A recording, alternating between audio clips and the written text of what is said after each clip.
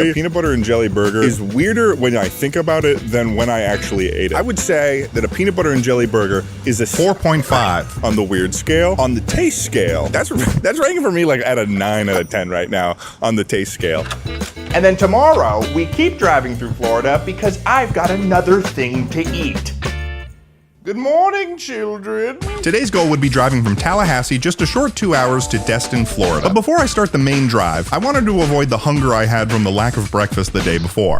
Let's do this thing, baby. So what better to do in the South than go to the #1 place I always go whenever I have access to this restaurant? Waffle House, baby! Waffle House is in my top 3 restaurants in the world. Waffle House. I love Waffle House so much. And I never get to get it because they don't have it in California. They don't have it in Massachusetts. I love Waffle House. I want it so bad. Honestly, if I could do a video where I only went to Waffle House, I would! Unfortunately, there's more than 2,000 of them. But before I was able to get into the Waffle House, I received an interesting call from my friend Curtis Connor via his Soulja Boy smart glasses. Hello? Greetings. Wait, you don't want to FaceTime me? No, I don't have the capabilities right now. And don't get me wrong, it was nice to catch up with my buddy, but I think that he knew in that moment I was dying to get some waffles. And I know you're about to get into, you're about to go into Waffle House. Yeah, I'm about to go to Waffle House right now. And I knew that because of my Soulja Boy smart glasses. Oh. Oh, they could see, you could see me from here? You're gonna order eggs and bacon and hash browns. No waffles? You don't think I'm going to Waffle House for the waffles? Are you kidding me right now? Okay, Curtis was kind of right. I did get the sausage ball. But don't get it twisted. I was buttering, slathering, and housing my fair share of waffles like a hungry caveman. Anyways, that's not why we're here. We've got to hit the road.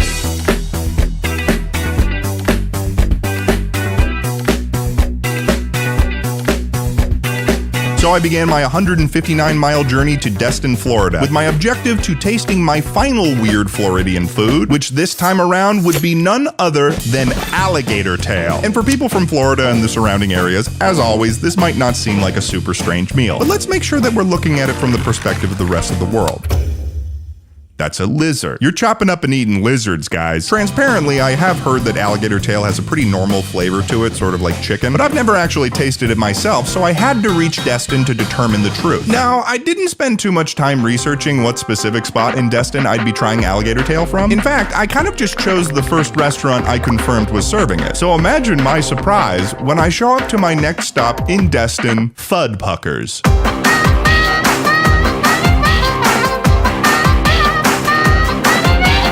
I had, without any intention, stumbled upon a gator-themed restaurant. I was stunned. Not only that, but they happen to have world-famous t-shirts. I'm not sure how t-shirts become world-famous, but they did it. The restaurant's branding seemed to be built entirely around gators, and the bit of its name sounding like it's a swear, but it's not. Such as, "Pucking you since 1982?" Or the drastically more aggressive, "You ain't been pucked till you've been fud-pucked."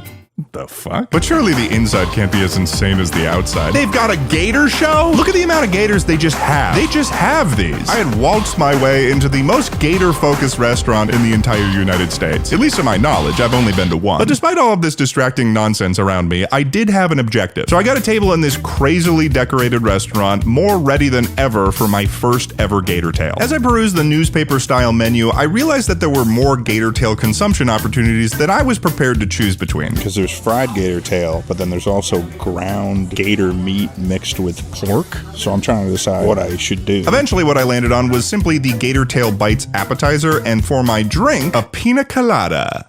What a wonderful phrase. This place went above and beyond to be thematically gator, because even my pina colada had a little tiny gator on top of it. Then the anticipated gator tail made its appearance. At first look, it fell within my expectations of what I'd get. It is, after all, a fried food. It had a little garnishing of Parmesan on it with a lemon on the side as well as some sauce. All there was to do now was take my first bite.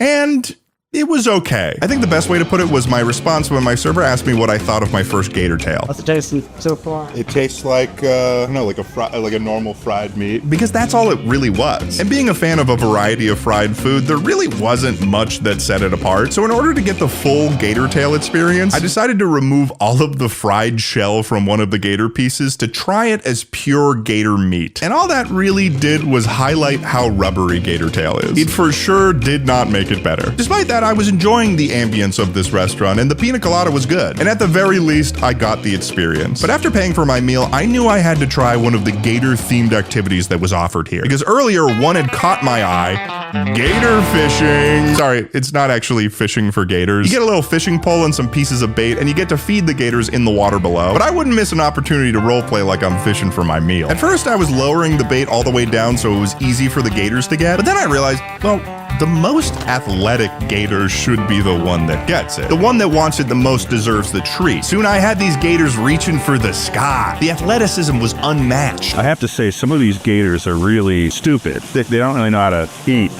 properly. They were incredible. I was satisfied. Next, I went into the Fudpuckers gift shop and picked up one of their world-famous t-shirts, and I headed outside to give my review. This place is probably the closest thing that I could have found on this video to a themed restaurant, and I'm pretty pleased, to say the least. Talk about a win. On the weird scale, though, once you get past the fact that you're eating a reptile, I'd probably rank alligator at like 4.5 on the weird scale. Because once you're eating it, it's like just eating a piece of chicken. There's just the mental note that it's a reptile. I think that the fried batter on the alligator is doing a lot of the heavy lifting. I'd probably put it like a 6, maybe even a 5 on the taste scale. It was just kind of like fried food, so I wasn't that impressed. But I have to say, the location itself, I think, saved my experience at this restaurant. Because if they did not have a whole gator show and let me feed gators, I think I would have thrown a tantrum. After I checked into my hotel, I went and walked along the beaches of Destin. This is just such a beautiful location, and the clouds here were gorgeous on this day. But little did I know, to finish off my time in Florida, I would witness a battle unlike anything I'd seen under the cover of darkness.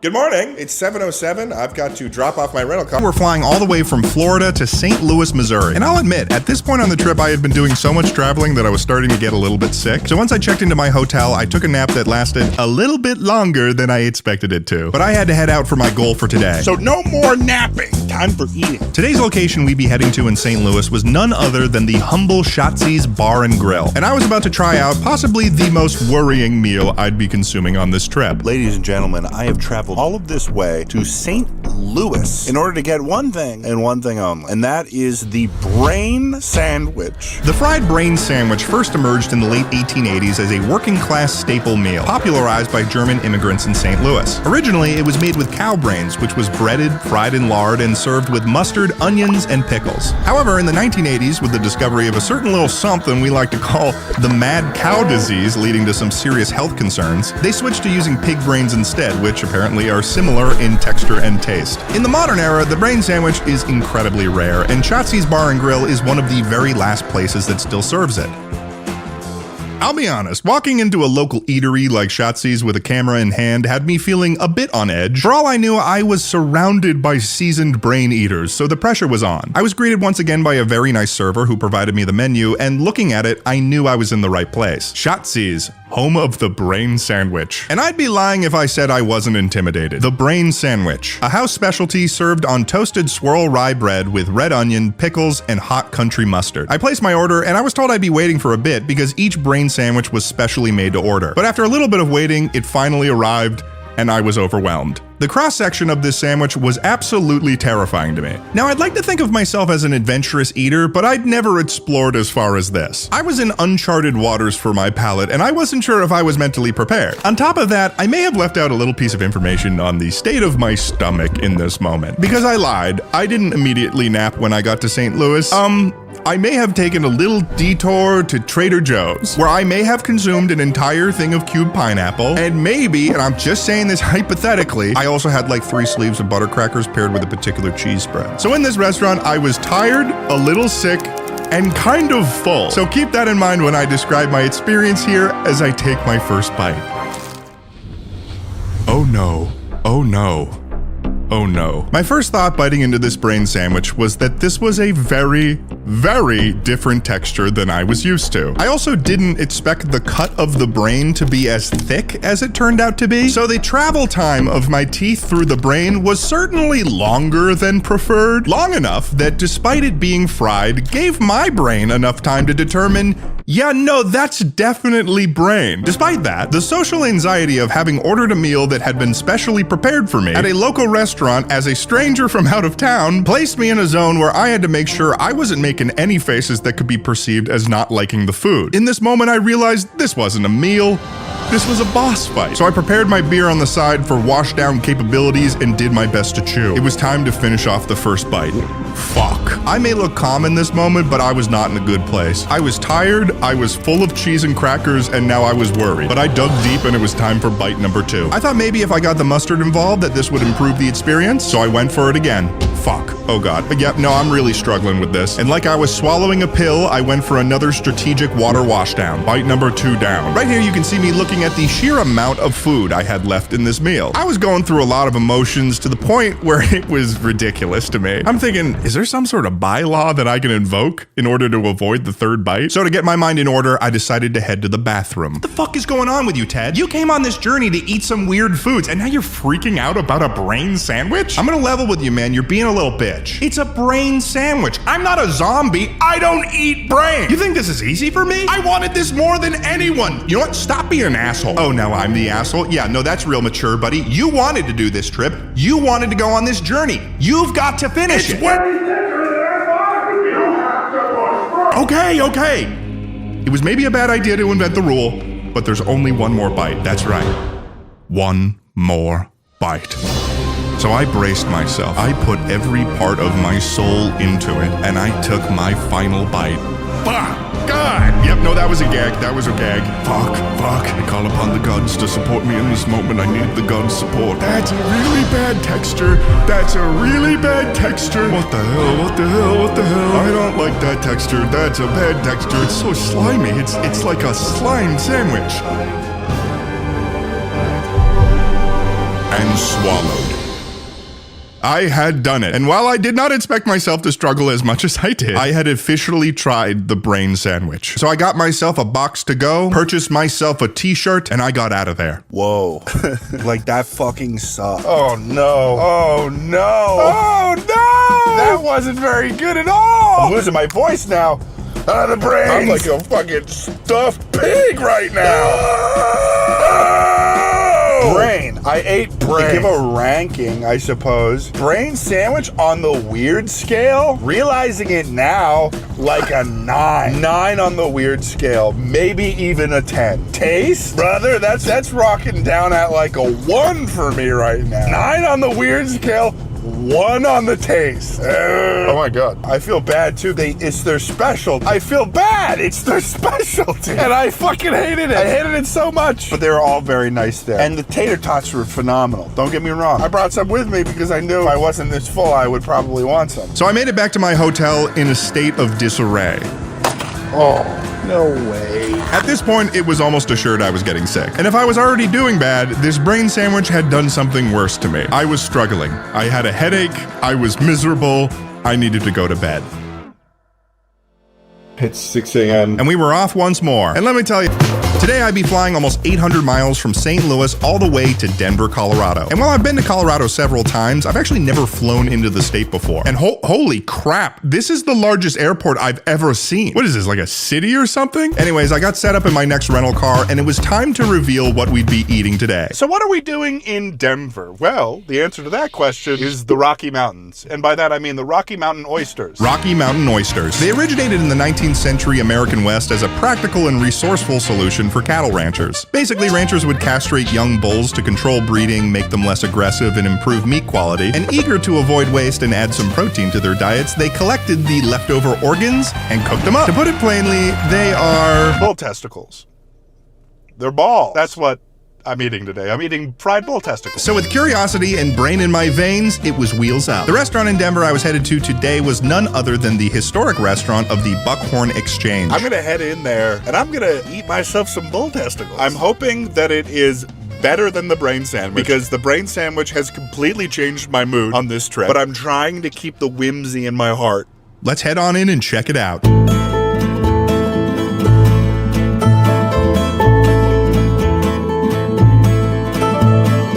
This restaurant was everything I could have dreamed of to be the place I'd be testing out a nice serving of Rocky Mountain oysters. And they were experienced in the craft too, because they've been serving them here for 125 years. Similar to Fudd Puckers, this restaurant also had a newspaper menu, which was interesting. My server immediately knew that I was here for some balls due to my camera, so I took this as an opportunity to share with her my trauma from the day before. So I was in St. Louis yesterday. Okay. And they had a brain sandwich there. Oh my God. The Rocky Mountain oysters are definitely going to be better. And then we also have crispy duck wings. That's the appetizer special. It's not on the menu. Oh, so a bonus weird thing. Yeah. Okay. Being a sucker for secret menu items, I had to order the crispy duck wings in addition to the Rocky Mountain oysters. And for my drink, I got myself this blackberry bourbon drink just because it seemed to fit with the whole frontier style. And after not too long, it was the moment of truth.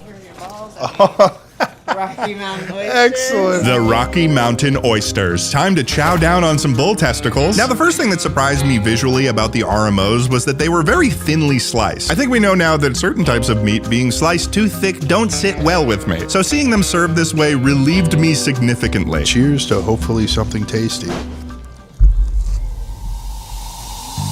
I was over the moon with the flavor here. This was miles and miles better than the brain sandwich. Obviously due to the extenuating factors from yesterday, but also because this was the tastiest fried food I'd had so far on this trip. I never thought I'd say this, but eating fried bull testicles was genuinely making me the happiest I'd been in the last 36 hours. I kind of like it. Since they were sliced so thinly, I'd agree with the description my server gave me that they were like land-based calamari. So like the alligator tail, if you didn't explicitly know you were eating it, you'd think it was a regular fried food. I made sure to try the fried duck wings as well, which were great. And I mean, I've had duck before, so I knew it was going to be good, but for the first time since the peanut butter and jelly burger, it felt like I was having a real meal. I was becoming a real man of the frontier, forged by turmoil and enlightened by testicles. So I paid for my check, made sure to grab myself a Buckhorn Exchange t-shirt, and walked outside to give my official review. I have now officially consumed bull testicle, and I'm feeling damn good about it too. On the weird scale, I'd probably put it at like an 8 on the weird scale. For the taste, I'd give it a 6. It was like your regular fried food, pretty much. Nice job. Rocky Mountain oysters, down the hatch. They're in my stomach now. I'm now at the second to last hotel that I'm going to be in, which is weird to think about. I've got one more location in the country left to go to before I get to go home. I don't know if I can necessarily top how terrible the brain sandwich was. I even ate bull testicles, and that still was not nearly as bad as eating the brain of a pig. But I'm hoping that my next and final location to travel to in the country will provide me with a little bit more weird to shock and awe my brain. I am so tired. This morning, I was once again headed to the airport, but this time I was way behind schedule. Candidly, I totally overslept, so I had to rush as fast as legally possible to the airport in order to catch my flight. Of course, this was the worst day to be running behind because today I was flying out of Denver International Airport, also known as the largest airport in the United States. I made it to my flight just as they were beginning to board, so I was able to continue my journey flawlessly, flying from Denver, Colorado to Austin, Texas.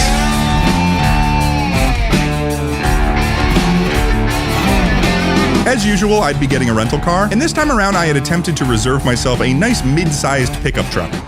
Holy fuck, that thing's huge. Yeah, they didn't have the car I wanted, so I got a monster. I was not mentally prepared to drive a truck of this size. This thing was massive. Oh my God. I feel like I'm in a boat right now.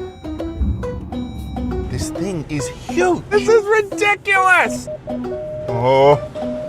Okay. Oh, God. Why is it beeping at me so much? I feel like I am driving like the Black Pearl. At least I know that everyone on the road is going to yield to me because I'm the size of a fucking building! Today I had one stop before I'd be visiting my final weird food location tomorrow, which was to do a little bit of a throwback and visit my friend Maya Higa at Alvea Sanctuary. You may remember this spot when I visited every rainforest cafe in North America, so I was ready to be the perfect student, learn about animals, and definitely not be disruptive at all. You can swear if you want. Okay, stop! Labia! Stop turning. Wow, this dude is a fat You said I could swear. Stop. You want some of this? No. Oh, hey, don't kill yourself. He literally just tried to kill himself, guys. Guys, he literally just tried to kill himself on camera. I had a lot of fun at Alveus. I got to meet a bunch of different types of animals. I wore a snake like a backpack. It's like a I'm going to school. I even got to guess what a snake penis looks like. What is that? This is balls. Okay, stop. What? I think I got it right. Goodbye, Alveus Animal Sanctuary. Now we continue onward to whatever's next. For my final day of this trip before returning home, I took my boat on wheels out onto the streets of downtown Austin, Texas. Originally, my plan was to try 2 separate foods in Austin. The first was trying rattlesnake in some shape or form. I had read that there was a particular rattlesnake chili that I could try, and the second, the one that I was looking forward to the most, was a restaurant that allegedly served grasshopper tacos. Unfortunately, when I called the restaurant ahead of time, I learned that the grasshopper tacos were out of season, so I wasn't going to be able to try it. Then, to my utter dismay, I learned that the restaurant that used to serve the rattlesnake chili was closed, and had been for years, actually. Not sure how I missed that part. So I ended up having to do some last-second research, and I landed upon this restaurant, Lonesome Dove, because they had on their menu the closest thing I could get to an Austin, Texas weird food, which was the rabbit and rattlesnake sausage. Now, the first thing I noticed about this restaurant was that it was likely the fanciest restaurant I'd visited so far. I think I could have gathered that based on the fact that the rattlesnake sausage had creme fraiche involved in it, but I was trying to ignore that, and I hoped I'd be getting something more weird than fancy. So I ordered myself the sausage and another serving of hush puppies because I liked them. And when they arrived,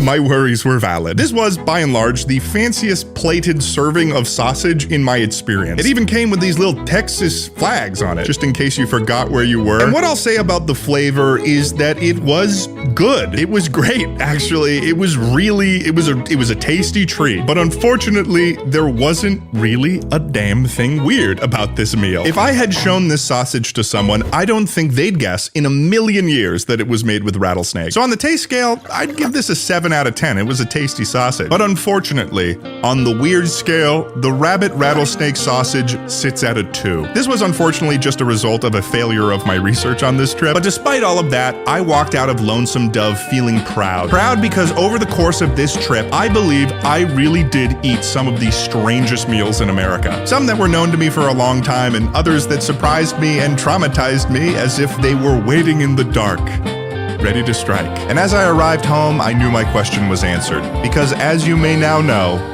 the weirdest meal that I could eat, considering every factor and scientific tool available, obviously it's the brain sandwich. I'm sorry, I didn't mean to make a whole thing about it. Yeah, the brain sandwich was really weird.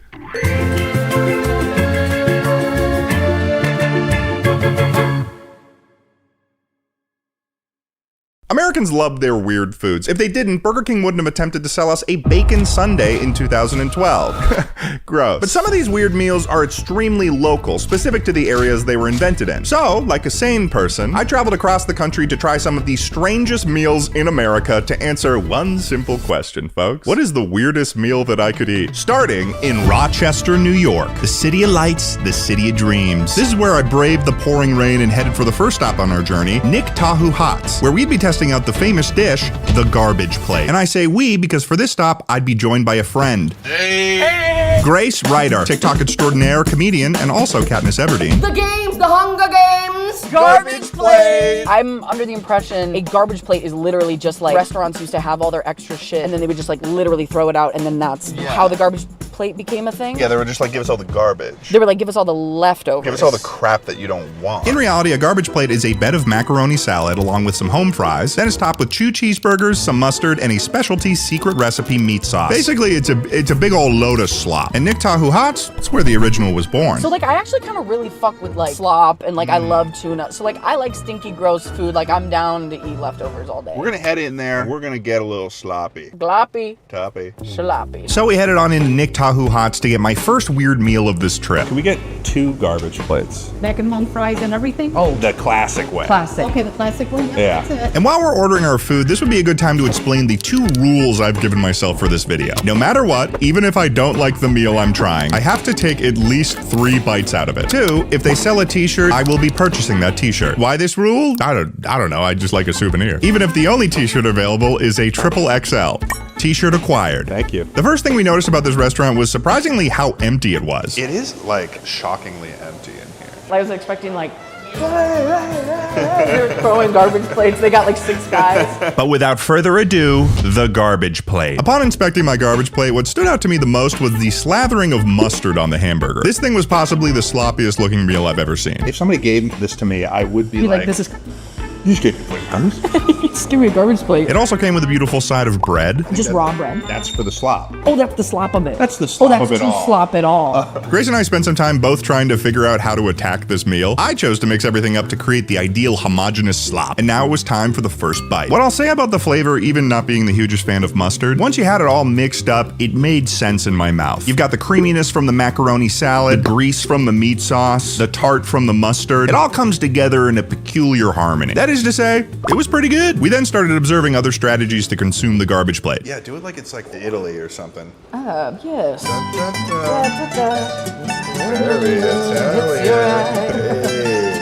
Dude. I'm trying it like this. Garbage plate on toast.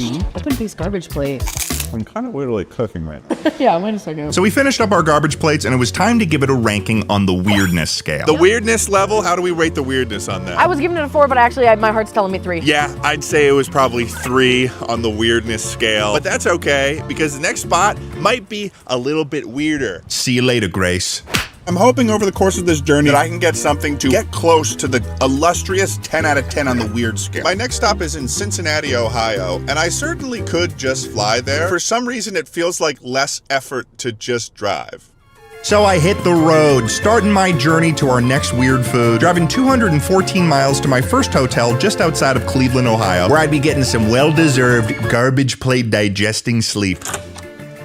I'm so ready to go to bed. This is probably my worst video idea. Yeah, no, this is probably my worst video idea. Welcome to Ohio. Ohio. Now that we're here in Ohio, I suppose I'll fill you in on what we're eating today. I've known about this food for years, and this is practically the reason why I did this video, was because I wanted an excuse to go to Ohio to try the real thing. This is a food that I lovingly refer to as Cincinnati dog slop. It's Skyline chili. Skyline chili is an iconic Cincinnati staple. To put it simply, you start out with a bed of beautiful spaghetti, you top this with Skyline's secret recipe chili, and you finish it off by piling on an almost comedic, decadent mountain of cheese. And if you're from Ohio, this might seem like a totally normal food. This might just seem like cereal to you. And to that I say, what the hell? I think we're gonna maybe get up to 6 on the freak scale. I've renamed it. It's the freak scale. So I got ready to roll. I started hyping myself up. I guess I'm gonna be fighting the Skyline chili here. I don't know what I'm doing. I packed up and headed out the door. And oh boy, did I have excitement in my heart, let me tell you, because today it was time to head to Skyline Chili, baby.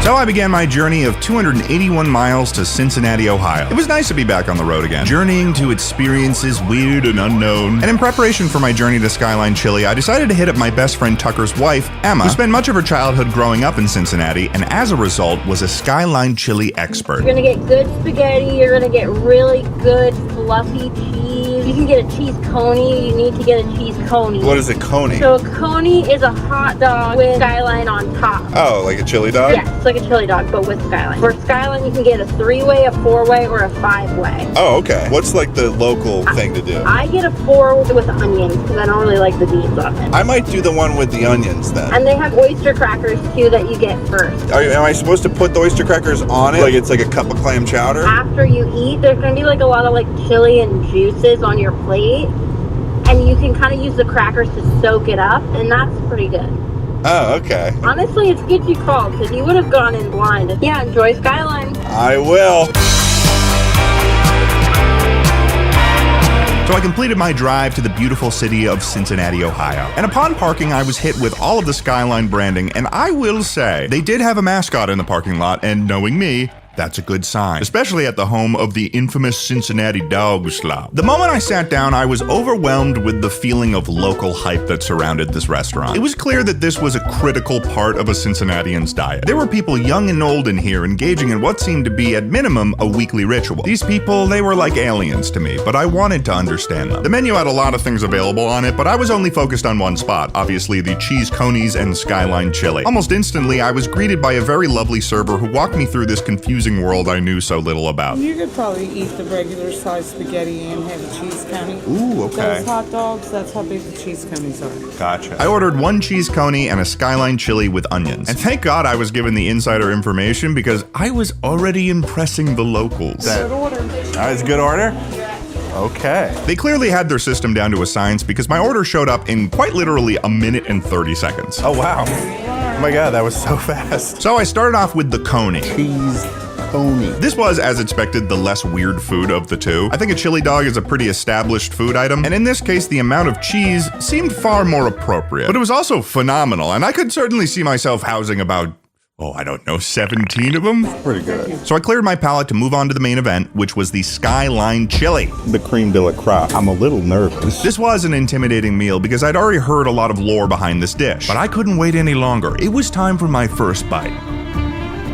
And I must inform all of you watching at home, it was good. Almost more so than the garbage plate, the three factors of the Skyline Chili seemed to complement each other in a very strange way. It was like an entirely different species of slop that I was engaging with. I knew the food I was eating was weird, but I couldn't stop. My first impression, I kind of get it. I'm understanding what's going on here. Something about Skyline Chili you should know is that the chili doesn't really taste like regular meaty chili that you'd have with some sour cream or chives or whatever. It had more of a spice to it with cinnamon and cloves that ended up working with the cheese and spaghetti in a great way. It became clear how absolutely critical the cheese was to this entire equation. Because Skyline Chili was also soupier than a regular chili, so the cheese acts like a glue that holds every bite together. To be honest, it felt like Midwestern black magic. Overall, I was very impressed with just the essence of community that I felt when I stepped into this restaurant. Despite how weird the food was, you could tell that this was so many people's childhood, and you could tell that people had pride for this chili. So I paid for my food, acquired another t-shirt, and that was another weird food down the hatch. All right, Skyline Chili though.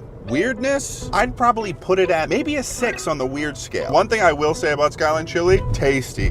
That was tasty. 8.5 out of 10 on the taste scale. So I headed back to my hotel to rest for a little bit, but I actually needed to head back into the city that night because while I was at Skyline, I learned another little piece of insider information. Grater's ice cream?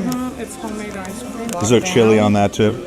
Well, they actually do make Grater's Skyline ice cream. Oh, really? That's right. Just down the street, there was an ice cream establishment that was selling a Skyline Chili flavored ice cream. And I knew I needed to try it. Because I have to follow the whimsy. I'm gonna go get the ice cream. Could I get it in a cone? Can I get it in a waffle cone? Thank you so much. Okay, here we go. Tasting this ice cream was really interesting because I had got it in my head that I was going to be tasting a meat and cheese flavored dessert, when in actuality it was a pretty delicious cinnamon flavored creamy treat. But despite the cinnamon flavor, there were other surprises in store for me. Oh, that's an oyster cracker. There's an oyster cracker in my ice cream. There's a lot of oyster crackers in this ice cream. Oh, that's shocking. Yeah, I don't know if I like the oyster crackers in ice cream. I'm not sure if I'm a fan of that choice. On to day 3.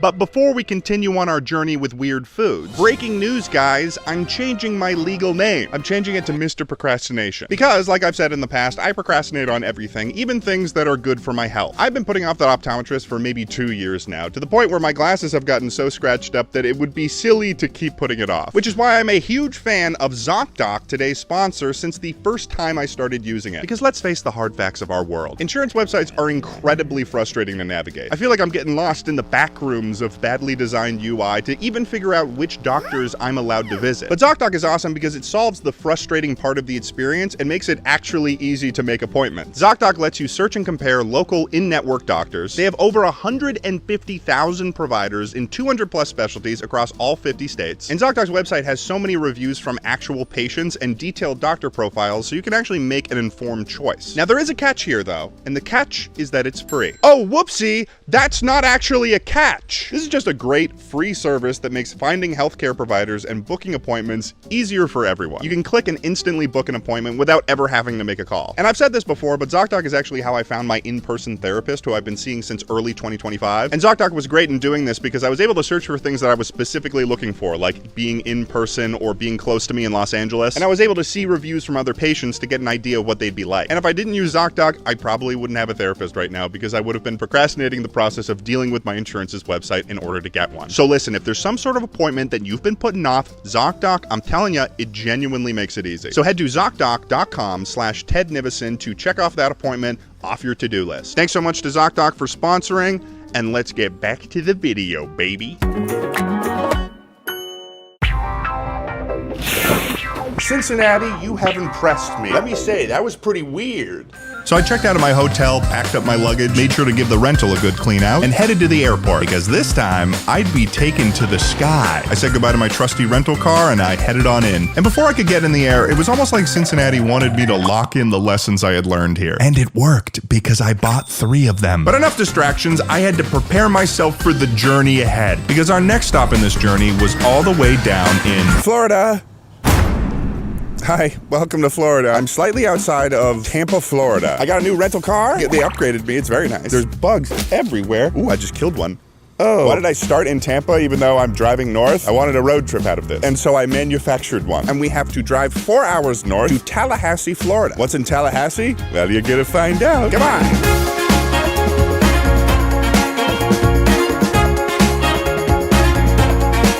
So I began my 275-mile journey from Tampa to Tallahassee. And while I'm doing this drive, I suppose this is a good time to give an actual definition of what I consider to be a weird food. Coming directly from the Tedford English Dictionary, weird meal. A meal assembled from strange ingredients or using normal ingredients arranged in a strange way. Strange, of course, being simply defined as uncommon. Like with the garbage plate, people aren't usually assembling stuff like that. And in the case of Cincinnati dog slop, people aren't often putting chili and cheese on spaghetti. Although I suppose you can make an argument that that's ragu and bolognese. Today I had woken up and immediately hit the road without having breakfast, and this 4-hour drive through Florida was doing a really good job of making me excited for any form of sustenance. So when I showed up to my 3rd location in Tallahassee, Florida, Midtown Caboose, I was hungry as hell. I am here for one thing and one thing only, and that is a peanut butter and jelly burger. Some of you might be thinking to yourself, oh, well, Ted, I've had a peanut butter and jelly burger before. Me, personally, I think this is a really strange combination of foods, but I'm really excited to try, and I also haven't eaten anything today, so I'm really fucking hungry. So I headed in for my 3rd strange meal of this trip. When it was time to order my food, I decided to test the waters on the local opinion of the PB&J burger. How is the PB&J burger? It's awesome.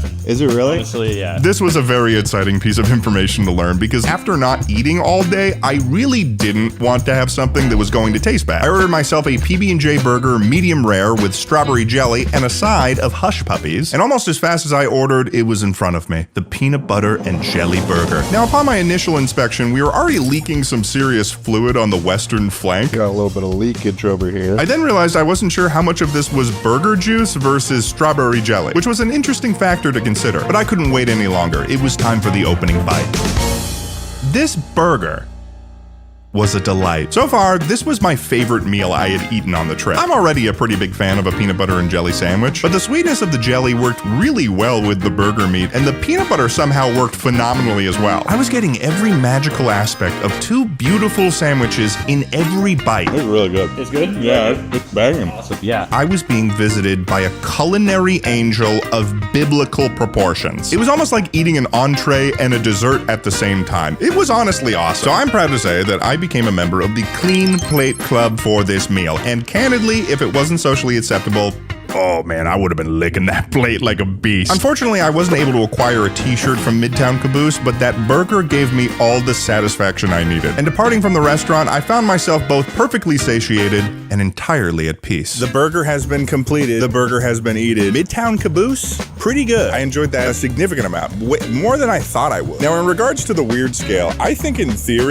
What are you guys doing? Hey guys, what's going on? Jibber Dad here. We're doing another video today. I'm in a hotel room and it's very clean. I don't think any video I've ever made looks like this. Facebook has recently become more and more cancerous, I guess the word would be. I remember a time when Facebook was just articles and photos that people were posting and statuses that they were sharing and stuff, whereas it's more now just videos. Back in the heyday, when I saw that it was snowing outside, I would hop on to the Facebook and I would write down on my status, hey guys, oh my god, it is snowing out. And then I'd add a little smiley face with a nose. Ever since those tasty posts where you'd see people throwing together a interesting looking dish, or those life hack videos got shared and got popular and got just thrown all around Facebook for the next fucking 7 years, Facebook has decided it would be a really good idea to adjust their algorithm so 90% of the time favors videos to be sharing on your newsfeed. If you don't believe me, go on Facebook right now and just scroll. You're literally just going to be seeing videos. That's all you're going to see. Rick Lax is a character that is basically leading the charge on this sort of culture on Facebook. And he's doing a hell of a job too. He's doing a really good job with it. A few people that I've seen have made videos about this guy, but he just keeps showing up so much in my newsfeed that I just have to talk about it. I have to talk about it. This guy is the reason why I don't like going on Facebook as much as I used to, or what killed the website for me. These videos about to show are from his playlist that are videos that have over 50 million views. And once you see these videos, you're gonna be very disappointed that they have over 50 million views. So let's jump right into it. Hello, my friends. My name is Rick Lax, and I'm about to read your mind. Okay, so fucking first of all, this is one of the main themes of Rick Lax. He likes to take videos in coffee shops for some reason with Apple headphones in his ears. See the kid right behind him, he's like, what the fuck? What the fuck is that guy doing? I'm having a nice hot chai latte with my pa, and this guy's doing magic? Come on! Think of a state. Think of any state, any of the 50 states in the United States right now. Oh man, that's a lot of states. I can't think of...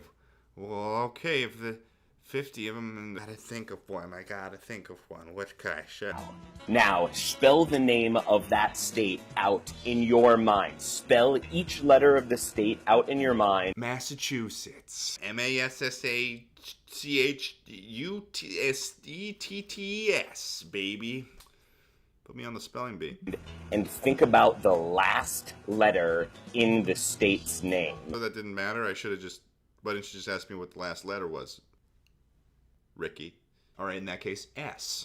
Massachusetts. S. Once you have your letter in mind, go ahead and hit the like button to lock in your answer. Okay, so, okay. There is nothing saying that hitting the like button is going to lock in your answer. But seeing as this video has 64 million views and 3 million likes, I'm pretty sure that a lot of people believed him here. Hit the like button to lock in your answer, baby. Lock it in! Lock that shit in, motherfucker! And this is like the most awkward part. He's got this snappy jazz music in the background while he's just staring at us, trying to get us to like the video. Once you know your letter, right now push that like button that will lock in your answer. Go ahead and do it.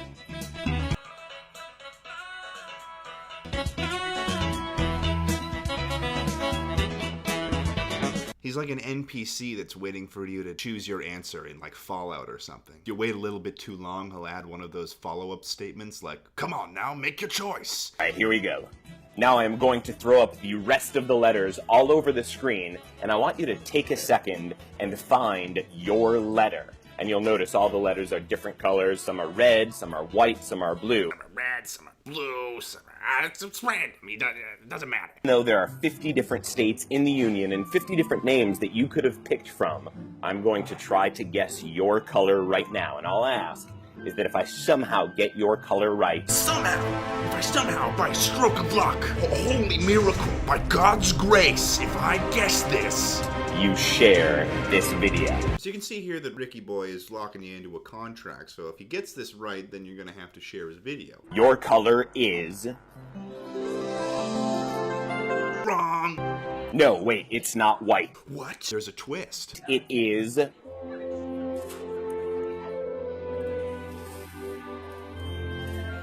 your color is red. What? You guessed my color. How'd he do that? How'd he do it? He's a fucking scam. So I bet you guys are wondering, hey Ted, how the hell did he do this? How did he solve the code to mind reading? This guy's a fucking psychic, right? Well, you're wrong. It's so obvious what he's doing. He's banking on like the majority of people aren't gonna think about this. Aren't gonna think about, oh, maybe he's not mind reading. Maybe he's just using a trick, or maybe he's just setting up the situation so it'll adhere to what he wants to happen. My favorite thing about this is that if you look at his comment, he says, big thanks for all the support, gang. Looks like this video was blowing up. As always, please keep the secret to yourself. If you reveal anything, the comment gets deleted and you get banned from my page.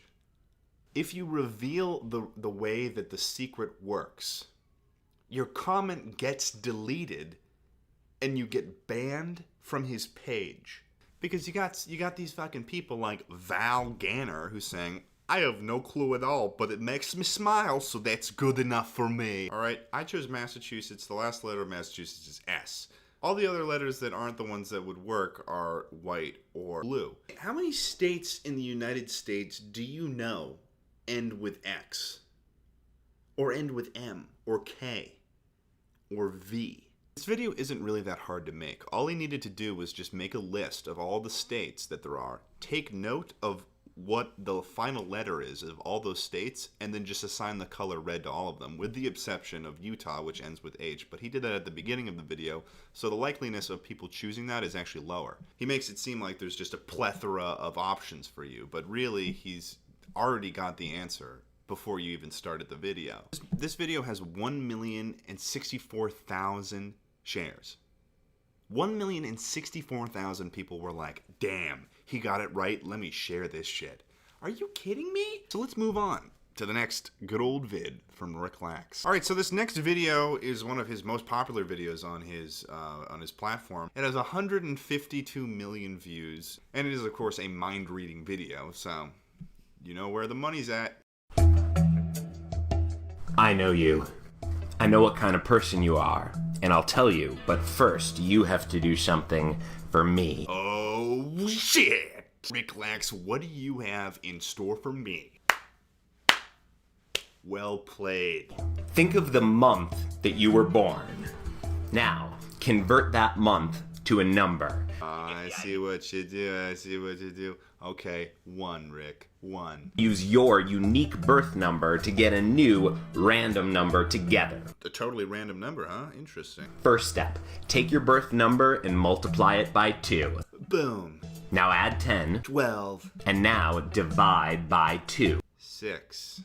And now subtract your birth month number. Oh, subtract my birth number. This the number that I started with. So what you're saying is that that number did never really matter? That you're going to start with that number, then get rid of it later in the equation, so that it never really mattered in the first place? That's interesting, okay. Okay, whatever random number you are thinking of right now. Whatever totally random number you're thinking of right now. Find the word on this list that goes with it. Oh, consider it. Okay, interesting. I know what kind of person you are. I'll tell you in a second, but before I do, you have to agree that if I get it right, you'll share this video with your friends. Okay? Well played, Rick. Another contract. Now, I'm pissed about it, but, you know, I'll have to agree. Some of your friends are normal, and some of them are pushovers, some of them are ecstatic, and some of them are pessimistic. And when you share this video on your timeline, it will change for them. Oh, if I share this on my timeline, the video will change. That's surprising. That sounds possible. But you're... consider it. So there's one thing that's obviously wrong with this video. He gives you a number that he couldn't possibly know, and then later on in his equation he makes you jump through a bunch of mathematical hoops, and then he gets rid of the number that he couldn't have possibly known. So now he's dealing with numbers that he already knows and that he's given to you. Also, another weird thing is considerate is the only, in this list, considerate is probably one of the only likable traits.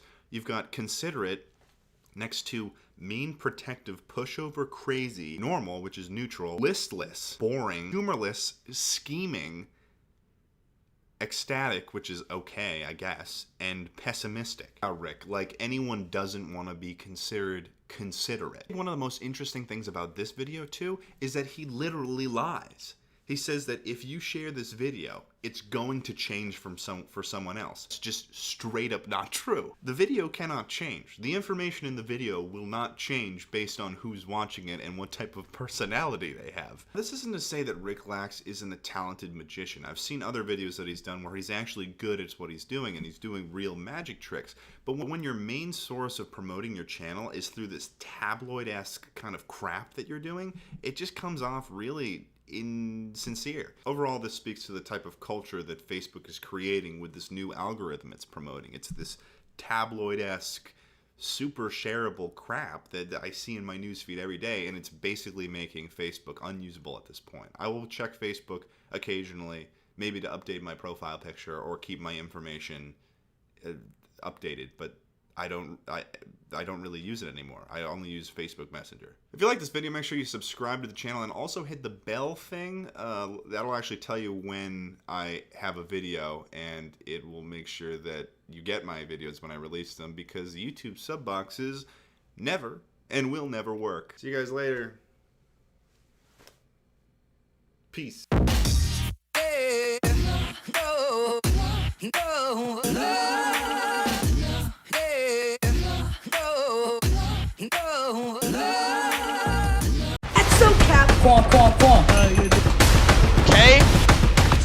Okay, so TikTok live streams have gotten worse, I think. About a year ago, I made a video on the wacky world of TikTok live streams and what various grimblies and creatures roam within its musky environment. Now, it's been a year, which means that the entire environment of TikTok live streams has had a whole year to mature. We were in 5th grade at one point, and now, shit, we're about to graduate elementary school. Last time we saw our friend Galaxy Kid, he was freaking out about not having people send him galaxies while he built a card tower. And we saw a variety of other TikTok live streams that were designed to either trick, goad, or just beg people for money on TikTok. So I've dove back in, and we're gonna be taking a look at how TikTok live streams have developed over the past year. Starting with, first, edging streams. Not that kind, okay?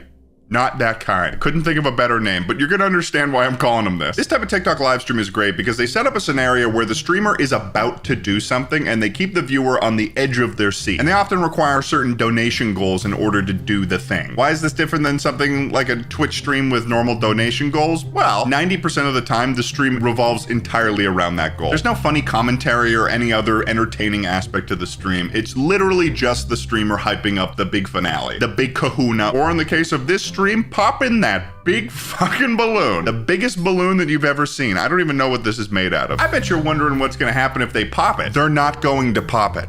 Ever. Now, how do they get away with just not popping the balloon? It's right there. It's ready to be popped. Well, they create a little bit of drama between the characters on this live stream on when to pop the balloon. 5! Bro, we need more people. No way, guys. Wait, wait. Hold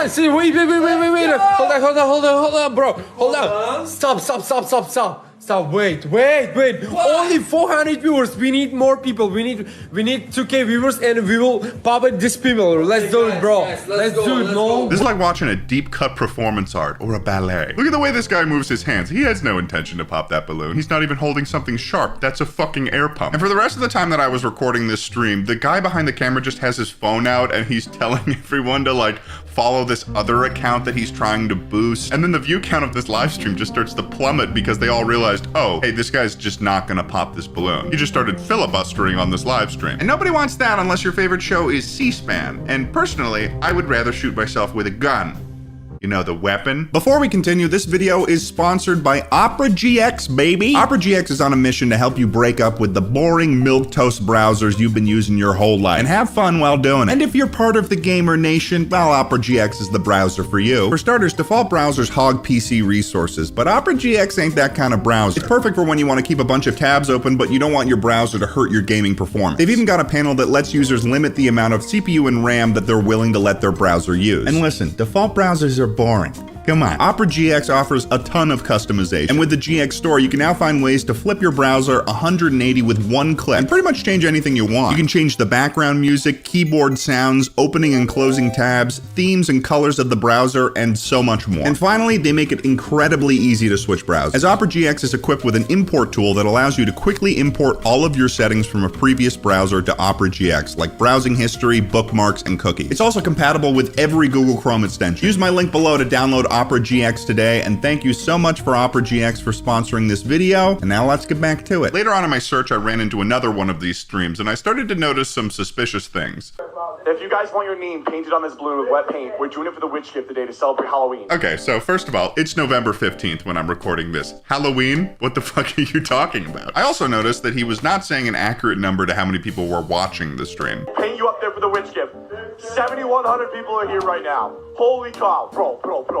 And then I realized, oh, okay, I know what's going on here. This is a recording that someone took of someone else's stream and started playing it on their own, which kind of really nails in how soulless this type of live stream is. Someone else can get a screen recording of these people's live stream and then just repurpose it to get more roses or whatever the fuck they're sending on TikTok Live. Despite this being a recording though, I wanted to see that fucking balloon pop. Maybe that's why I've made 2 videos now on these TikTok live streams, is because I am being victimized by these TikTok live streams. That's maybe that's why. I want people out there like me to have a fighting chance. So I turned on a screen recording and I put my phone on my desk and I just let it sit there. So I'm gaming away, getting some chicken dinnies on PUBG. And I turn back to my screen and the live is ended. So I'm like, fuck yeah, the balloon must have popped. Let me go look at the recording. And this is how the live stream ended. Let's crush this thing together, brother.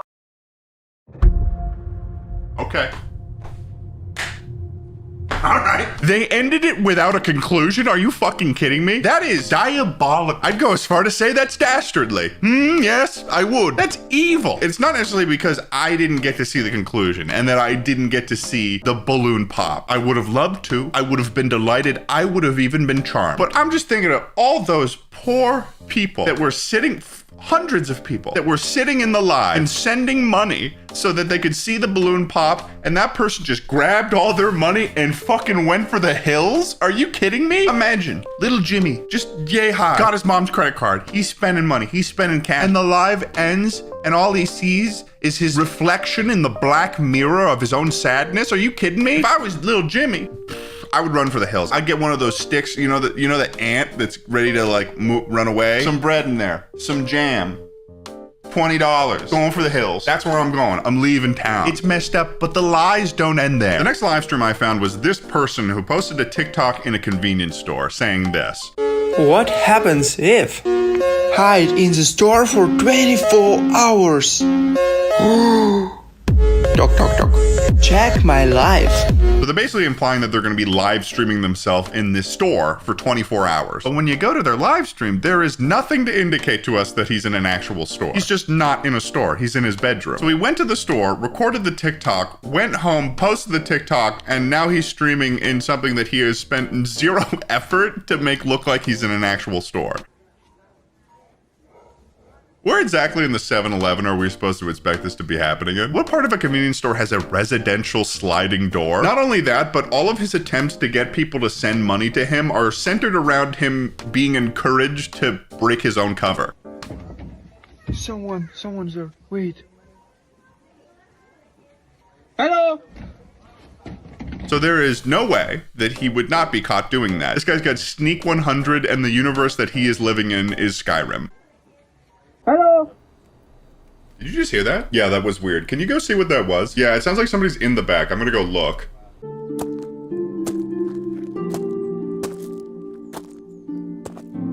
Huh. Must have been the wind.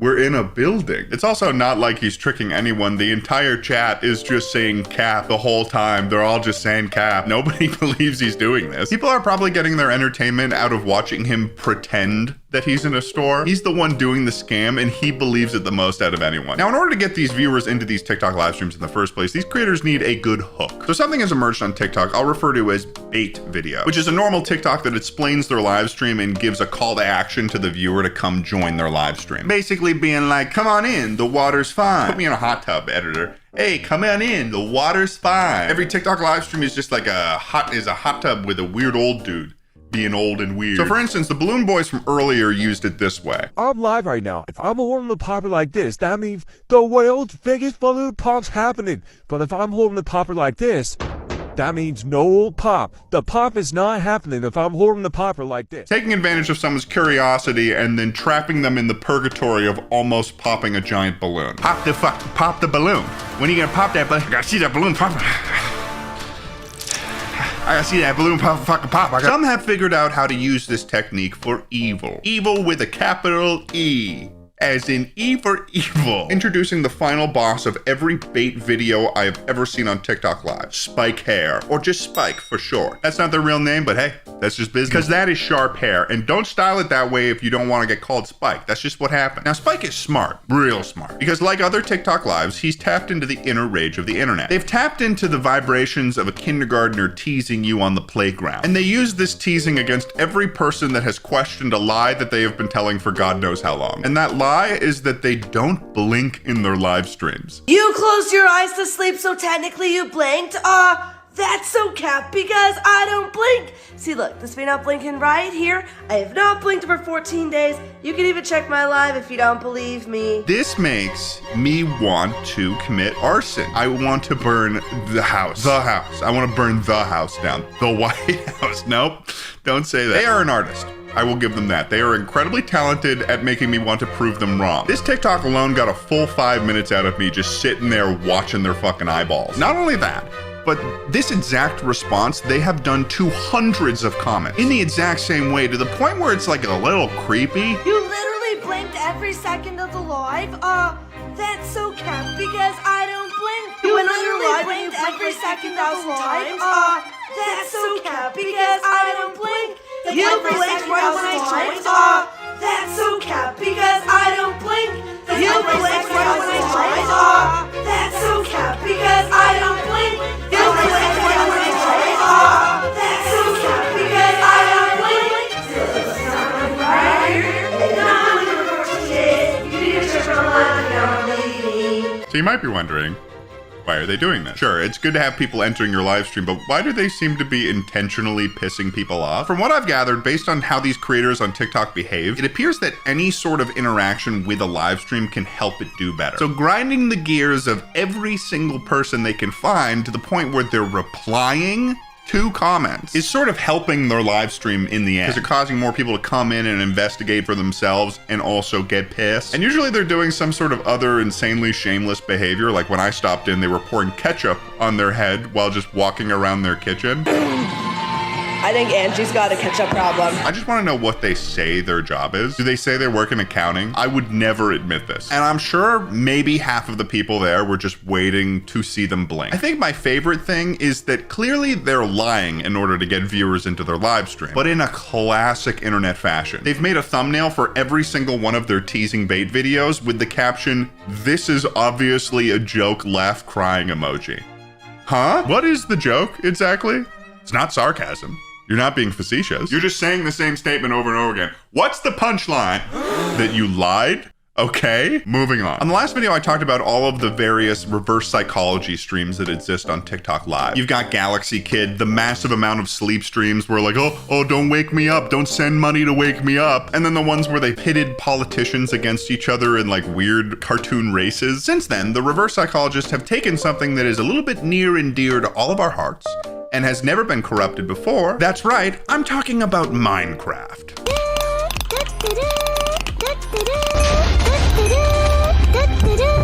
This is a horrifying stream. Watching this feels like I'm one of those people that attended the Bored Ape NFT party where they use those like high power medical disinfecting UV lights as decoration, aka my eyes hurt. I guess someone out there created a mod for Minecraft that has a TikTok integration system where the only goal of the streamer is to build like 4 layers of blocks in Minecraft, and the viewers predictably can send money to destroy it. And it's not just the first guy I found, there's a massive amount of people using this mod. Like a shit ton of people are doing this. Sometimes they'll put a little face filter on that makes it look like they're absolutely miserable, and sometimes they'll provide a little bit of commentary of their own.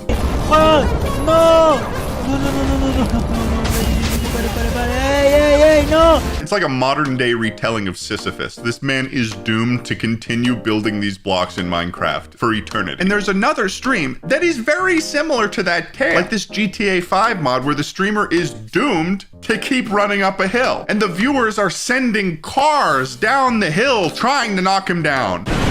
Yo, K, listen. Don't do that, K.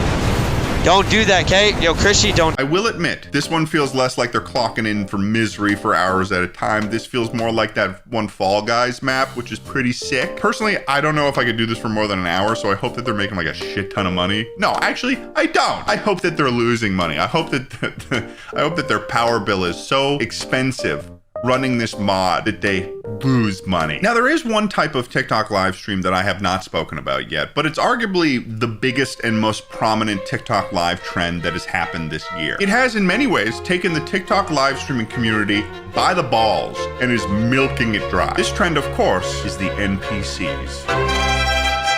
Roses, rose, oranges, lemonade, burgers too. These are the most dedicated of TikTok live streamers. Those who have chose to dive so far down the rabbit hole of TikTok live that they have forfeited their own humanity. Don't know what I'm talking about? Watch this. Roses, roses, roses, roses, roses. Smells almost as good as Monster.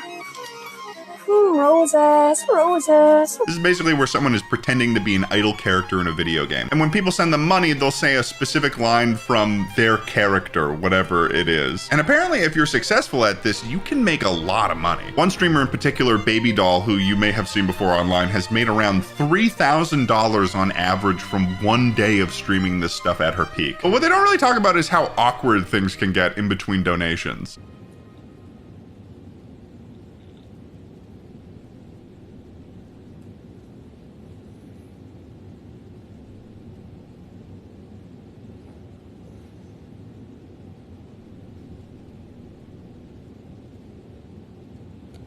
Now, these NPC streams don't just need to be one person, though. And I think that's when it gets even more fascinating to watch. Ice cream. I love ice cream. Let's turn it up. Yep. Galaxy and I'll kiss her. Well, 500,000 likes and I'll do a gum clap. Corn. Corn. First gifter. Yes, drink this. Ooh, energy. This, what do you think they argue about? Like, what does a couple who does TikTok NPC live stream squabble on? When I see stuff like this online, I try my best not to be a hater. But I am so glad that I will never stoop to this level unless I was doing it ironically. I think my next favorite thing is when an NPC streamer is sent so many donations that they literally cannot stop saying the same thing over and over again, like this one. I'm hungry. What's for dinner? I'm hungry. What's for dinner? I'm hungry. What's for dinner? I'm hungry. What's for dinner? I'm hungry. What's for dinner? Jesus Christ, change your donation goals. You're going to hurt yourself. After doing all of my digging into these live streams, after seeing all these giant balloons that never pop and NPCs that won't stop talking, I stumbled upon one final live stream. And I think I found what is the final evolution of a TikTok live streamer.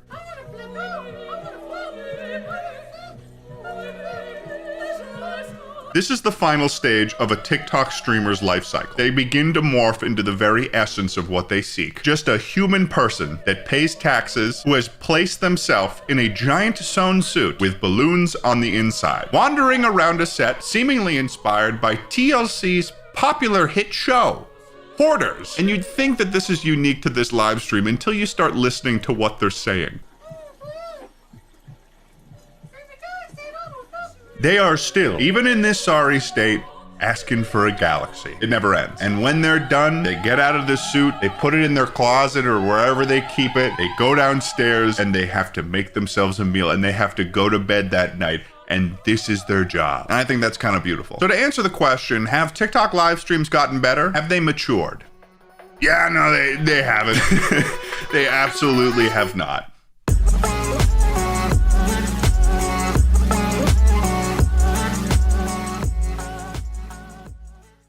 Pasta. Everybody knows what pasta is. It's the sensual Italian food that John Wilkes Booth famously ate before he killed Abraham Lincoln. I'm here with the great-great-grandson of John Wilkes Booth, Randall Booth. A lot of the times when you're the great-great-grandson of a vicious murderer, you get the electric chair. But I thought that there would be a better option for us today. Today, Rambo and I are going to be making pasta from scratch, but we're going to be making it harder for ourselves because we hate ourselves. That's right. We bought one of these guys here. Dual channel TENS massager. Do you even know what that is? Essentially what it does is it administers little shocks to your muscles so that they contract and feel massaged without the touch of another person. A little bit of spice, if you will. Making pasta homemade is a very tactile process. You need your hands and arms to work, otherwise you're not going to be making the pasta that the Italians would have been proud of. And then you're gonna disappoint the Vatican, and you don't want that. So join us as we make homemade pasta from scratch while electrocuting our muscles and making it almost impossible. You know, like my heart could stop. Hey.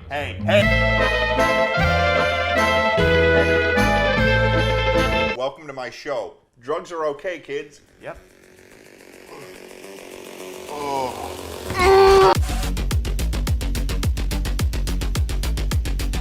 We're gonna attach the pads to here, and it's supposed to make our muscles contract, and that's just supposed to make it hard for us to live our lives. Are you nervous at all? Yeah, no, the thing is, I'm reading this and it's saying that, like, do not use on people incapable of expressing their thoughts or intentions.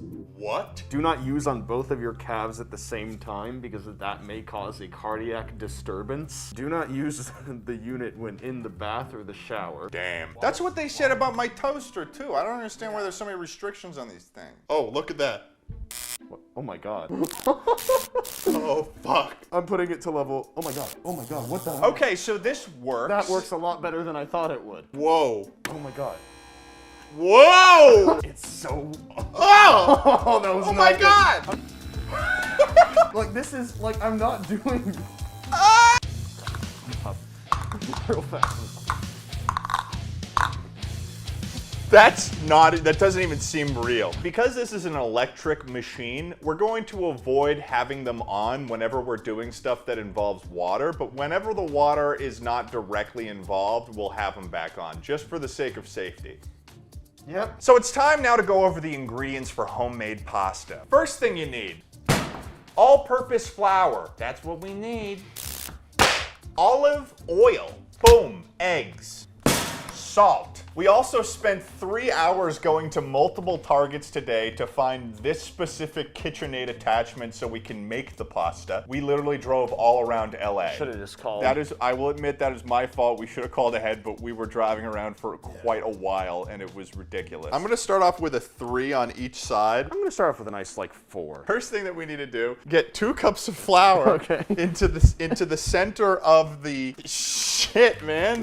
You all right? Okay, so let me help out with that, man. There we go. There we go. Great work. There's just a total loss of motor skills going on. Oh my god. I'm just gonna get 1 cup of flour. Okay, this is 1/3 of a cup. We are 1/6 of the way there. How many do you need? All right. What level are you on? What level are you on? 9. What is happening? You're on 9? Why are you on 9 for that mode? It's for the pain. Jesus Christ. Why are you falling? I don't know. It's just why my is it body's knocking you off reaction. balance entirely? Shit.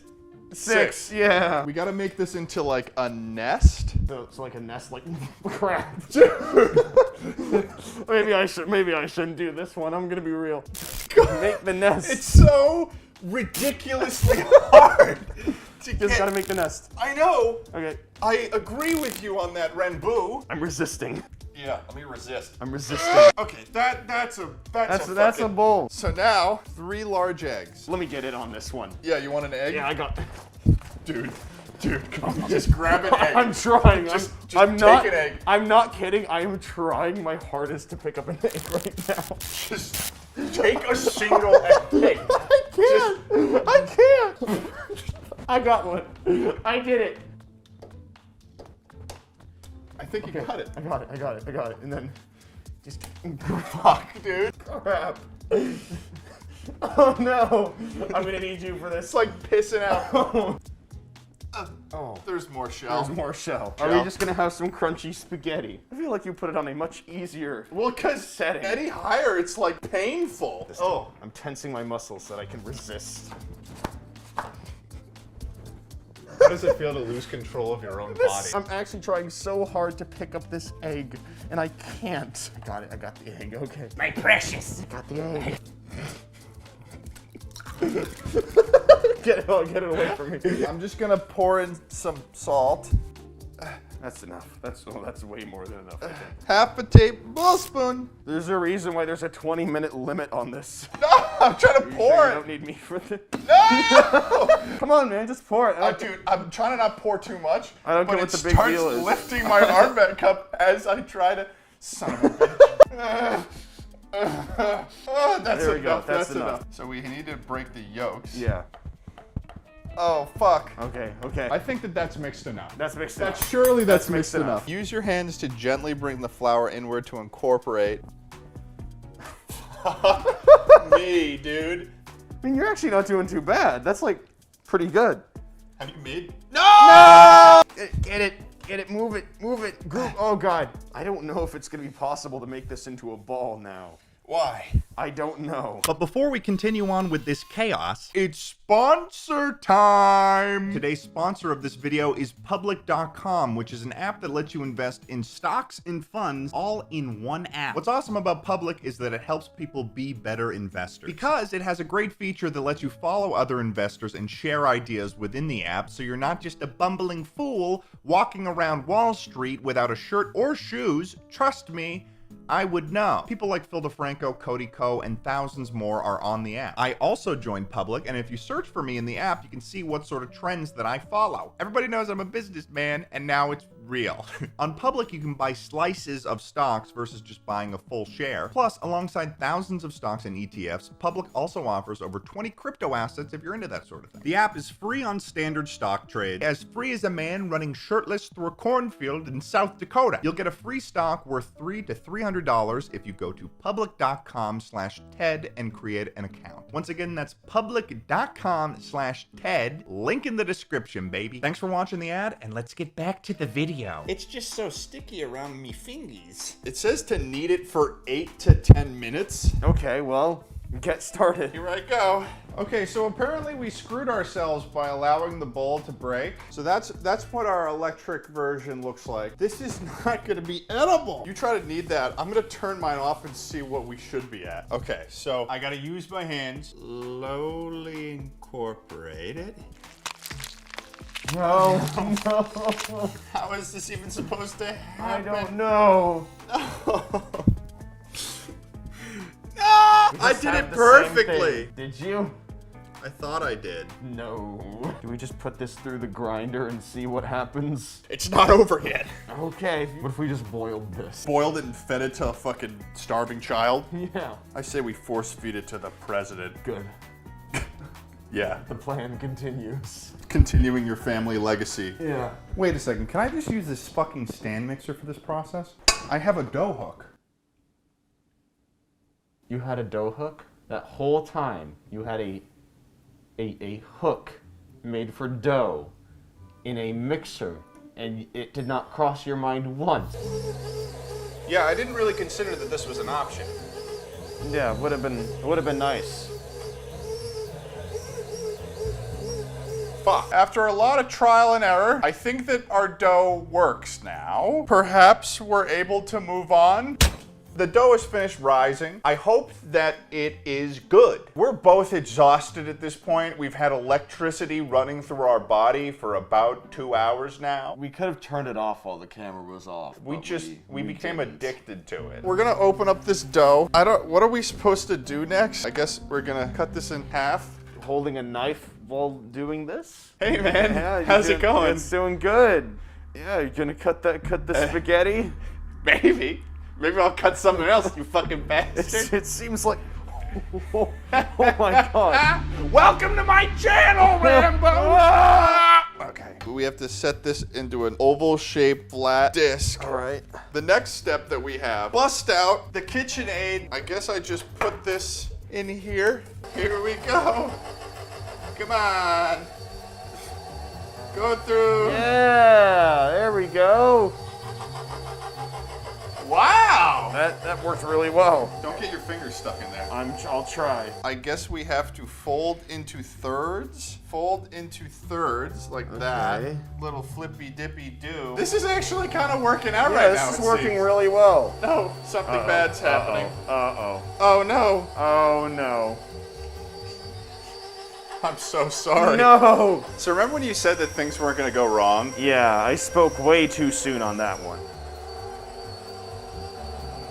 It's doing working. it. It's doing working. it. Yes! We have it. Yes! Why is this happening to me? Sorry, we can't all be perfect. Come through, please. What have I done wrong? I don't know. Oh, thank God. Oh my God, it's actually working. It makes me so mad how yours is working and mine's not. Yes! Please. Oh, wait. Please! Why? This is two-person operation. Holy shit. Oh my God. That's gotta be enough for at least one spaghetti. Who even cares about this, am I right? I mean, this wasn't, they were fluke. It was a fluke. Something was wrong with that thing. That's the only reason why it was defective. Yeah. Yeah. Give me your tens unit. give it to you? Yeah, give it to me. This is mine, right? I made this. I mean, no. I mean, I made that. Yeah? Oh, Jesus. I made it, no, right? It's still mine. 9? It's How about a still- 9? Why are you punishing me for being better? How about a fucking 10, bitch? No, oh my God. Look. Admit it, Rambo. Okay, fine. It's yours. It's yours. That's what we like to hear. Thank you, Ranboo. You're so right. It is this. I did make this one. That's so. I'm so happy to have you here. I'm on happy my to channel. happy to be here. This is the hardest part. Oh my God. Just lift it high. I'll guide it in with my arms that work. Okay. Ow. Oh my God. It's in. It's in. It's in. Just don't let it crumple. Just don't let it crumple. Look at that. Look at that. Look at that. Spaghetti. We got the spaghetti. Spaghetti. Yes. Okay, so ladies and gentlemen, we together, but mostly me, made spaghetti today. The next step, though, it's time to add the pasta that we made whilst being electrocuted to the water and cook it. Slowly lower it in. Remember, it cooks a lot faster, apparently, so we have to use the wall test. The what? The wall test, you know? You throw it at the wall, see if it sticks. Oh, yeah, the wall test. Oh, yeah, Yeah. no, I'm aware Yeah. of the wall test. You know the wall test. Yeah, back at my my culinary shit. Or not multiple. You could just grab one. I mean, okay. Well, Wall test. Okay. My kitchen is such a fucking mess at this point. Oh, that's all right. Just sweep it under the rug. Like all those dead bodies that you killed. Grandson of John Wilkes Booth, also known as You don't have to keep bringing it. Randall Booth. I've moved on. The country hasn't. If you're gonna try pasta that you made while you're getting electrocuted, you have to do it while you're still getting electrocuted with the pasta. What we're gonna do now is I'm gonna try this pasta. We only have enough for me to eat some, aka he's not gonna fucking face reveal, you dumbasses. Yeah, I'm very excited for this. Yeah. I'm so excited. Yeah, I can't wait to see your reaction.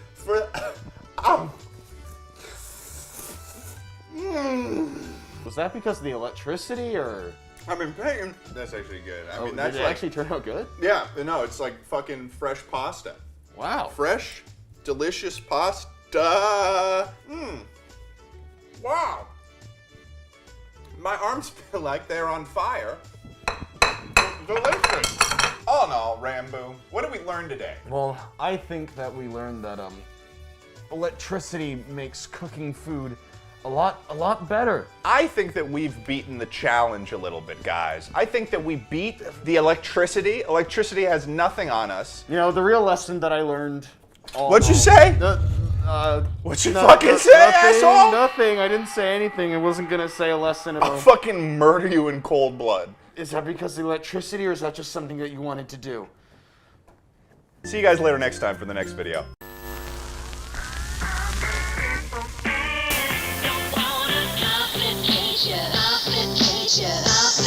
Let's get the grill on.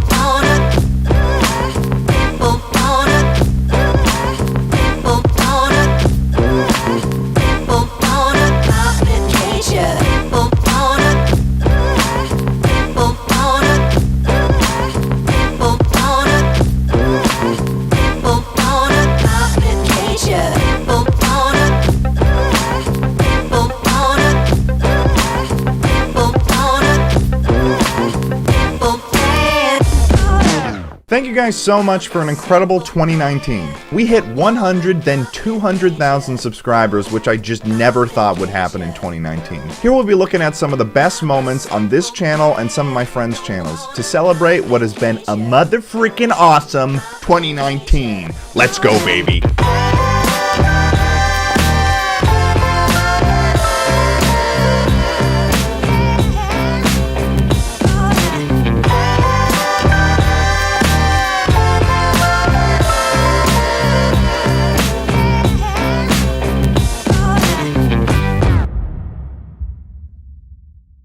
There's so many gamers out here, man. One of them's gotta have some milk. Look at all those gamers. What the hell?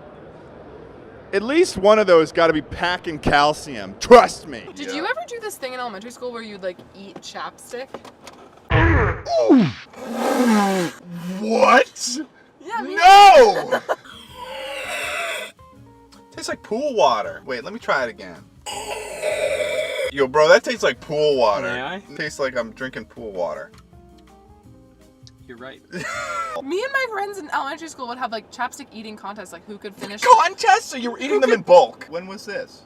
4th grade. 4th grade? Seems like we're just gonna have to talk. A lot of grilling is just waiting, Ted. Really? Yeah. That's kind of a pain in the ass. I mean, it's I'm gonna go around and I'm gonna give business motivation. Would you like some business motivation? I guess so. I need you to be a little bit more excited about that. Yes. They have really long backs for this to be possible. I think they might be centaurs. Dude, what I wouldn't give to be with a centaur, oh my god. I thought this was like a agricultural, I thought this was a farmer's market. I wish. I really Well, do. fuck, what, Cooper, why did you bring me here? So you could find some milk, dude. This is, okay, well, this is a gaming convention. All I got is milk in the titties. Where there's gamers, there's milk, so... Okay, I guess that's true. You got any gamer milk on you? In my titties? Well, I mean, yeah. No. I haven't lactated in a while. May I? No. May I?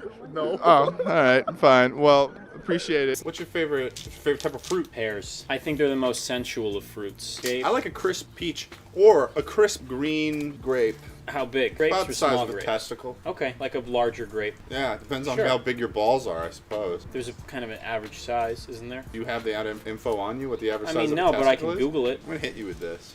Why? Ow! I was not expecting you to do that. I don't want your wares, Ted. Please do not You sell will buy my wares. I do not want your wares, Ted. I am selling cram. What is cram? A cram. I am selling multiple crams, very different flavors. Yes, yes. I am selling raspberry cram, berry cram, very berry cram. Can you tell me what a cram is? Ah, it's a little mushy substance you put in between your gums. It's not dip, though. Don't think it's dip. Here's a meme for you guys. See all this thing of white rice? Yeah.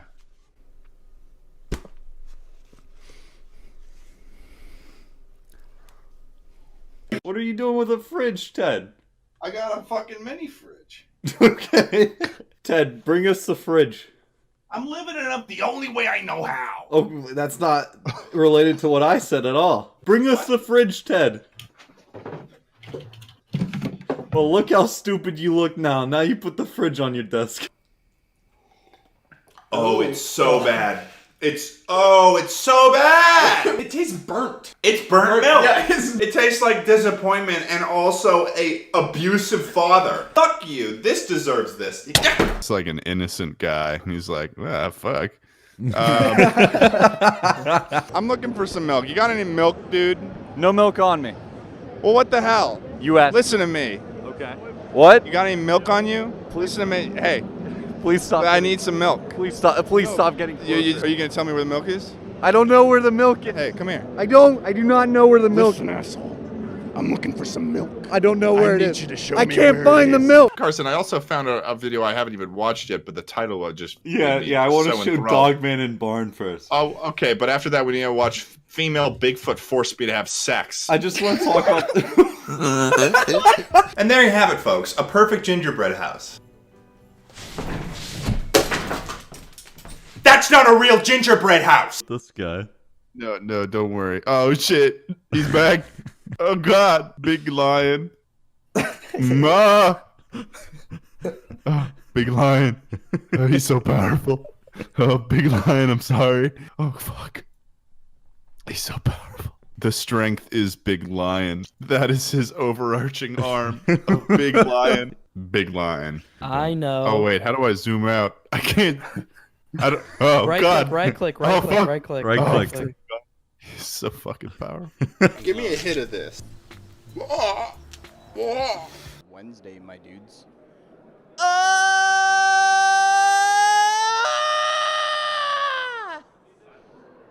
Nice. Look how crazy I am. I ran into my Ted, no. Ted, don't you... Ted, you can break the milk.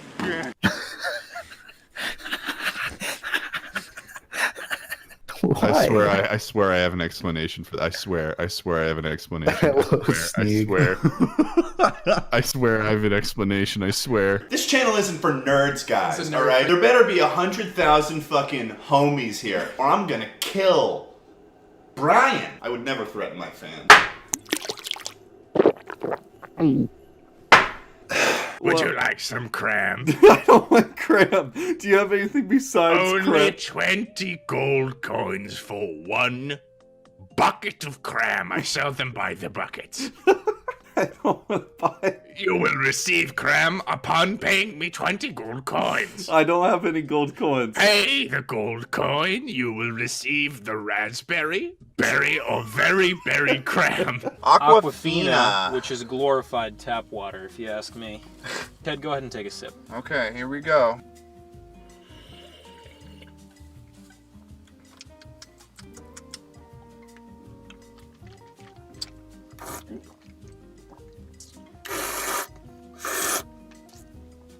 Pretty standard water. What the fuck is wrong Kind with of you? a 24/7 hard work makes you successful. 24/7 texting makes you a pervert. What? There you go. There you go. Now there's Lucario's putting out some aura. I could take a bite of that, that'd be fine. I mean... You want to bet? Ted. Should I? No. When it rains on Jupiter, it rains diamonds, so that you're educating the children. What are you while talking they're- about? I want to be on good terms with your guys' grandmas. Is that a weird thing to say? I feel like it'd be kind of funny if there was a state called Neshoba. What is that, Ted? Why don't we have a state called Neshoba? That's a fucking funny name. This sounds like a Family Guy joke. Yeah, what the fuck? Give us Neshoba. It's just Peter. Why? Why is it that color? Looks like ectoplasm. Oh no. Like, it looks like cum, dude. It does look like. Let's just fucking do it. Don't think.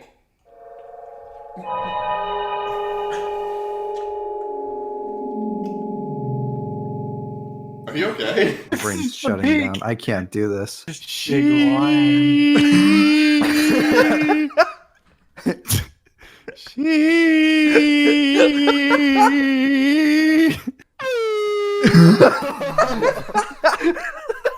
He has been trapped. He has been trapped in a box. Fucking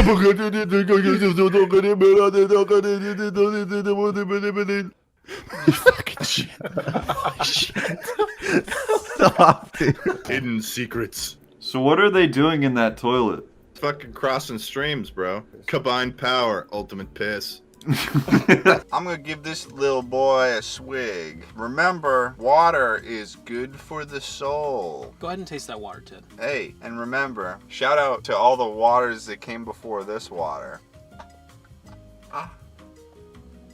It tastes like water. Dude, I'm gonna go across the street if you don't sell me literally anything besides Cram. Not to the Mark salesman. The what salesman? The Mark salesman. The Mark salesman? That's the opposite of Cram. I don't know what's happening. You've just created a fake substance. You've made something completely new and you are trying to sell it to me. You will receive Cram upon paying me 20 gold coins. I've heard that. Make sure you wash your hands before you do this shit, guys, by the way. I'm gonna throw you some words, and you're gonna tell me what first comes to mind. All right. Beef. Patty. Hickory. Smoked. Chicken. Bacon. Industry. Menswear. Heat. Fire. Now you hit me with some. Hat. Car. Plant. Dog. Pine tree. Eucalyptus. Squirrel. Hit by a car. Wait a second, guys. Can we just talk for a second about how the toilet paper is directly behind your head? That is the worst possible spot for the toilet paper to be. Pull it out like you pull arrows from a quill. You mean a quiver? From a quill? Are you a fucking hedgehog, Ted? What, you guys want hedgehogs? Get excited to learn. Screw that, dude. I want to be a millionaire. Well, you should probably go to school because a lot of the information you learn at school is helpful to... I don't need friends. Screw friends. Okay, I don't really know how that's related. And also, screw women. You know, I really... You don't even know a dang thing. Wait, what's 1 + 2, huh? 4. Carson, can we talk about these weird swingy ballsack monsters? They're weird swingy ballsack monsters. What the hell's going on? What's up with that, man? They're the Mue. Have you not seen the Mue? I think that's actually very, very motivating. You know what? Yeah, we Travis, finished pretty quickly. Dude, Travis, choke on a little seed. What are you dressed as right now? I'm Mysterion. What does Mysterion do? Fights crime in the city of South Park. And after a long day of fighting crime in the city, what does he do when he gets home? Dies. After he dies, what does he go to his cupboard and get a glass of? No, he just wakes up the next morning in his same old orange parka. But maybe he drinks a certain liquid from a certain animal that's in a certain cup that you would drink normally when you need to build your muscles. Why, of course. And that liquid is obviously milk. You goddamn right it is. Welcome to Spreading Batter Out with Ted. I'm your host, Gerald. I like the cold, evil stare of the guy in your cover art right there. He's looking at you like, you want to join in, pal? You want to test out my cow's udders? You want to go for a round? Hi guys, welcome to BuzzFeed testing some food. What is this? It's so weird. What is Oh, this? it's like, it has like blood at the bottom. What is that? How do you open this? Oh! Whoa! I think I almost got cancer. You will buy the cram. I recommend the very berry cram. It is like the berry cram, but very. Can I buy like a sword or something? I'm trying to go into battle, and you are only offering me some substance of yours. The only swords I have are made of cram. I don't want a cram sword. Late in the sun for about a fortnight, and it'll be harder than steel. Cram sword. Cram sword. Receive cram sword. I am selling for 50 gold coins. What does cram even look Late like? in the sun for a fortnight. I heard all about the laying in the sun and the fortnight. Harder than steel. 1 stick of butter at room temperature. Always use Kerrygold or you're dead to me. You ever been to the local cafe? I want the coffee cake, sir. That's what I'd like. They give it to you and then you steal it. You run away because the coffee cake is so good, you've stolen the whole cake. Like a platter, or I'm like grabbing it by the handfuls. Okay. Oh, In my pockets, I'm running. He's wearing a Jack Daniels work shirt. He's wearing a Jack Daniels work shirt. His- He wants to tell everyone, hey, I drink whiskey because I'm a country boy. I drink Jack Daniels. Oh, crap. Teleportation is a new technology, alright? So, I'm working out the kinks, alright? Acropolis of Athens, hard eyes. I don't know what that means. There were so many fucking dumb jokes in that episode because Ted was just spouting out whatever the fuck came into his brain. I don't know what the Acropolis of Athens stuff was because it just came out of nowhere. There is no context. He just started spamming the ideas chat with Acropolis of Athens. Ted, you're up. Hey. Okay. Hey, my nickname is Guillotine. What? You know, because I literally chop people's heads off. I'm a guillotine. That's the thing I am. I am that thing. Flawless execution. Thank you. Not your dad's milkshake. All right. Let's start. What is your dream job? Would you rather be poor or ugly? Do you prefer quiet night at home or going out to big party? What is your biggest concern about the future? If you won $1 million playing the lottery, what would you do? What is your biggest life change that you've gone through? What is the worst job you've ever had? What is one thing you'd like to become better at? What is your favorite season? If you could only eat one food for the rest of your life, what would it be? Have you ever peed in the shower? Peed in the shower. Acropolis of Athens. Proposals or solutions countering public opinion or related to the Acropolis of Athens. An accident involving or associated with or related to the Acropolis of Athens. Proposals or solutions countering conflicting opinions or views related to the Acropolis of Athens. Fallacies related or about the Acropolis of Athens. Connotations associated with the Acropolis of Athens. Joko, please. Senzu, guess what? Newsflash, you're a cunt. Hey guys, want to hear my Swagger Souls impression? Fuck police on my sweatshirt. I'll trade you Virginia. Hey, shut the fuck up! I can just hear the screams of these onions. If these onions were people, individual people, it's like killing. It's like I'm killing a city of onions. You kicking me, Ted? Sorry. What do you have? I was like, I'm Do you have tall. something against me? like a couple, but I'm not gonna reveal them. Where did this lion thing come from? I may have found the strangest Halloween movies that no one seems to know about. It started with this movie, A Halloween Puppy, but from there it took me on a journey to unearth some of the strangest films I have ever come across. So I suggest you watch this until the end because it gets interesting, that's for sure. So let's start from the beginning. I was doing some digging on the internet looking for some low-budget Halloween fun to celebrate this month, when I came across this film, A Halloween Puppy, what appears to be a wonderful family-friendly spoof. The ratings for this movie were through the floor, so naturally I had to get my hands on it. Unfortunately, this movie was removed from the only platform it was available for streaming on, but that did not stop me. I scoured the internet, checking every single grimy back corner website I could find just to have a taste of what this movie had to offer, to no avail. It was like the movie had been scrubbed from the internet, so naturally, my curiosity was exploding. I had to order the DVD of this movie and then purchase an external DVD player in order to even watch it. Look what just came in the mail. I am so excited for this. A Halloween Puppy. Look at that cover art. That is beautiful. Wow. That's something else. So let's read the synopsis of the film. A boy accidentally turns his mom's boyfriend into a dog. Oh, well now I gotta see this. And is this movie as bad as the ratings suggest? Yes.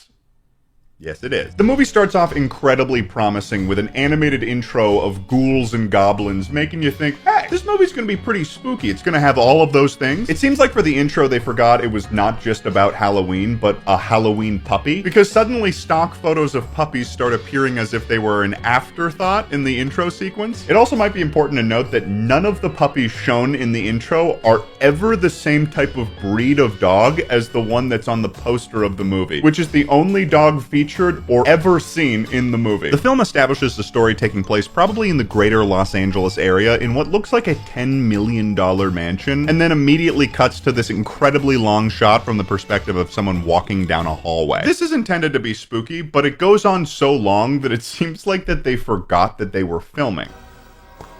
And cut. Sammy, cut. Cut. Cut! Whoa, what? Sammy, I called cut. What the fuck are you doing? Oh, sorry. I was thinking about the Eiffel Tower. Like, why don't they just call it French Tower? Wait, hold on. Let me see that shot first. We might have something here, son. We're then introduced to two of the main characters, Adam and his mom Linda, who works as a veterinarian. She's coming home from work, and her idea of greeting her son is to tell him that a monitor lizard swallowed a chew toy at work, and then gives him that chew toy as a bit, and he acts like that's the best joke that he's ever heard. I thought my son could appreciate a fully chewed chew toy. That's just gross. Why would he want that? Adam's main character trait is that he's obsessed with Halloween, to the point where he acts like this. Oh, by the way, can I have a Halloween movie night?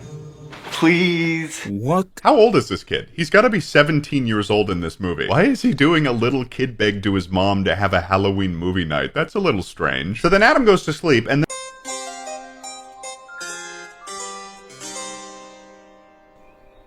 what? Where did the budget for the title cards in this film go? Did they spend all that money on the intro? So the next day, it's Adam talking to his mom about how he doesn't want to go to college, with Adam making reference to the literal mansion that they live in as a fallback option, I guess. Besides, look at this house.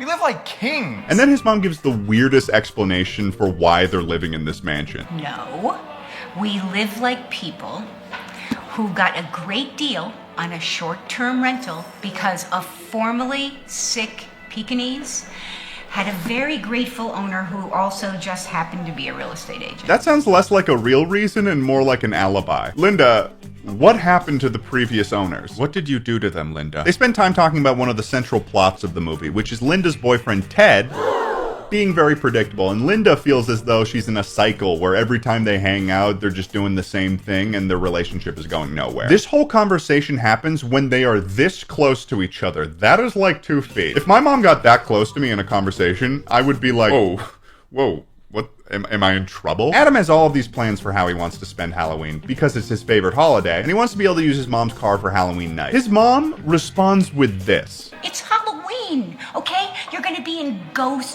movie overload, okay? Google-eyed, let's see. Driving on 2 wheels, dreaming up new monsters. Absolutely not. I'm driving. You're telling me that this kid has such a significant Halloween addiction that he's unable to operate a motor vehicle? This has become a disability for him? That's worrisome, to say the least. We're then introduced to Ted, played by Eric Roberts, who was also this guy in The Dark Knight. I just thought I would mention that. And he comes in with a box of donuts, but he weirdly does not eat a single donut and instead is just licking the frosting from the inside of the box. Sir, stop, sir. Linda then tries to talk to Ted about improving their relationship before he goes to work, but he is a weird, clueless man. And then he leaves for work and Linda's like, sick. Later on, Adam is setting up the Halloween decorations, which feels a little late in the game given the fact that it's the day before Halloween. And we're introduced to the classic and literal girl next door, Molly. She comes out of the woods, nobody knows from where, and she's here to show Adam a spooky book. Look at this. It looks cool. Kind of like the Necronomicon.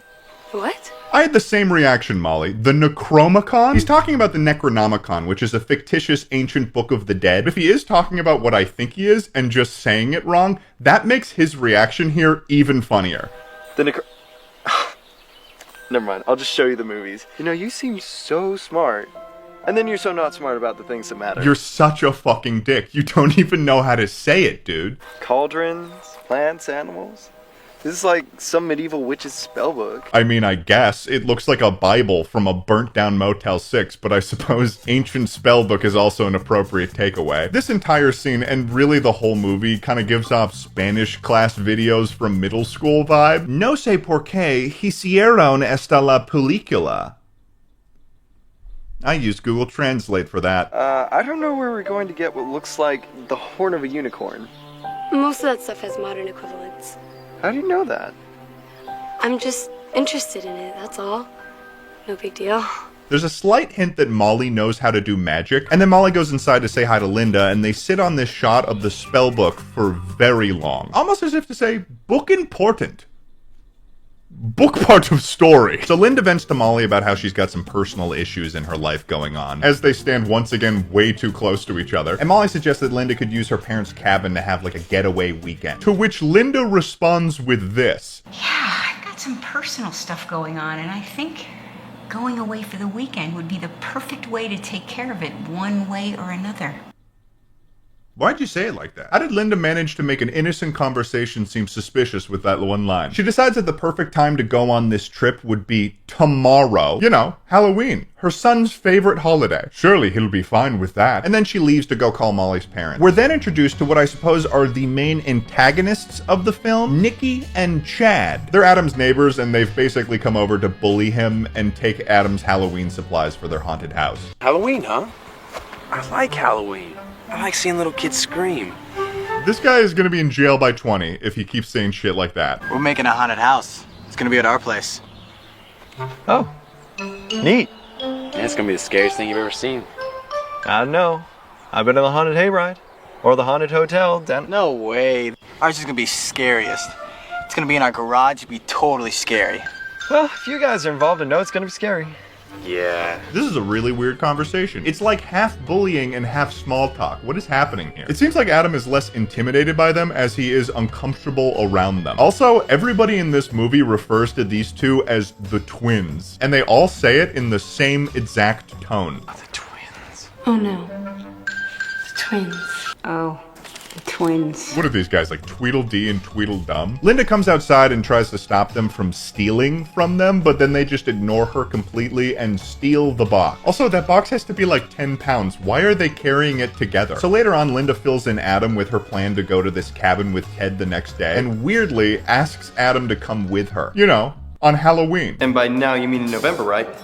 Not on Halloween, my favorite day of the year. What a terrible mom. Also, why does Adam even need to be there? He's not involved in their relationship problem. And she gives the strangest justification for doing it on a whim. Okay, look, I know it's a really big day for you, but I'll make it up to you, Adam. I mean, you are man enough to know that you have to, take care of things come like on this now. right away. Adam eventually agrees and then proceeds to complain to Molly about it, who ends up also agreeing to come on the trip. And then Adam goes on another tangent about how much he likes Halloween. I I like going to Mr. Flyswatter's haunted garage and seeing what new creatures he's dreamed up this season.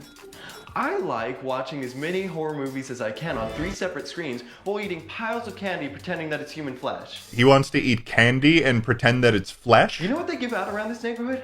Whole candy bars, not just those little ones. He's trick-or-treating at 17? What is his problem? This kid needs to get some help because he is showing the telltale signs of a physical addiction to Halloween. Imagine if he did this for every holiday. He would be the weirdest person to be around. What is going on, fellow high schooler Trent? Hey, what's up, man? You excited for Christmas break? Yeah, Trent. My dad just bought a 45 and spikes for the fireplace. We're gonna get him for sure this year. Huh, okay. Brent, are you and your dad gonna try to kill Santa Claus? And there's Santa, and there's Mrs. Claus, and there's the elves. Oh, there's the elves, all right. The elves are coming, they're coming, aren't they? And they're gonna... Hey, Trent. What is wrong with him? Oh, that's just crazy Adam. He gets a little bit too much into the holiday spirit.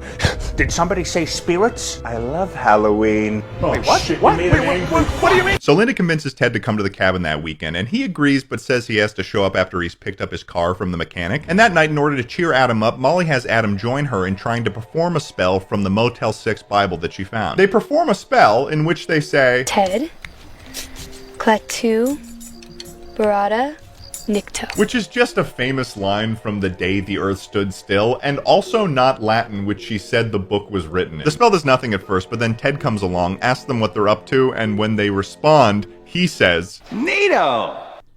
Which incidentally causes the spell to activate as displayed by this very high-budget VFX and sends a yellow orb into Ted's face, causing him to become tired and go to sleep. It's also abundantly clear that they shot Eric Roberts' scenes during the day and then attempted to color correct to try to make it look like it was still night. Oh, we're doing this again. Okay. The next day, Adam comes downstairs and discovers with Linda a dog that has appeared in their house. So that dog is Ted, who has been turned into a dog by the magic, and you can also hear his thoughts. Linda! Oh, hi. Sorry I fell asleep on the couch. I don't know what happened. So obviously, this is where the title of the movie gets its name. I'm a puppy? Oh!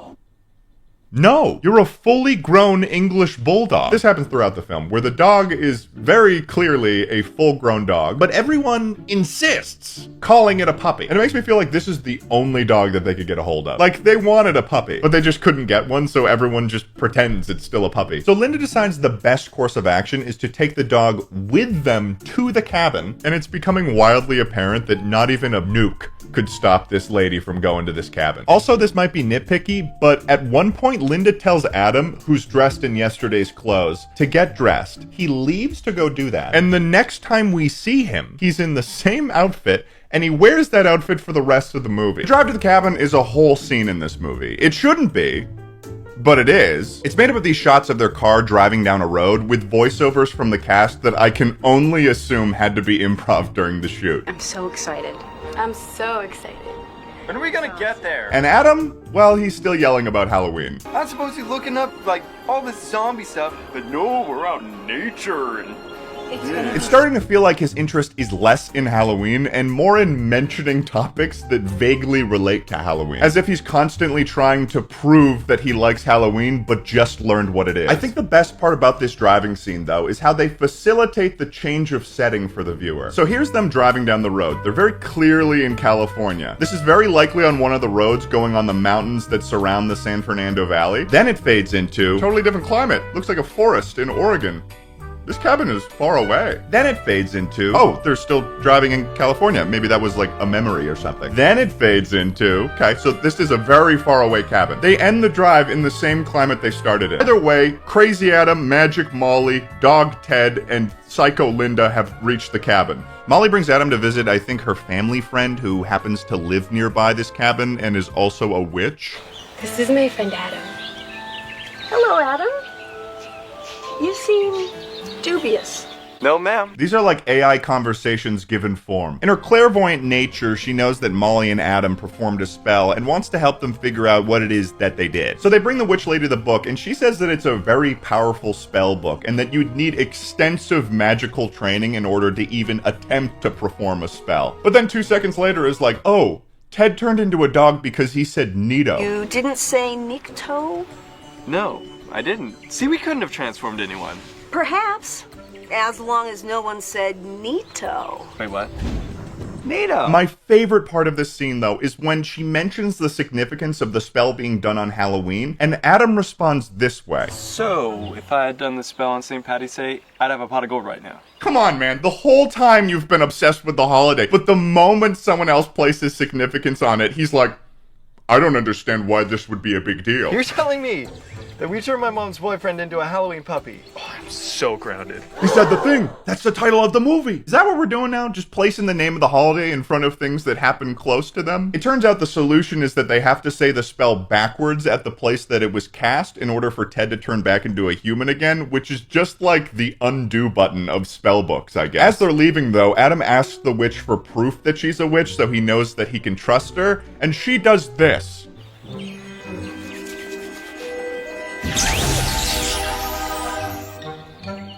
Okay, let's go.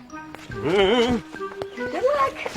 Seems that they bought 4 templates for visual effects and they're just cycling through them. You may be wondering what Linda and Ted the dog were up to this whole time, because they did have a scene that was intercutting between the one I just talked about. There is a full 5 or 6 minutes in this film that is just Linda walking around with the dog, aggressively petting him, with Eric Roberts commentating the whole time. There's shots of the dog eating grass and then Linda joining the dog in eating the grass. They even keep in shots where she's trying to wrangle the dog and the dog clearly wants nothing to do with her, and they use that shot twice. Eric Roberts' voiceover starts to get a little bit more weird. No, it's really the simple things. I'm tired. Basically, after this, Adam and Molly return back to the cabin and they make up some bullshit reason why they need to go back to LA. So they drive back to LA, are about to do the spell, but whoopsie fucking do, the twins stole the spell so they could have it for their haunted house. Then the only way that Molly and Adam can get the book back is that they have to go through the twins' haunted house. Perfect. We were just looking for you. These two need to be in jail. The haunted house that the twins made looks like they're just getting their garage painted or something. Like, this is the climax. This is the haunted house that we've been hearing so much about.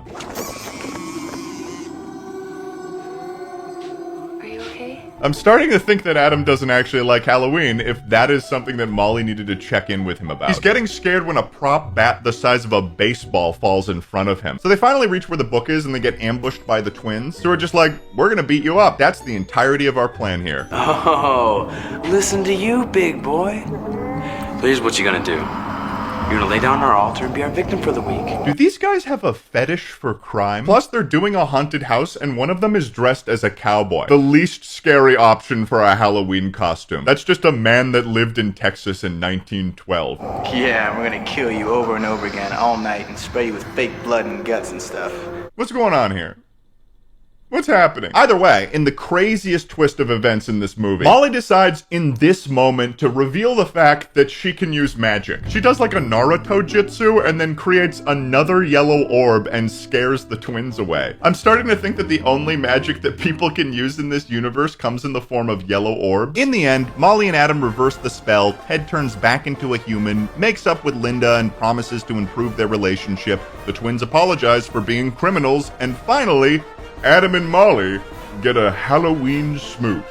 Terrible movie. But that's not where my story ends. So I initially thought I might want to do a double feature presentation for this video where I find another terrible Halloween movie. So I started looking at the suggested movies that were from the same director. I found this movie called 666 Teen Warlock. I was like, yes, this seems like it's going to be incredible. But this is when my search for low-budget Halloween movies took an interesting turn. Here's the synopsis of the film. A witch informs a teen that he'll become a warlock on his 18th birthday. Okay, very cool premise. Sounds like it's going to be maybe a Harry Potter or Percy Jackson type scenario. All right. The intro to this movie is also wild.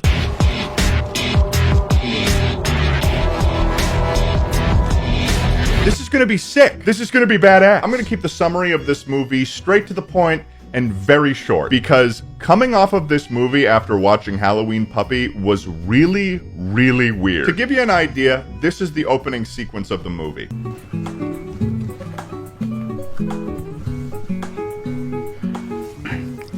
Hey Candace, I'm Larry. I go to this school too. Is Candace long for candy? Because You look good enough to eat. Okay, this kind of sets the vibe of the entire film. So basically, it's about this kid Larry, who's visited by this witch who tells him he's now the gatekeeper of the world and has to stop an evil demon named Kevin from taking over the world and killing him. This one is also shot in a mansion, but this time the justification for them being there is that it's a private school. So you're still in high school. Ugh, great. It's a private school. But they made zero effort to change the hallways and rooms to appear as anything more than just someone's house. I started noticing in this movie an increase in men taking off their shirt, or just having situations that they cannot find their shirt. There's a guy whose whole character arc is he just can't find his shirt. Hey, did you guys find a shirt for me yet? Guess not. I'm so confused. I just came down here to get a shirt. He just can't find his fucking shirt. By the end of the movie, not a single man is wearing a shirt, and they have seemingly no intention to put one on. There's also the headmaster of the private school who at one point goes on this, like, misogynistic rant. As a young man like you can be taught, improved. The same can't be said for the opposite sex. They're, mischievous, devious creatures, illogical, and they don't listen to authority. There's Kevin the demon that the main character is fighting, and you can tell he's a demon because he's got a big-ass fucking horn in the center of his forehead. And the only real power that the character uses in this film is the ability to command people to do what he wants them to do with his mind.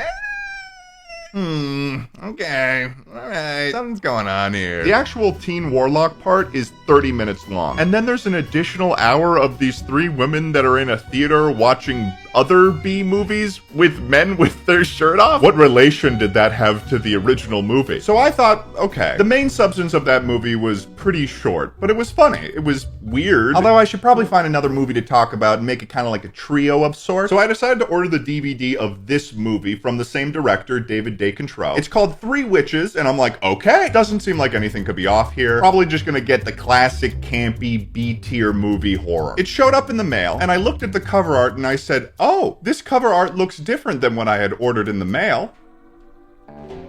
7 shirtless men have been added to the cover. So this is when I realized something was going on here. So I went to the director's IMDb page. David DeControl's filmography is made up of pretty much softcore, softcore.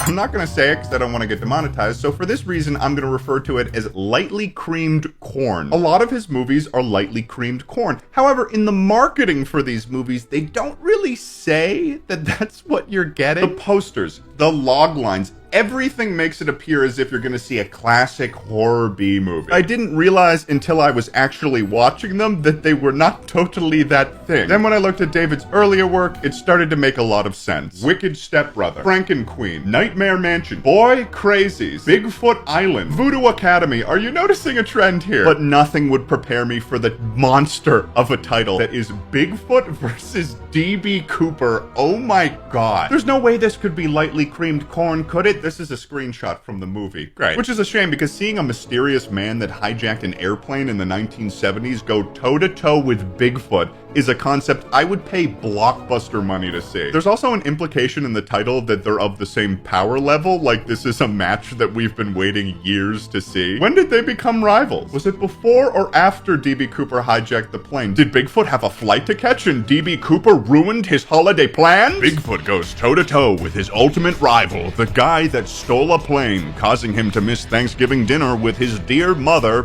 Big Mom. Also, Eric Roberts is also in this film. How does he keep getting Eric Roberts? Does he owe David money? After Halloween Puppy, David started making more films that were based around speaking animals, such as Easter Bunny Puppy, a talking cat, a talking pony. So it appears that A Halloween Puppy was his first attempt at making a family film, and he still couldn't resist just adding a little bit of David magic in there. Listen to you, big boy. Yeah, we're gonna kill you over and over again all night and spray you with fake blood and guts and stuff. The titling of his movies can also get a little strange, such as Bunker of Blood, Chapter 6, Zombie Lust, Night Flesh. That is a loaded title, especially when I realized that Chapter 1 through 4 of that saga aren't even listed on IMDb. And to be honest, I don't even know if they exist. Inherently, these movies are intended to be niche, and I understand that there's a market for them. There's nothing wrong with that. But to give them posters and titles that make them appear as if they are normal movies, David is being a ruthless businessman. There could be potentially thousands that have unintentionally watched homoerotic, lightly creamed corn. And for that, I salute you, David. It's kind of a baller move. I had no idea that finding this movie, A Halloween Puppy, would take me on a journey like this, but my God, I hope you found it as ridiculous as I.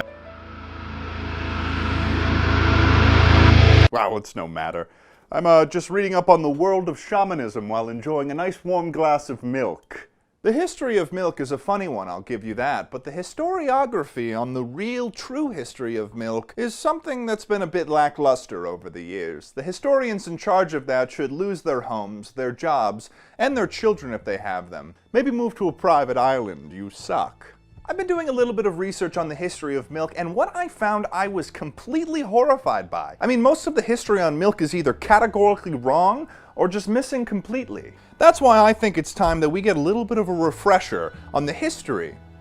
And for the majority of our 150,000-year history, humans have not been able to drink milk. Children can drink milk, but at about 6 or 7 years old, we lose the enzyme lactase, which allows us to break down the sugars in milk called lactose.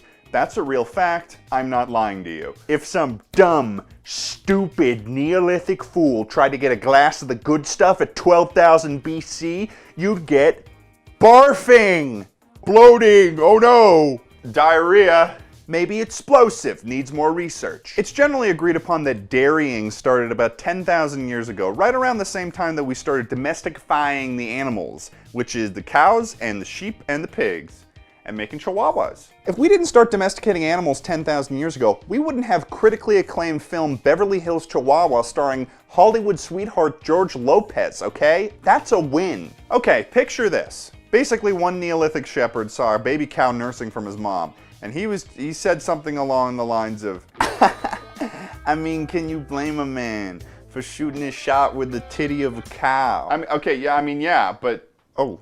Alright. And for a while we only made cheese and yogurt and kefir. I don't really know how to describe what kefir is other than it's like Danimals. It's Danimals. But something happened 7,000 macaroons ago, and that was milk is on the freaking menu, baby. We got a gene that allowed us to drink milk, and man, the people who had that gene were surviving way better than anyone else, okay? You see, milk is a complete food, which means it has all the nutrients that we would need to survive off of it exclusively. Meaning that I could start a country where everyone would have to drink milk as the only food, and I wouldn't incur any human rights violations. That's a win in my book. Next thing you know, 80% of the Middle East and Europe have this gene, which explains this map here, Weatherman mode, that shows the prevalence of lactose intolerant in our modern times. I mean, read it and weep, Samantha. Unfortunately for us, this is where all of the accurate information on the history of milk ends. Meaning that I need to fill in the blanks.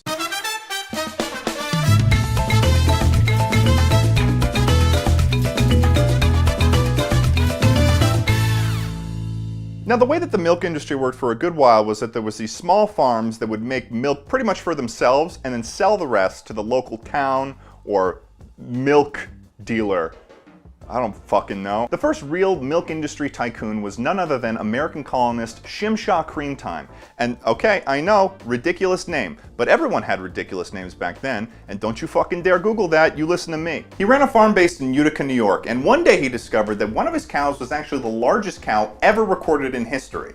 A mega cow, one might say. Its name was Charles. Now, Charles was able to produce more milk than the cumulative output of every other cow on Shimshaw's farm, and also every other cow in the county, which is a lot of fucking milk. It's an absurd amount of milk, actually. If you'll take a look at this graph here, that's how much the average cow produces per day, and this is how much fucking Charles produces in a day.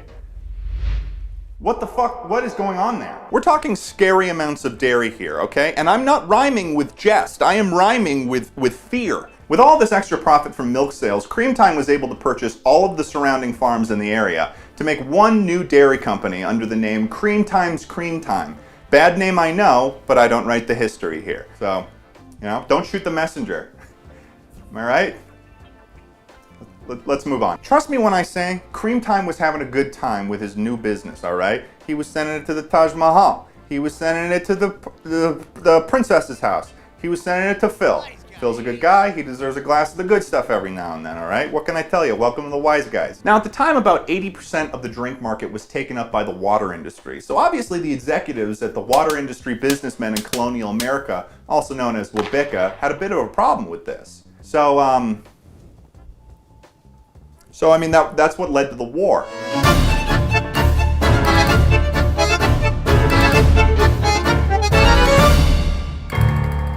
One of the most influential members of Wabika was none other than Carlos Fiji, and you might recognize that last name because he's actually the founder of Fiji Water, which coincidentally was not founded in Fiji, but rather a shed in Worcester, Massachusetts, because it's shed water. Carlos was running one of the most successful water shipment businesses in all of the Northeast, leading him to being one of the richest men in colonial America. This is who Bernie was talking about, guys. Carlos essentially waged a very physical trade war against Creamtime, where he planned to destroy all of his milk farms and viciously slaughter Charles, which would essentially put Creamtime's business and the milk industry down the drain. Utilizing his massive amounts of money, Fiji hired an army of what we will be referring to now as water mercenaries, which actually were the same Hessian mercenaries that fought at the Battle of Trenton, but that's another story for another war. Upon hearing of this war waged against his creamy good time, Creamtime decided to call upon none other than the Sons of Liberty, baby. Specifically, Hercules Mulligan. Hercules Mulligan actually knew a guy that they had been considering for a war. They weren't sure if they were actually going to have to fight it, but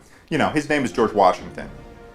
Yeah, George Washington fought in the Milk War of 1775. You're welcome, all right? Okay, hear me out. Washington, with his military expertise and plethora of knowledge, hatched a plan. What was that plan? I'm about to fucking tell you. Can you not ask me questions while I'm doing the presentation? A uniform for all of the soldiers to wear so they could simultaneously help Creamtime deliver milk while also being able to spring into battle whenever needed. Boom, a milkman uniform.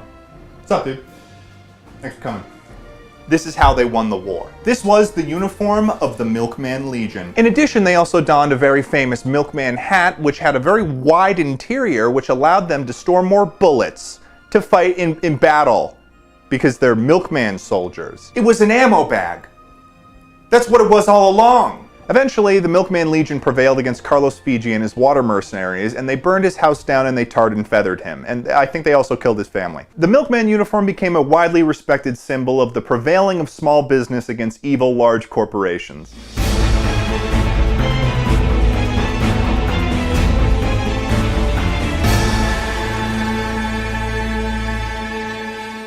One cannot talk about the history of milk without first touching on the event that was appropriately named the corruption of the Golden Cow that occurred in World War II. Essentially what was going on was the German army had been researching specific artifacts of power in order to gain themselves a footing in the war. Through their research, they discovered the ancient Egyptian tomb of the Golden Cow, said to contain the most powerful dairy known to man. Legend has it that if you were to drink the milk from the Golden Cow, you would gain the powers of God itself, which is a little OP, I'm gonna be honest, and also a cow. Why would you do, whose plan was that? What even is the purpose of having a cow like this? One of the officers that was part of this research team, Friedrich, literally a Nazi, was obsessed with gaining this power for the German army. Let me break it down for you. Friedrich, literally a Nazi, that's his name. He goes into the tomb. Dumb move. Next thing, he finds the Golden Cow's milk. Wow, look at that, it's the Golden Cow's milk. Next step, he touches it. Hell portal. We don't like Friedrich, literally a Nazi, all right? Because he kind of fucked things for a little bit, okay? There was rainstorms. There was locusts. More than normal locusts. And this wasn't just any normal hell portal. This was a class 6 hell portal, all right? Which means you've got big guys, little crunchy men, big, tall rhinos with axes and giant swords that can speak in Latin. Hello?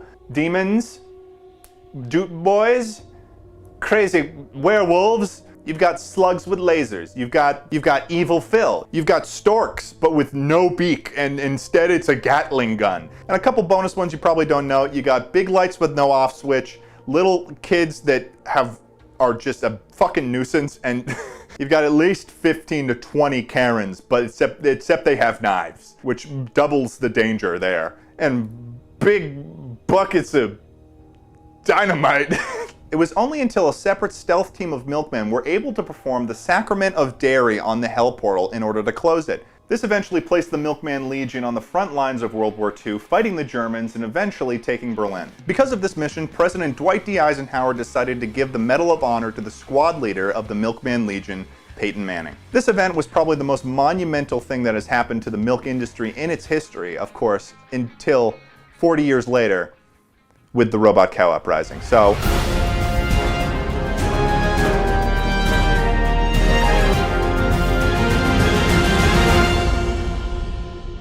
the year was 1984, and famous robotics and genetics trailblazer Greg Lil Ratman was trying to develop a breed of cow that would be able to produce a similar amount of milk to that of the famous mega cow, Charles. Utilizing his unique understanding of robotics and genetics, Lil Ratman was able to develop a cyber mega cow. A breed of cyborg cow with advanced intelligence that was able to decide for itself the amount of proper nutrients in order to maximize milk production. I mean, the thing is about these kind of things is that they never go well, right? Why would you give advanced intelligence to a cow, all right? We've been taking advantage of them for 10,000 fucking years. Oh, nice one, dude. I think you can kind of see where this is going. But it didn't go well. So Greg's dead. One of the cows learned to develop itself laser vision. So that was a problem, I suppose. Yeah, it was an issue. Okay, this is where things get a little bit ridiculous, so bear with me here. What else are you gonna do as a vengeful robot cow in 1984? Well, of course, you're going to exacerbate the tensions between Russia and the USA. The cows used their advanced intelligence to hack into Russian missile silos. You know, nuclear war would be now a possibility here, okay? Overall, an event second only to the Cuban Missile Crisis. So pretty good for cows cause quite a problem. However, thanks to the top secret agents at Cream Time Intelligence Agency, they were able to take down the cyber mega cow for good.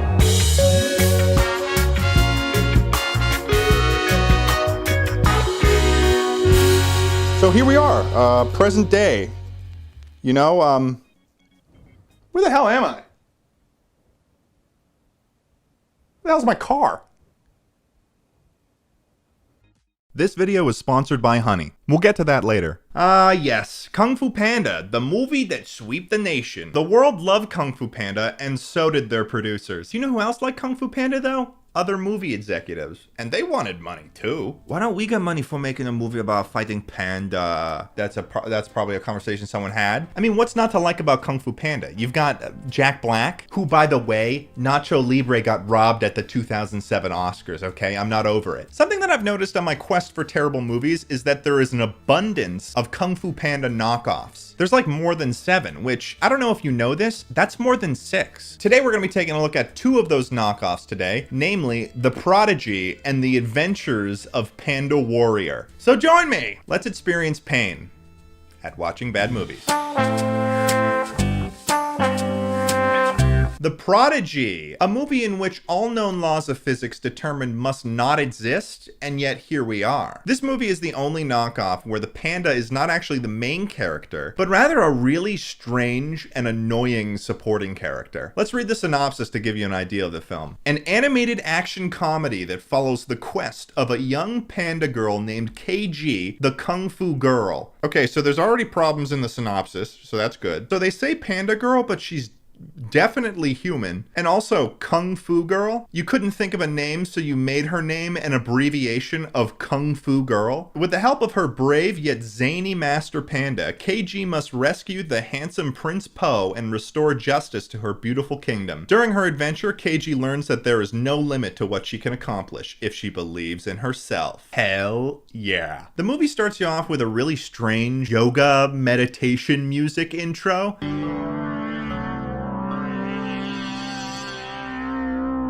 And then it goes right into this theme song as if it's like a TV show and not an hour and 15-minute movie.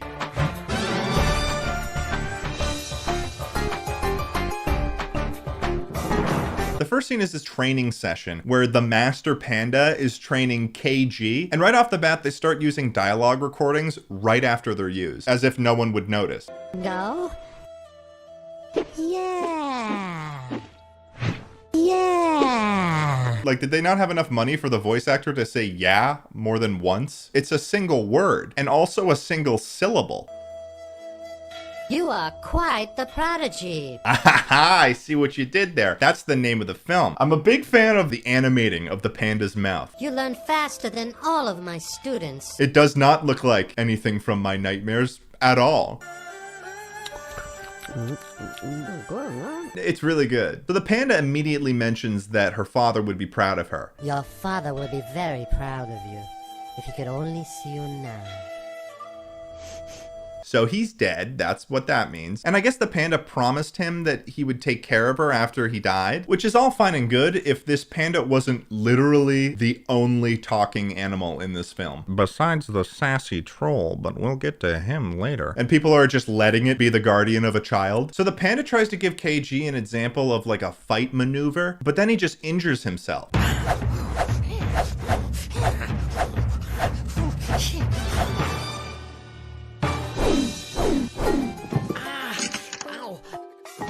Which I guess was supposed to be like a funny moment. But this is the start of the most confusing aspect of what this panda serves in this film, which is simultaneously to be the witty and goofy character, but also the wise and knowledgeable one, which are two traits that are pretty much just completely at odds with each other. Like in Kung Fu Panda, Master Oogway sort of has his comedic moments, but he's primarily a wise character. All of his comedic bits just come from him being excessively old. Is something wrong?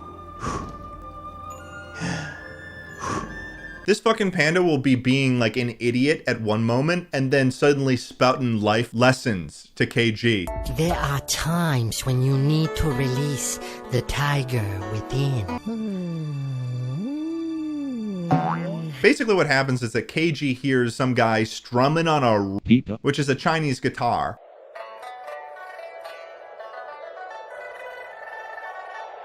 When this character plays an instrument, his fingers move like they've never been used before until that moment. He is like a man baby, learning motor skills for the first time. And then she starts playing the flute, and they start having a musical flirting moment from like a mile away from each other. And then KG at the end of it is like, he's the one. Who could play so sweet a sound? Boom, bam, it's a prince. Ugh. What is this, Disney? What is this, the product of a transnational multimedia conglomerate? What the hell? Who, of course, is the first person in the film who has a name, and of course it's taken from Kung Fu Panda because it's Po. Nice to meet you. I'm Po. You know how love works. You meet someone for the first time and you're already in love. Come on. But, shoot, I'm a prince. They won't let me leave the palace. Prince Po, where are you? I can't get a moment alone. They keep me under watch day and night. So then KG gets him to sneak out to a tavern with them. And then she makes this face when he says yes. What is that face? So the tavern scene happens, and the master panda decides it'd be a good idea to come along as a third wheel because he takes no social cues and in general is an absolute menace. For some reason the tavern is like entirely dead. People are literally just sleeping there, which of course is a perfect opportunity for the master panda to do one of his one-liners. Joy, joy, tavern. I don't see a heck of a lot of joy going on around here. That's for sure. And also a perfect time to start a band. 1, 2, 3, 4.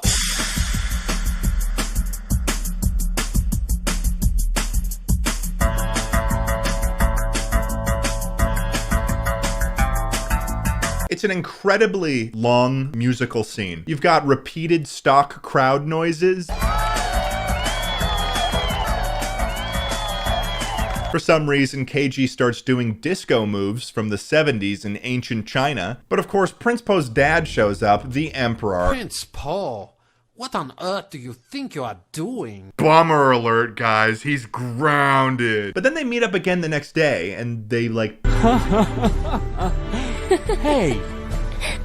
Hey, you. They play tag. That's their date. They play tag. I'm gonna catch you.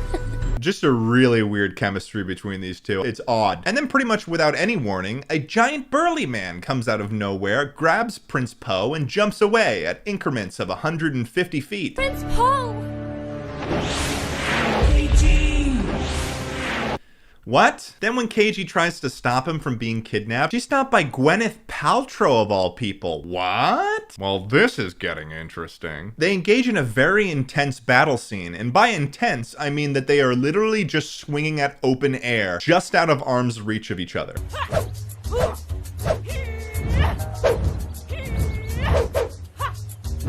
Then after about a minute of fighting, KG gets tired.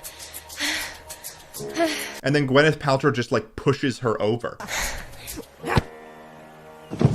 Which is a strange way to lose a fight if you've been training in Kung Fu your whole life, and your name is also Kung Fu Girl. Let me just race through this next part. Basically, Master Panda comes out and he gives all of this backstory. Those people were the disciples of the Dragon King. Disciples of the Dragon King. And they're taking Prince Po for ransom. They will hold them for ransom. And oh man, we gotta get him back, man. We will restore Prince Po to his palace. Oh, and oh shoot, I don't know if I can fight him though. Come on. How can I do anything to save him? Fucking dumbass, you gotta believe in yourself. Hello? KG, wait!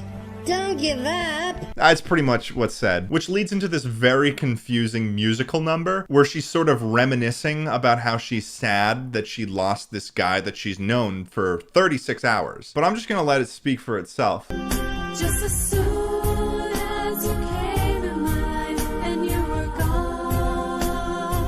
What am I expected to say about this? Now I'll do anything to bring you back to me. The person singing is like flat the whole time. I don't know if that was the intention. I think that she's singing the notes wrong. I will fight them all.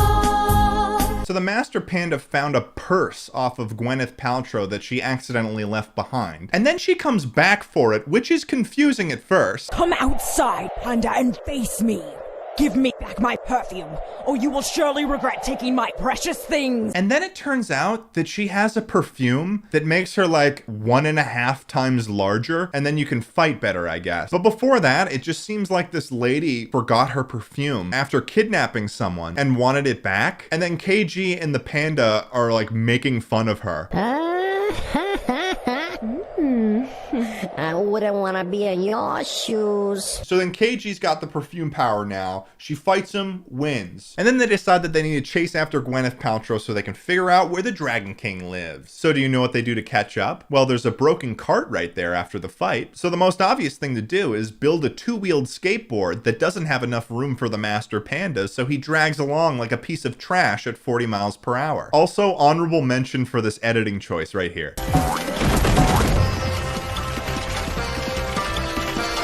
I did not change that at all. That is in the film. So they fall off a waterfall.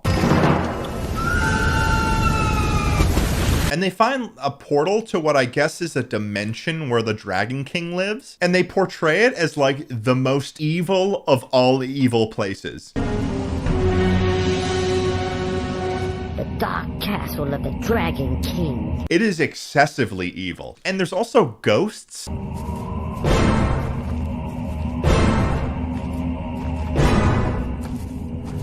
Nobody really explains the ghosts either. They're just kind of there. She asks her master if they're doing the right thing here. What did we get into?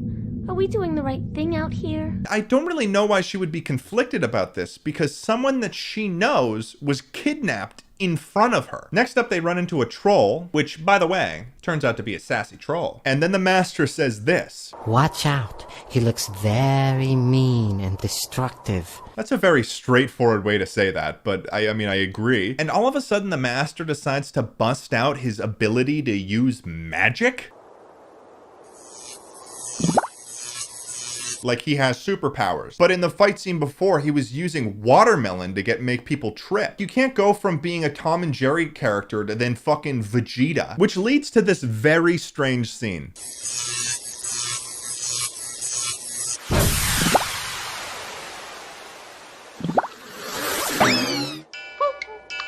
Hey, man, sheesh. What's your problem, man? Gosh. What did I tell you? The troll's frickin' sassy. Sheesh, I just woke up, too. What a way to start your day. However, even though these people just assaulted him, he decides to help them find the Dragon King's castle, because that's just what trolls do, man. Oh, sheesh. You must be very careful. I know the safest way, and I'll take you there. Now, Quiet Coyote, everyone, listening ears, what is next is quite an interesting development for this character, okay? I mean, pay attention to his posture here. He's a troll. He's a bit hunched over. That's okay. He's probably a gamer. But this is what he looks like in the next scene. What the fuck happened? This dude's got immaculate posture. And look at that neck, dude. That dude is eating Wheaties. So we get a scene of Gwyneth Paltrow trying to seduce Prince Po by doing this fucking dance.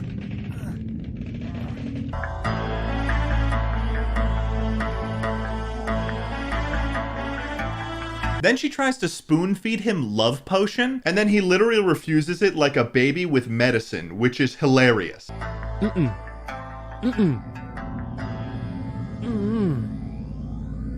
I won't eat your poison. I won't eat your poison, Gwyneth Paltrow. You play along with me, or I can be a royal pain. Damn! Okay, so this part's kind of convoluted, but okay, so KG and Master Panda enter the palace. They basically go through a jade room, a pearl room, a silver room, and then a gold room. And they're all just a bunch of moments where they activate a bunch of traps accidentally. They fight a bunch of ghosts that are shooting lasers. And the Master Panda activates like every single one of the traps because he's a dumbass. He's stupid. He's a stupid panda. That's what he is. But what is most ridiculous is when they enter the gold room and there is literally a giant stone statue in a T-pose with a huge sign that says, "Beware he who utters these words," which is probably the most on-the-nose thing I have ever seen in a movie. Then of course the panda says it because he has a brain made of rocks and has no value to anyone. See here? It says, don't say Jing Yu Meng. So then they have to fight this giant golem, and then they defeat it by pulling a cork out of its neck. And then KG, of course, is like, You never cease to amaze me. Completely ignores all of the mistakes that the master has made so far. Basically, the rest of the movie you can pretty much guess. They get to the main room where the bad guy's at, and then KG has to fight them all. Here's a summary of what that viewing experience is like. The little pest has come for her prince. He's way out of your league, peasant girl. Well, he would never be with an old hag like you.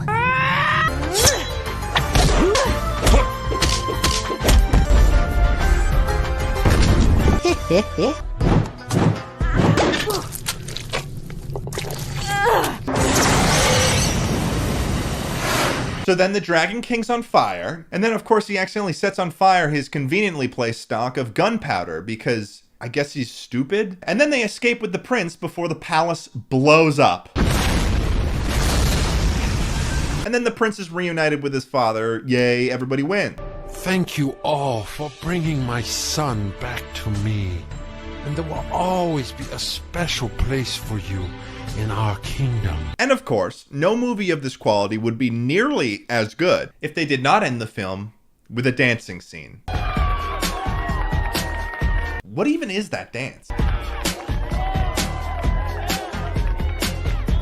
So yeah, that was The Prodigy. Before we move on to the next knockoff, this video is sponsored by Honey. Have you ever been online shopping and at checkout you scoured through Reddit posts and those sketchy websites to try to find a discount code that worked, but like 90% of the time they just didn't work? Honey gets rid of that entire process. Honey is the free online shopping tool that helps you find promo codes and adds them to your cart. Let's say you're shopping on some website like Old Navy. I'm choosing Old Navy because like half of my shirts are from Old Navy and I don't know why. So I'm buying a bunch of t-shirts on Old Navy, specifically this Nacho Problem t-shirt that I'm pretty excited about. When you check out, this little box drops down and all you have to do is just apply the coupons. And then it just scans the entire internet for promo codes. Right here, it's saving me around $20. And then bada bing, you save some money. Look at you go. It's pretty cool that Honey is sponsoring this video because this is literally a tool that I've already been using for like 6 months. It just finds discount codes that you just wouldn't have known about otherwise. Honey has saved its members over $2 billion in savings, and it supports over 30,000 stores online. There is literally no reason not to get Honey. It just saves you money. It's free, it installs in 2 clicks, and you can get it at joinhoney.com/Ted. That's right, baby, joinhoney.com/Ted. Thanks in advance for checking it out. It's actually a helpful tool, and thank you to Honey for sponsoring this video. The Adventures of Panda Warrior. What a film this is. It's good. This film is incredibly different from the previous Kung Fu Panda knockoff, and yet still definitely a Kung Fu Panda knockoff. They're getting smarter, you see. They're sneaky. They're little ninjas. I'd like to point out that this movie has a surprisingly high-tier cast of voice actors. And there's a level of comedy and how that does literally nothing to prevent the film from being god-awful. You've got Rob Schneider, who was on SNL in the 70s and has a host of some pretty popular movies. His IMDb list is huge. You've got Haley Duff, older sister of Hilary Duff, also known as Lizzie McGuire. You've even got Tom Kenny, the voice of SpongeBob SquarePants. How did he get wrapped up in this? The movie starts in ancient China, which should be expected of any respectable Kung Fu Panda knockoff. In the time of the warlords, battles rage. However, it very much so does not stay that way, like at all. One of the first things that you notice about the animation quality of this film, it's almost too smooth. I think that the way that they animated a lot of this was that they had people in tracking suits moving around. There's just some sort of uncanny valley watching the way that they move around. Essentially, we've got this main character who's a human named Patrick. Also, Patrick? In ancient China. There's a whole lot of war going on, and Patrick isn't really into that. But he's enlisted in the army, and he's basically getting the shit kicked out of him. Captain, sir. No, I wasn't really sleeping. I was just closing my eyes so that I could gain more insight. So he starts arguing that people should be able to live peacefully to the general of the army. Why must we fight each other? If we can live together in harmony, then there's no reason to fight. We can live in peace. Not true. There is no peace here. Peace doesn't exist. The world as we know it is hard. You're wrong. There is a place without any war. A peaceful place where people live in harmony. And it's called Maryland. Maryland? Maryland. I'm surprised that they just didn't kill him on the spot. That is the stupidest name for a place I have ever heard. That's like a guy in the military arguing to his peers that Candyland exists. Are you kidding me? And later on, he's just talking about how, like, Maryland is real and talking to his dead grandpa. And he's got this necklace that his grandpa gave him. Grandpa, I'll prove that Maryland really does exist. And then they get ambushed by like an army of angry bulls. Hurry, men! Go! The enemy is near! Get ready! So he runs away, and then he falls off a cliff, and then his necklace activates, and then there's a talking pig. Because you guessed it, he's in Maryland, baby. Essentially what happens is Patrick is transported to Maryland, and in the process of doing that, he is also turned into a panda. Do not ask me why he turned into a panda, because I do not know. Maryland is probably the most ridiculous rendition of any reality I've ever seen. None of it makes sense. He's a little baby boy, so he's freaking out about how he's a panda now, and he's in this weird place. Ah! What a weird dream! Where'd I get these mittens? Ah! And what's with this black and white fursuit? Don't tell me I really turned into a panda! Get a grip, man. So then he starts talking to this supporting character named Peggy Skyflyer, who is the worst character that has ever been written. She is the worst. She's a pig, but look at this. Look at her ears. I don't even know if they are ears. There's no ear canal. They are literally like tendrils coming out of her head. Like, why would you design a character this way? It's horrendous. And they flop around like giant meaty triangles. It is distractingly off-putting. And to make matters worse, as if they could get any worse, is that the way that this pig flies is that she propels herself by fucking turning herself into a toot rocket. Okay. And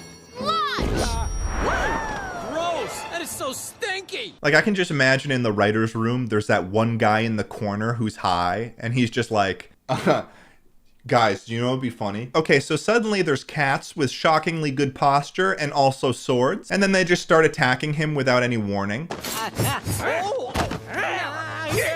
So Fart Machine comes in and saves him. And then she gives him this whole thing about how the cats are being mind controlled by the evil master. And shit ain't doing as well in Maryland as stupid Patrick thought, because you know why? War never changes. Patrick decides to start following Peggy around because he's a scared little idiot, and they end up fighting a giant spider, which Peggy defeats with a fart.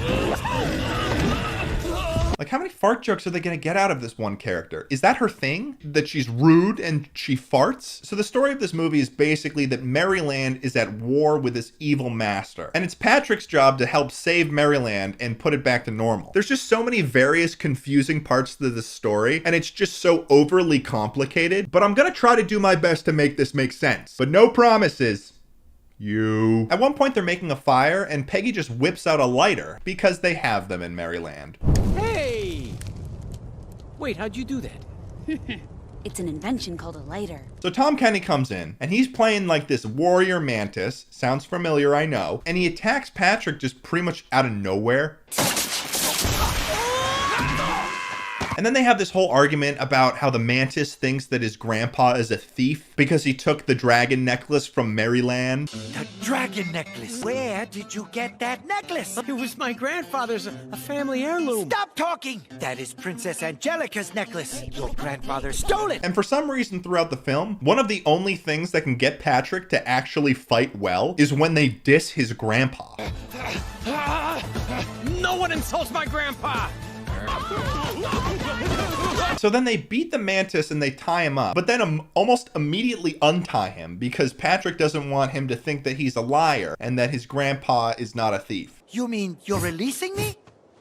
You know nothing about my grandpa. Even though the mantis literally just attacked them. So next up they arrive in the onion town that's filled with these things that are like onion dogs that make these weird crying bark sounds. And they're getting attacked by like an evil tree stump that shoots fire.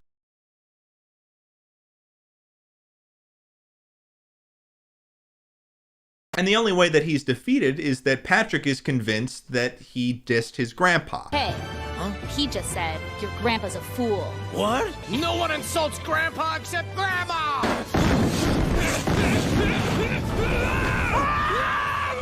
I sound insane talking about this film. This sounds ridiculous. So then it turns out Mr. Tree Stump Man's under mind control, and they want to get him out of it. And all of a sudden, a fucking sentient ginseng root comes out of nowhere. Allow me to help you. Wow. Are you the legendary Maestro Ginseng? His name is Jimmy Ginseng, by the way, and he plays a song and cures the tree stump of the mind control.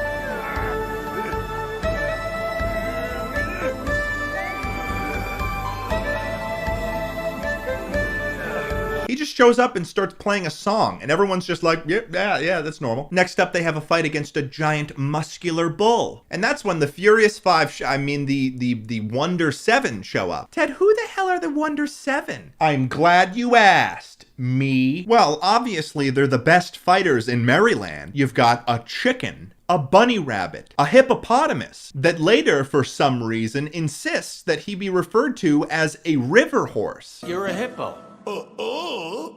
No, I'm not. I am a river horse. A fashionable goat, a mad scientist monkey, and my personal favorite, a beagle. With nunchucks. We basically learn that these guys are in a resistance against the evil master, and they go to meet their leader, played by Norm Macdonald. And there's also a random old man turtle that has a human nose.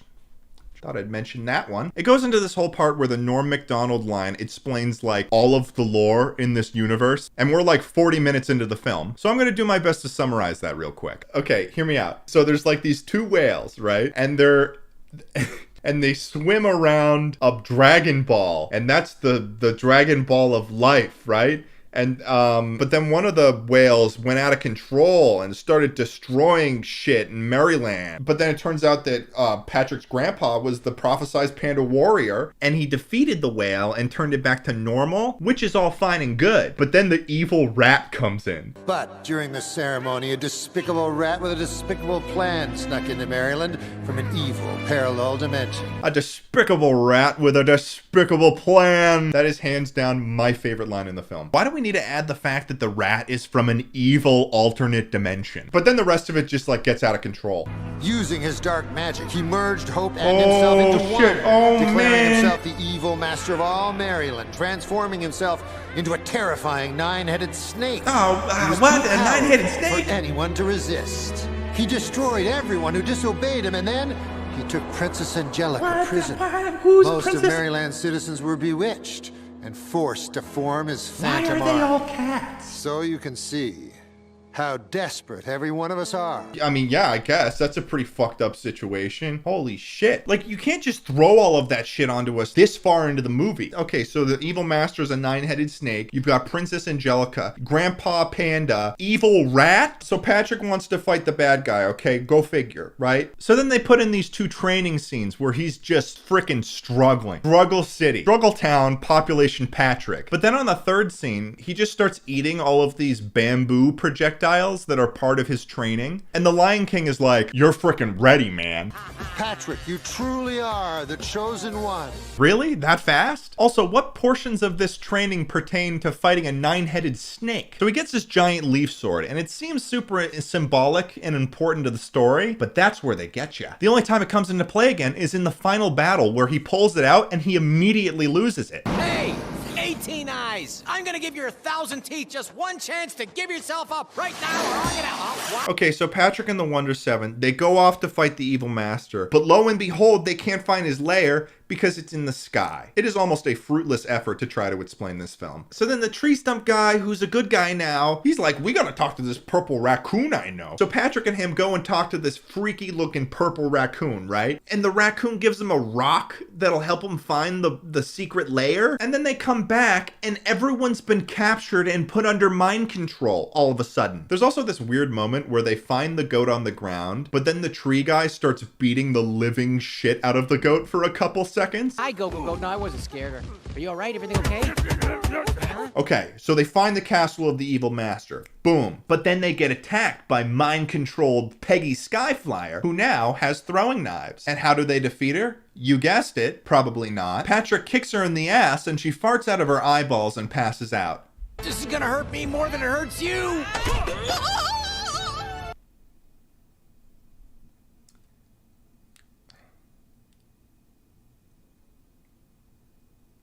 Like, what the fuck? So they enter the lair, but then they get captured by their friends who are also mind-controlled, and then they get brought to the muscular bull guy, but then all of a sudden this happens. Are you trying to rebel? No, not rebel. Return! Huh? Wait, but I thought that you were bewitched. Well, you thought wrong, didn't you, Crusher? Let's get you back to your old self. Patrick, grab the bull by the horns! Ha ha!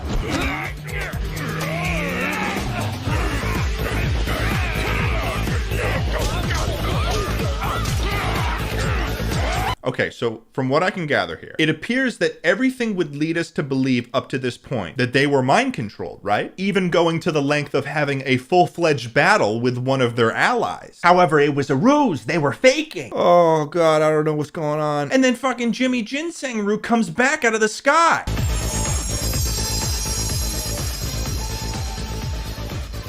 How are you? And he turns the bull into a good guy. And now the bull guy's on their side and he gets him into the lair too. And then they find the princess person, right? And they're like, oh, we're gonna save you from the 9-headed snake. Oh, but oh boy, man, you're gonna be pissed. It was a ruse again. Because it's the snake disguised as the princess.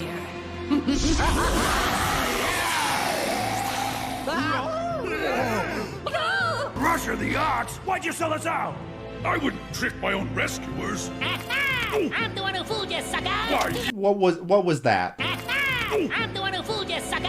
I don't know that character. It's a bug that comes in and says a line to imply that they've been fooled by him, but it doesn't explain who that character is, and he never shows up before or after in the film. It remains a mystery to me who that character was. So then they fight the 9-headed snake, right? It shoots out a different element in each head because, I don't know. And also one of the mouths shoots arrows out of it because why not?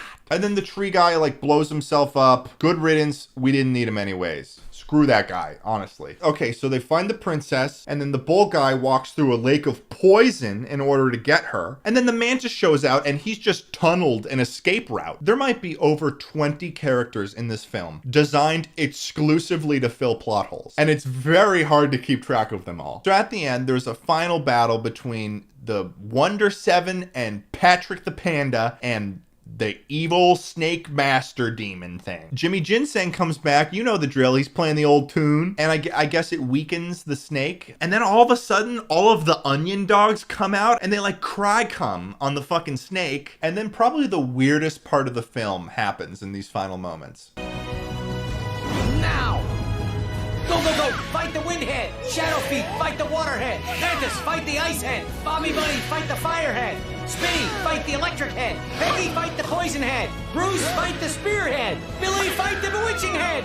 I'll take the main head! Where did that even come from? Why did it turn into an anime all of a sudden? And then they all attack at the same time, and then he gets defeated, and then the rat crawls out of the snake's mouth and like runs away, and so they win. But not without a dancing scene. This is hope. This is love. And then the movie ends, which begs the question, is Patrick just stuck there? Does he just never go home? He's trapped in a horrifically strange nightmare land where nothing makes sense and all of the people are rude. That's horrifying. I think that this movie is probably worse than The Prodigy in particular because there was more on the line for this movie than The Prodigy. It's definitely clear that the animation is done by more than 4 people, and they had enough of a budget to get C, B, or even A-list voice actors in the case of Tom Kenny. So to come out with a movie that is just so incredibly confusing, has so many writing problems, and just looks so bad is so embarrassing. So those were Kung Fu Panda knockoffs. I hope you enjoyed them. I didn't. I had to watch each of those movies at least 5 times. Make sure to subscribe to the channel if you like this video, and if you want to tell me what you thought, comment below, baby. Follow me on Instagram, follow me on Twitter, and keep it radical, my guy.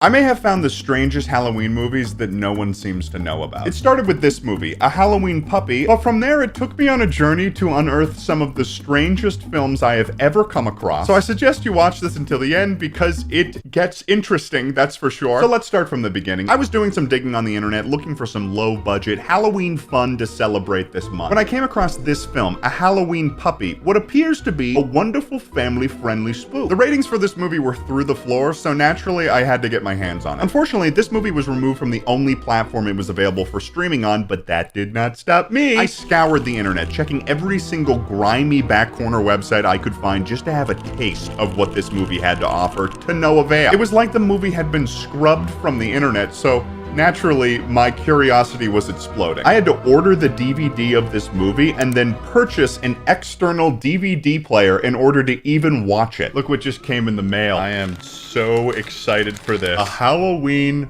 Puppy. Look at that cover art. That is beautiful. Wow. That's something else. So let's read the synopsis of the film. A boy accidentally turns his mom's boyfriend into a dog. Oh, well now I gotta see this. And is this movie as bad as the ratings suggest? Yes. Yes, it is. The movie starts off incredibly promising with an animated intro of ghouls and goblins, making you think, hey, this movie's gonna be pretty spooky. It's gonna have all of those things. It seems like for the intro, they forgot it was not just about Halloween, but a Halloween puppy, because suddenly stock photos of puppies start appearing as if they were an afterthought in the intro sequence. It also might be important to note that none of the puppies shown in the intro are ever the same type of breed of dog as the one that's on the poster of the movie, which is the only dog featured or ever seen in the movie. The film establishes the story taking place probably in the greater Los Angeles area in what looks like a $10 million mansion, and then immediately cuts to this incredibly long shot from the perspective of someone walking down a hallway. This is intended to be spooky, but it goes on so long that it seems like that they forgot that they were filming. And cut. Sammy, cut. Cut. Cut! Whoa, what? Sammy, I called cut. What the fuck are you doing? Oh, sorry. I was thinking about the Eiffel Tower. Like, why don't they just call it French Tower? Wait, hold on. Let me see that shot first. We might have something here, son. We're then introduced to 2 of the main characters, Adam and his mom, Linda, who works as a veterinarian. She's coming home from work, and her idea of greeting her son is to tell him that a monitor lizard swallowed a chew toy at work, and then gives him that chew toy as a bit, and he acts like that's the best joke that he's ever heard. I thought my son could appreciate a fully chewed chew toy. That's just gross. Why would he want that? Adam's main character trait is that he's obsessed with Halloween, to the point where he acts like this. Oh, by the way, can I have a Halloween movie night? Please. What? How old is this kid? He's got to be 17 years old in this movie. Why is he doing a little kid beg to his mom to have a Halloween movie night? That's a little strange. So then Adam goes to sleep, and then...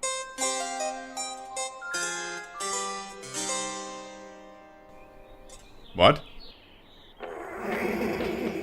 Where did the budget for the title cards in this film go? They spend all that money on the intro? So the next day, it's Adam talking to his mom about how he doesn't want to go to college, with Adam making reference to the literal mansion that they live in as a fallback option, I guess. Besides, look at this house. We live like kings. And then his mom gives the weirdest explanation for why they're living in this mansion. No, we live like people who got a great deal on a short-term rental because a formerly sick Pekingese had a very grateful owner who also just happened to be a real estate agent. That sounds less like a real reason and more like an alibi. Linda, what happened to the previous owners? What did you do to them, Linda? They spend time talking about one of the central plots of the movie, which is Linda's boyfriend, Ted, being very predictable, and Linda feels as though she's in a cycle where every time they hang out, they're just doing the same thing and their relationship is going nowhere. This whole conversation happens when they are this close to each other. That is like 2 feet. If my mom got that close to me in a conversation, I would be like,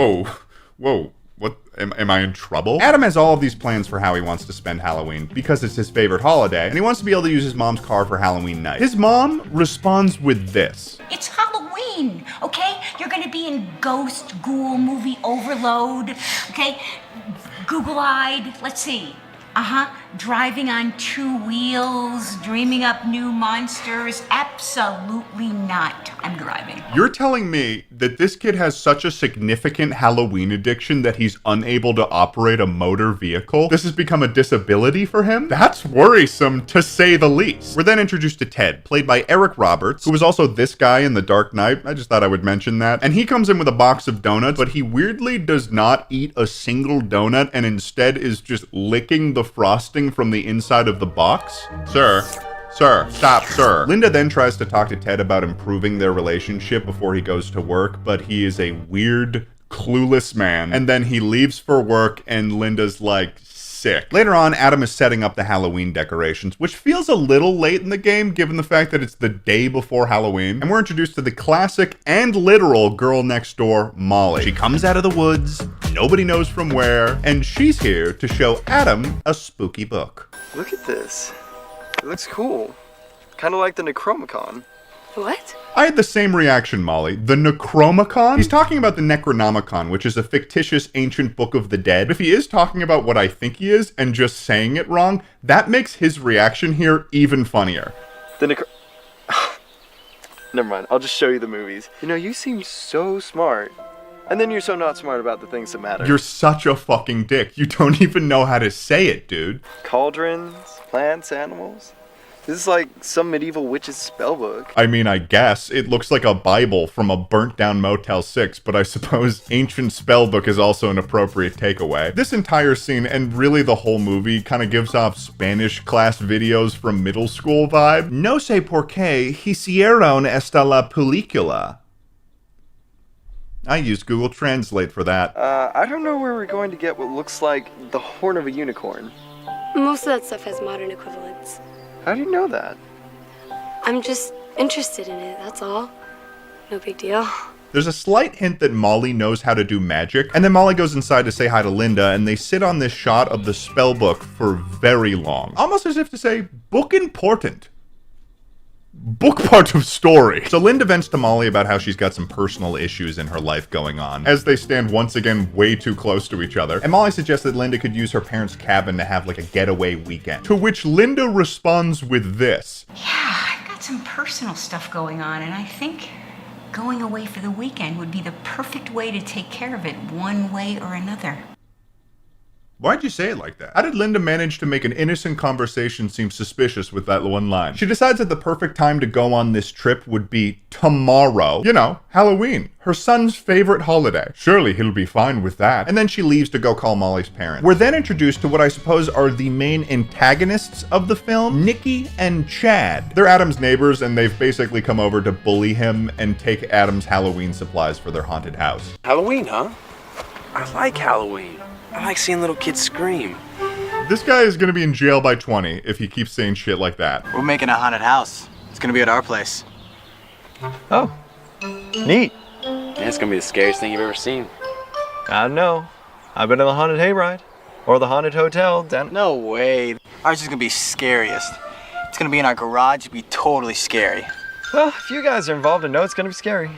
Yeah. This is a really weird conversation. It's like half bullying and half small talk. What is happening here? It seems like Adam is less intimidated by them as he is uncomfortable around them. Also, everybody in this movie refers to these two as the twins, and they all say it in the same exact tone. Oh no. The twins. Oh, the twins. What are these guys, like Tweedledee and Tweedledum? Linda comes outside and tries to stop them from stealing from them, but then they just ignore her completely and steal the box. Also, that box has to be like 10 pounds. Why are they carrying it together? So later on, Linda fills in Adam with her plan to go to this cabin with Ted the next day, and weirdly asks Adam to come with her. You know, on Halloween. And by now you mean in November, right? Not on Halloween, my favorite day of the year. What a terrible mom. Also, why does Adam even need to be there? He's not involved in their relationship problem. And she gives the strangest justification for doing it on a whim. Okay, look, I know it's a really big day for you, but I'll make it up to you, Adam. I mean, you are man enough to know that you have to, take care of things come like on this now. right away. Adam eventually agrees and then proceeds to complain to Molly about it, who ends up also agreeing to come on the trip. And then Adam goes on another tangent about how much he likes Halloween. I like going to Mr. Flyswatter's haunted garage and seeing what new creatures he's dreamed up this season. I like watching as many horror movies as I can on 3 separate screens while eating piles of candy pretending that it's human flesh. He wants to eat candy and pretend that it's flesh? You know what they give out around this neighborhood? Whole candy bars, not just those little ones. He's trick-or-treating at 17? What is his problem? This kid needs to get some help because he is showing the telltale signs of a physical addiction to Halloween. Imagine if he did this for every holiday. He would be the weirdest person to be around. What is going on, fellow high schooler Trent? Hey, what's up, man? You excited for Christmas break? Yeah, Trent. My dad just bought a 45 and spikes for the fireplace. We're gonna get him for sure this year. Huh, okay. Brent, are you and your dad gonna try to kill Santa Claus? And there's Santa, and there's Mrs. Claus, and there's the elves. Oh, there's the elves, all right. The elves are coming, they're coming, aren't they? And they're gonna... Hey, Trent, what is wrong with him? Oh, it's just crazy Adam. He gets a little bit too much into the holiday spirit. Did somebody say spirits? I love Halloween. Wait, what? Shit, what do you mean? So Linda convinces Ted to come to the cabin that weekend, and he agrees but says he has to show up after he's picked up his car from the mechanic. And that night, in order to cheer Adam up, Molly has Adam join her in trying to perform a spell from the Motel 6 Bible that she found. They perform a spell in which they say, Ted, Klaatu, Barada, Nikto. Which is just a famous line from The Day the Earth Stood Still, and also not Latin, which she said the book was written in. The spell does nothing at first, but then Ted comes along, asks them what they're up to, and when they respond, he says, Neato! Which incidentally causes the spell to activate as displayed by this very high budget VFX and sends a yellow orb into Ted's face, causing him to become tired and go to sleep. It's also abundantly clear that they shot Eric Roberts' scenes during the day and then attempted to color correct to try to make it look like it was still night. Oh, we're doing this again. Okay. The next day, Adam comes downstairs and discovers with Linda a dog that has appeared in their house. So that dog is Ted, who has been turned into a dog by the magic, and you can also hear his thoughts. Linda! Oh, hi. Sorry I fell asleep on the couch. I don't know what happened. So obviously, this is where the title of the movie gets its name. I'm a puppy? Oh!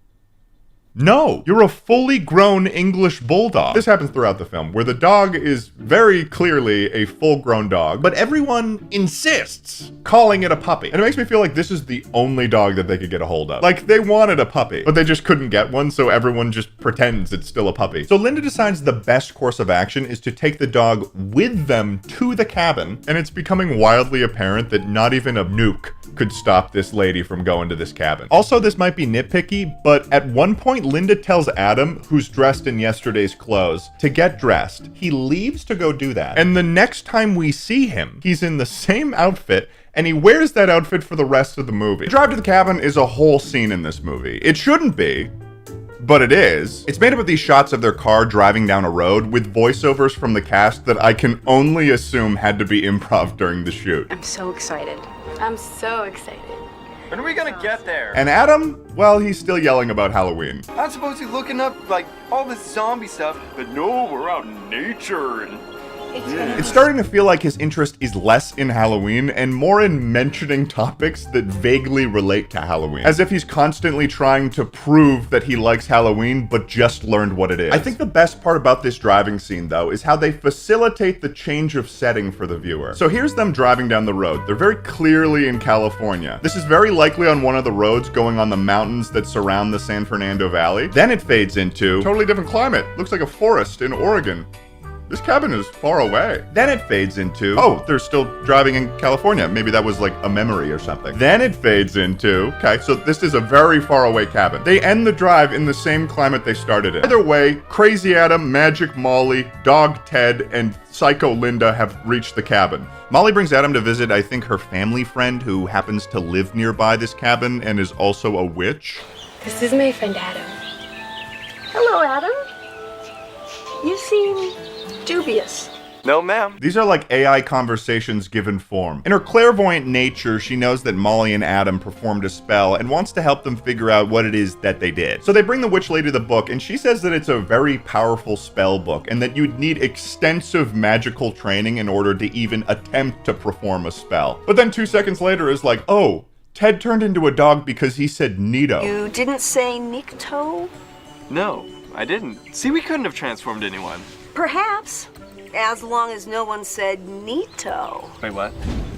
Nito! My favorite part of this scene, though, is when she mentions the significance of the spell being done on Halloween, and Adam responds this way. So, if I had done the spell on St. Patty's Day, I'd have a pot of gold right now. Come on, man. The whole time you've been obsessed with the holiday, but the moment someone else places significance on it, he's like, I don't understand why this would be a big deal. You're telling me that we turned my mom's boyfriend into a Halloween puppy? Oh, I'm so grounded. He said the thing. That's the title of the movie. Is that what we're doing now? Just placing the name of the holiday in front of things that happen close to them? It turns out the solution is that they have to say the spell backwards at the place that it was cast in order for Ted to turn back into a human again, which is just like the undo button of spell books, I guess. As they're leaving, though, Adam asks the witch for proof that she's a witch so he knows that he can trust her, and she does this.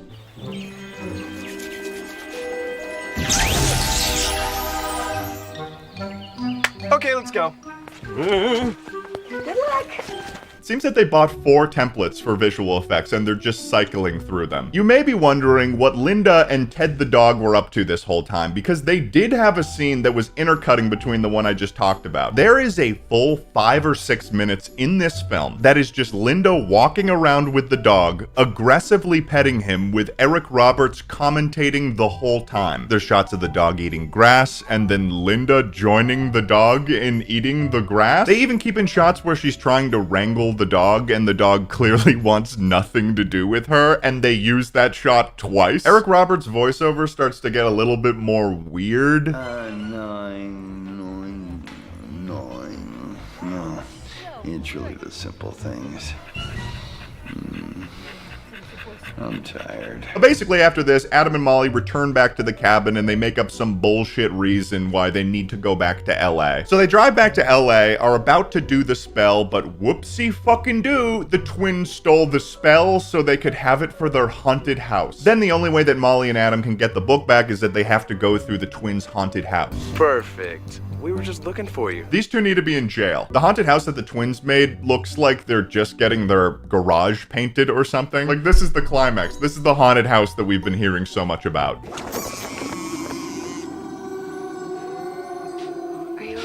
I'm starting to think that Adam doesn't actually like Halloween if that is something that Molly needed to check in with him about. He's getting scared when a prop bat the size of a baseball falls in front of him. So they finally reach where the book is and they get ambushed by the twins. So we're just like, we're gonna beat you up. That's the entirety of our plan here. Oh, listen to you, big boy. So here's what you're gonna do.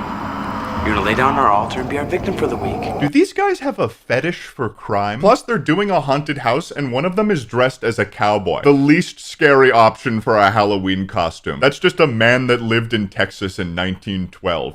Yeah, we're gonna kill you over and over again all night and spray you with fake blood and guts and stuff. What's going on here? What's happening? Either way, in the craziest twist of events in this movie, Molly decides in this moment to reveal the fact that she can use magic. She does like a Naruto jutsu and then creates another yellow orb and scares the twins away. I'm starting to think that the only magic that people can use in this universe comes in the form of yellow orbs. In the end, Molly and Adam reverse the spell, Ted turns back into a human, makes up with Linda and promises to improve their relationship. The twins apologize for being criminals, and finally, Adam and Molly get a Halloween smooch. Terrible movie. But that's not where my story ends. So I initially thought I might want to do a double feature presentation for this video where I find another terrible Halloween movie. So I started looking at the suggested movies that were from the same director. I found this movie called 666 Teen Warlock. I was like, yes, this seems like it's gonna be incredible. But this is when my search for low budget Halloween movies took an interesting turn. Here's the synopsis of the film. A witch informs a teen that he'll become a warlock on his 18th birthday. Okay, very cool premise. Sounds like it's gonna be maybe a Harry Potter or Percy Jackson type scenario. All right. The intro to this movie is also wild.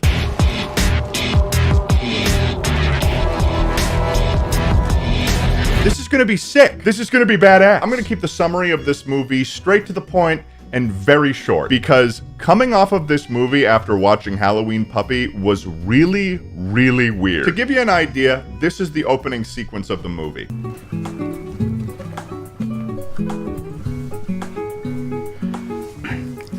Hey Candace, I'm Larry. I go to this school too. Is Candace long for candy? Because you look good enough to eat. Okay, this kind of sets the vibe of the entire film. So basically, it's about this kid Larry who's visited by this witch who tells him he's now the gatekeeper of the world and has to stop an evil demon named Kevin from taking over the world and killing him. This one is also shot in a mansion, but this time the justification for them being there is that it's a private school. So you're still in high school. Ugh, great. It's a private school. But they made zero effort to change the hallways and rooms to appear as anything more than just someone's house. I started noticing in this movie an increase in men taking off their shirt, or just having situations that they cannot find their shirt. There's a guy whose whole character arc is he just can't find his shirt. Hey, did you guys find a shirt for me yet? Guess not. I'm so confused. I just came down here to get a shirt. He just can't find his fucking shirt. By the end of the movie, not a single man is wearing a shirt, and they have seemingly no intention to put one on. There's also the headmaster of the private school who at one point goes on this, like, misogynistic rant. As a young man like you can be taught, improved. But the same can't be said for the opposite sex. They're, mischievous creatures, illogical, and they don't listen to authority. There's Kevin the demon that the main character is fighting, and you can tell he's a demon because he's got a big-ass fucking horn in the center of his forehead. And the only real power that the character uses in this film is the ability to command people to do what he wants them to do with his mind.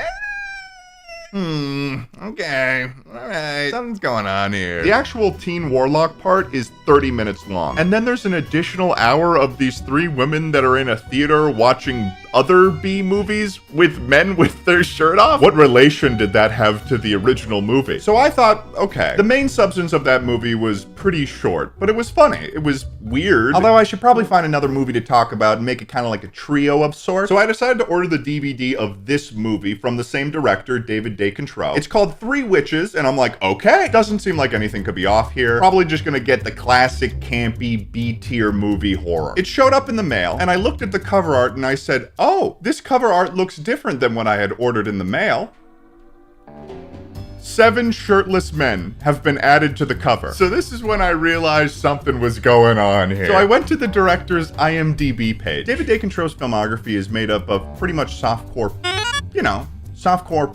I'm not gonna say it because I don't want to get demonetized, so for this reason, I'm gonna refer to it as lightly creamed corn. A lot of his movies are lightly creamed corn. However, in the marketing for these movies, they don't really say that that's what you're getting. The posters, the log lines, everything makes it appear as if you're gonna see a classic horror B movie. I didn't realize until I was actually watching them that they were not totally that thing. Then when I looked at David's earlier work, it started to make a lot of sense. Wicked Stepbrother, Frankenqueen, Nightmare Mansion, Boy Crazies, Bigfoot Island, Voodoo Academy. Are you noticing a trend here? But nothing would prepare me for the monster of a title that is Bigfoot versus D.B. Cooper. Oh my god. There's no way this could be lightly creamed corn, could it? This is a screenshot from the movie. Great. Which is a shame because seeing a mysterious man that hijacked an airplane in the 1970s go toe-to-toe with Bigfoot is a concept I would pay blockbuster money to see. There's also an implication in the title that they're of the same power level, like this is a match that we've been waiting years to see. When did they become rivals? Was it before or after D.B. Cooper hijacked the plane? Did Bigfoot have a flight to catch and D.B. Cooper ruined his holiday plans? Bigfoot goes toe-to-toe with his ultimate rival, the guy that stole a plane, causing him to miss Thanksgiving dinner with his dear mother,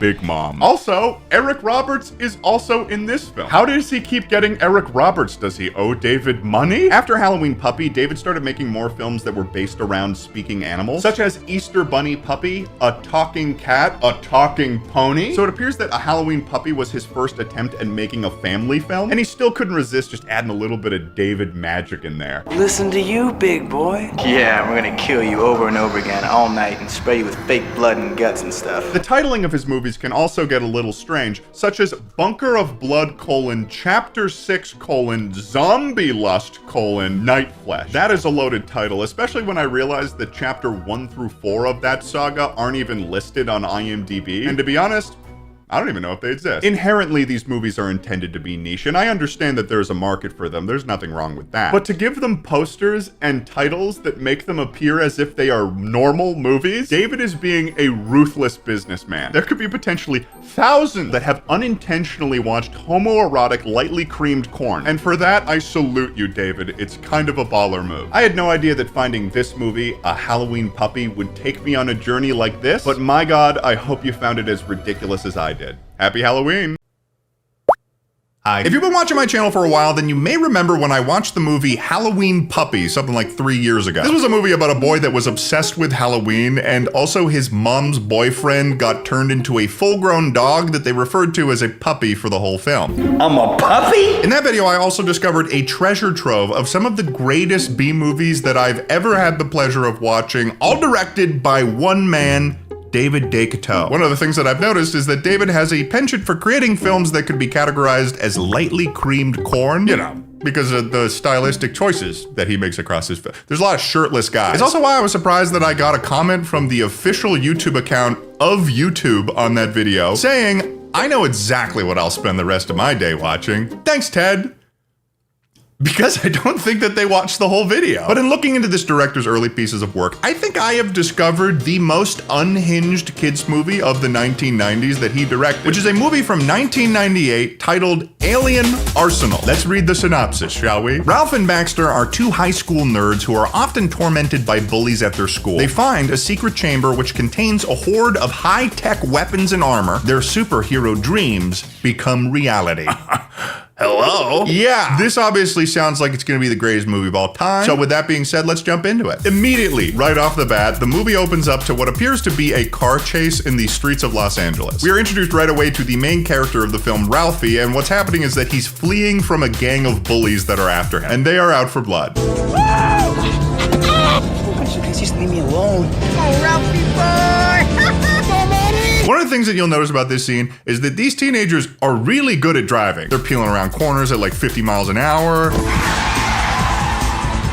Ralphie spins out his car randomly in like the middle of the street, and then he begins to drive backwards and then does another crazy driving maneuver to right himself and keeps going. He's driving like James Bond. Like this looks like a Red Bull YouTube video. What's great is the clear cuts back and forth between the professional stunt drivers in the outdoor scenes to the actors in the stationary vehicle with just a blue screen behind them and no indication of movement. Like, where are these boys driving? The sky? Are they driving to Hogwarts?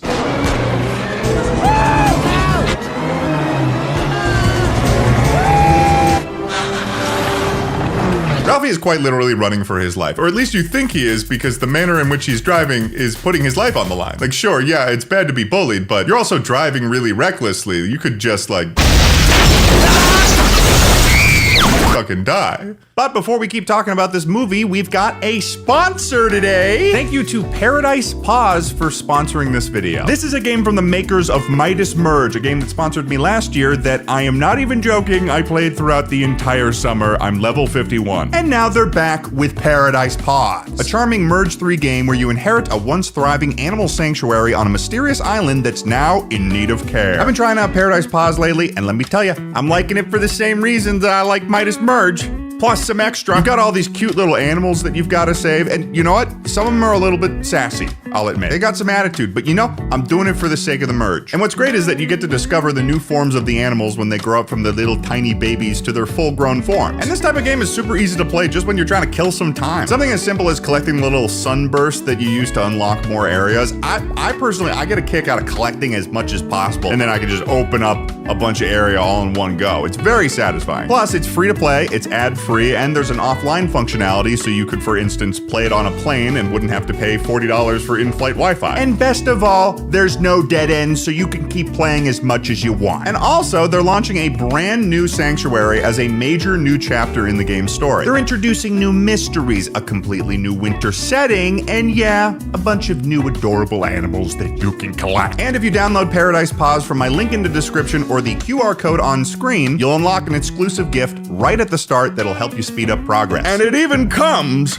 with my name. It's bad for the ego, but good for you. So go check out Paradise Paws through my link. It's a fun style of game, and I'm sure you're gonna like it. Now let's get back to the video. Now, to be clear, there are two ways that you can look at this movie. One is obviously through the lens that I can't ignore, which is as an adult commentary YouTuber. These kids are too good at driving for me. They are hitting way too many quick time events for this to be realistic. But the other way that I will try to tap into throughout this movie is the kid mode. Specifically the late 90s kid mode. Gushers commercials, respect the pouch, you know what I'm talking about. Moon boots will let me dunk like in the NBA. Playing with the early 90s Ninja Turtle action figure hand-me-downs from my friend's older brother type wonder, capiche? And if I'm to tap into kid mode, visual meter, this shit was sick. If I'm watching this when I'm like 10, it's telling me in just 6 short years, I'm gonna be driving like this?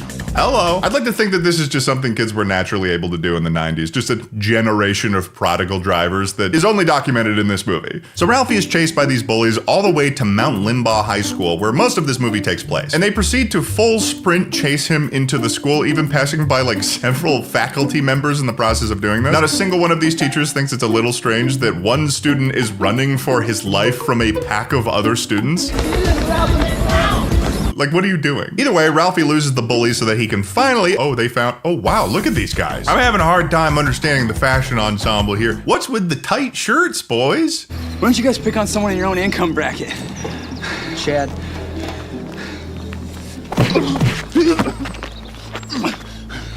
Bet you're real sorry you opened your mouth, huh? Don't call us rich. It makes us insecure, Ralphie. So these are some of Ralphie's bullies. We've got Monty, Chad, and Lance. They pretty much just threaten Ralphie. It doesn't seem like they really want anything from him, which makes the car chase confusing, but Ralphie says, man, I hate those preppy buttheads. Preppy? Those outfits don't look they're more aerodynamic, if anything. They look like they just came from a lodge after skiing, but it was too hot, so they had to take their jackets off. They certainly don't look like what preppy is in the 90s. They look like backup dancers for Britney Spears. Later on, one of the things that we learn about Ralphie is that he's very into comic books and superheroes. So much so that he is caught by one of his teachers drawing in class. Ralph! Ralph! Also, just as a sidebar, this scene is one of the moments that I just enjoy from the perspective of seeing how aesthetics have changed in movies over time. Like, every shot in this scene could not be placed in any other decade than the 1990s. They've pumped so much haze into this room that it looks like they should be evacuating the school, but they're breathing that shit in. Many of the shots are filmed at this funky canted angle like we're watching MTV. It looks like they're living in like a Spanish textbook, if that makes sense. Either way, after class, Ralph and his best friend Baxter are lamenting over the fact that they have to go to their next class that they signed up for, which is Introduction to Manual Labor. We've got our Introduction to Manual Labor class next. We have to go down to the basement and help the construction guys dig up the new teacher's lounge. Which is a crazy concept for a class at a public school. Maybe at a trade school that would make sense. But in this scenario, we're implying that there's a workaround for basically the local government to acquire child labor from their students. So why did you take the class? What? You don't believe a woman's capable of manual labor? Why is it that every time I get under your skin a little, you bring up the whole women's rights issue? What do you mean? That's a crazy thing to say. Way to play the women card, Baxter. Ralph and Baxter also talk about Ralphie's crush, Felicia Sinclair. She's the head of the cheerleader squad, but more notably, she is dating another bully of Ralph's, Flash Gunderson, which is a perfect bully name, 0 notes. My favorite thing about Flash is that his branding is on point because he wears a lightning bolt on his chest. Does he think that people are gonna forget his name if he doesn't wear like a symbol representing it on his chest? Flash sees Ralph looking at his girlfriend and he does some classic bullying. He gives some very grotesque threats. Next time, I'm gonna rip off your head and spit down your neck. That's nasty, dude. Just say you'll kill him. But through this exchange, Baxter and Ralph end up late for their manual labor class, which is taught by a very fun character, Mr. Lip Kiss. Now I want to start seeing some serious sweat and blood around here. Hold it right there. He's got this militaristic drill sergeant personality, which obviously fits very well into the nature of the class that they're in. What do we have here? A couple of AWOLs? Not on my watch, no sir. And again, that's what's so awesome about this movie and why I kind of like it despite its many faults. Because a lot of the actors in the grand scheme of things do a great job. Like, he is nailing this part. Unfortunately, none of their excuses for why they're late are enough for Mr. Lipkiss. So Baxter and Ralph are punished by being forced to polish the walls of the area that they're actively excavating with toothbrushes. There's not even drywall on there. Why are they polishing structural brick? But in the process of toothbrushing the wall, they discover it's a little bit loose. So in a fit of curiosity, they pull the entire wall apart and they discover a secret door. Not the Barbie kind. An alien door. I do not think this is a good idea. Take a Xanax, okay, Ralph? Damn, she hit him at the prescription level. That's crazy. So Baxter opens the door and it is revealed to be the highly technological marvel that is the Alien Arsenal Vault. That's really impressive. The lights came on when you stepped in there. Did we need to explain that? We just watched it happen. So Baxter and Ralphie are exploring this alien vault, and I'm watching this, and I can't help but point out, they clearly spent a good amount of money on this movie. It's shot well, it's lit pretty well, there's extras everywhere. This isn't a student film. And the main central point of this movie is the alien arsenal. Spoiler alert. Sorry, guys. Whoa. Whoa.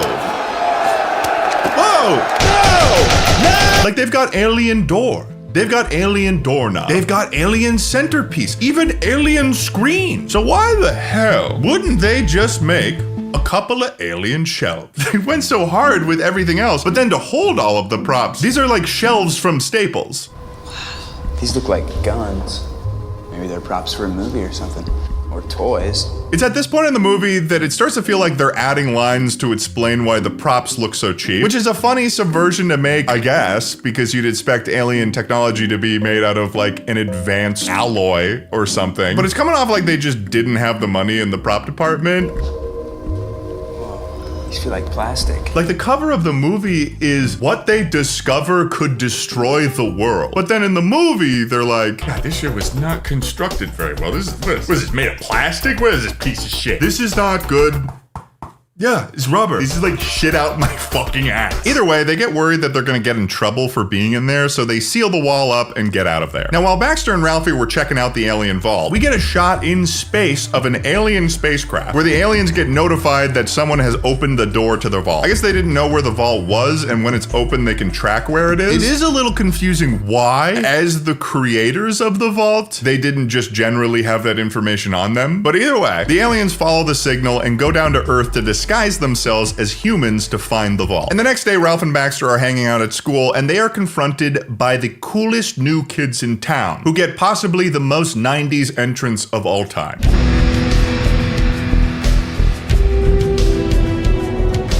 Whoa, what's up with the new kids?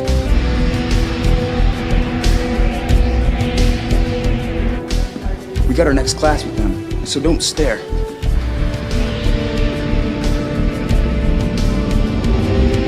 Continues to stare at them the entirety of the time they walk by. So it appears that the aliens have managed to disguise themselves as new students from out of town at their school and managed to enroll in class in like 24 hours. This is also one of my favorite things about when a movie has an alien comes to Earth in disguise trope, because they manage to do all of the hard stuff like creating a perfect representation of human anatomy. But when it comes to like not making them fully stand out with their fashion, they're like, we just don't know how people dress. This seems like an anti-European movie. Any of the clear antagonists in this movie are dressed like they're coming back from Paris Fashion Week. But of course, Baxter has a totally level response to these new classmates. God, it's like looking at another fucking race or something. Whoa! Baxter, what the hell? Okay, first of all, crazy to call them a different race because they are, at this point, at worst, coming off as socially awkward. Like, we know they're aliens, but Baxter doesn't know that. So that's a low bar to be dropping that line. Also, Baxter drops an F-bomb in this line. Like looking at another fucking race or something. So now I'm unsure if this is even a kid's movie. They for sure weren't dropping F-bombs on Nickelodeon, I think. I think this is the only time that someone swears in this movie, too. At other points in the movie, they're saying, like, butthead. Man, I hate those preppy buttheads. Saw you, butthead. And it has to be the line where Baxter's like, seems like a different fucking race or something. That's crazy. Later on, Baxter and Ralph decide that their best plan of action for the alien arsenal is to sneak back into the school with duffel bags and basically just grab everything that's in the vault. Why are they straight up looting this mystery room? There's no clear reason for doing this. Ralphie honestly frames this like taking all of the weapons is going to free them of worry. Let's just get what we can into our lockers and be done with it. Why is taking everything from the vault getting you out of a situation? They could have just ignored their existence and been fine. But they're like, just gotta take everything. We just gotta take everything. I'm sorry. Also, hiding a duffel bag full of guns in your locker at school? Just inherently insane. While Baxter's taking her duffel bag to her locker, she runs into one of Ralph's bullies, Chad. Hey, baby doll. Chad decides this is a good time to start flirting with Baxter, but he does this by kind of like, he's like flirting with her, but bullying her at the same time. What do we have here? Oh, that's just some stuff I had sitting around in my locker. Let's take a look and see. Hey, baby, how you doing? Cool, cool. Now let me see what's in your bag. You have a bag full of toys in your locker? Yeah, it's just a bag full of toys. That's me. I'm a big, fat baby goo-goo. I think that Baxter is projecting here. Because normally, I would let this line pass. I wouldn't think anything of it. If Baxter did not have a giant fucking photo of a baby in her locker. She wants to be a big goo-goo gaga baby. That's a weird piece of lore. Why does she want that? Chad points one of the guns at her, assuming it's like a squirt gun or something. Then when he shoots it, the gun fires backwards into his face because it's an alien gun. And then he's caught in this crazy swirling portal and disappears. It's kind of scary, honestly.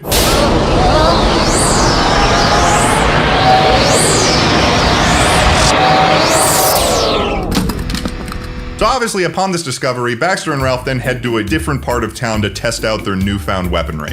Man, you should have seen what happened to Chad. It was awesome. Well, not the part about him getting all shot up and stuff, but the rest of it. What part are you talking about then? Because that was like the whole thing. The part where he disappeared into the portal of unimaginable horror? That was the whole event. Ralphie is reasonably like, okay, Baxter, that's fucked up. Someone is dead now. But then Baxter shows him her belief that she thinks it's actually a teleportation device of some sort by making a trash can disappear. So now they're totally comfortable with playing with the rest of the weapons. It doesn't weigh a lot. Obviously, since the prop guns aren't the best and they're implying it in the writing, we have to properly set expectations here for the testing of the weapons. Like when you're implying that something is flimsy and plastic, that's probably preparing the audience for the, oh my God! Oh. Yeah, so that's where the prop budget went. That's why they don't have good props, is because they spent all their money on stunt drivers and pyrotechnics. I hate to say this, but this is incredibly freaking cool. They also discover these pairs of gloves that let them transform into PUBG characters with level 3 helmets. But again, they just cannot help shitting on the props. I feel really stupid in this outfit. Just don't mention it. They just created an explosion that people would hear for miles. But of course, it's not the police who come to check this out. It's the troublesome triplets, aka the aliens.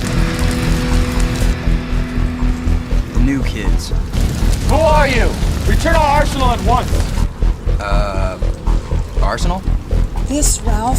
So yeah, the aliens start shooting at Ralph and Baxter while they run away. It becomes abundantly clear after each contiguous explosion why they did not have a budget prop for this movie. Now at this point, Baxter and Ralph have totally switched positions on the whole alien guns thing. Ralph was at first hesitant because one of their classmates disappeared into an alien portal, but once he kind of felt like a superhero with the weapons, he's like, well, that's a different story. Baxter's like, we have to go to the police. We almost just died. We have to take this to the police or something.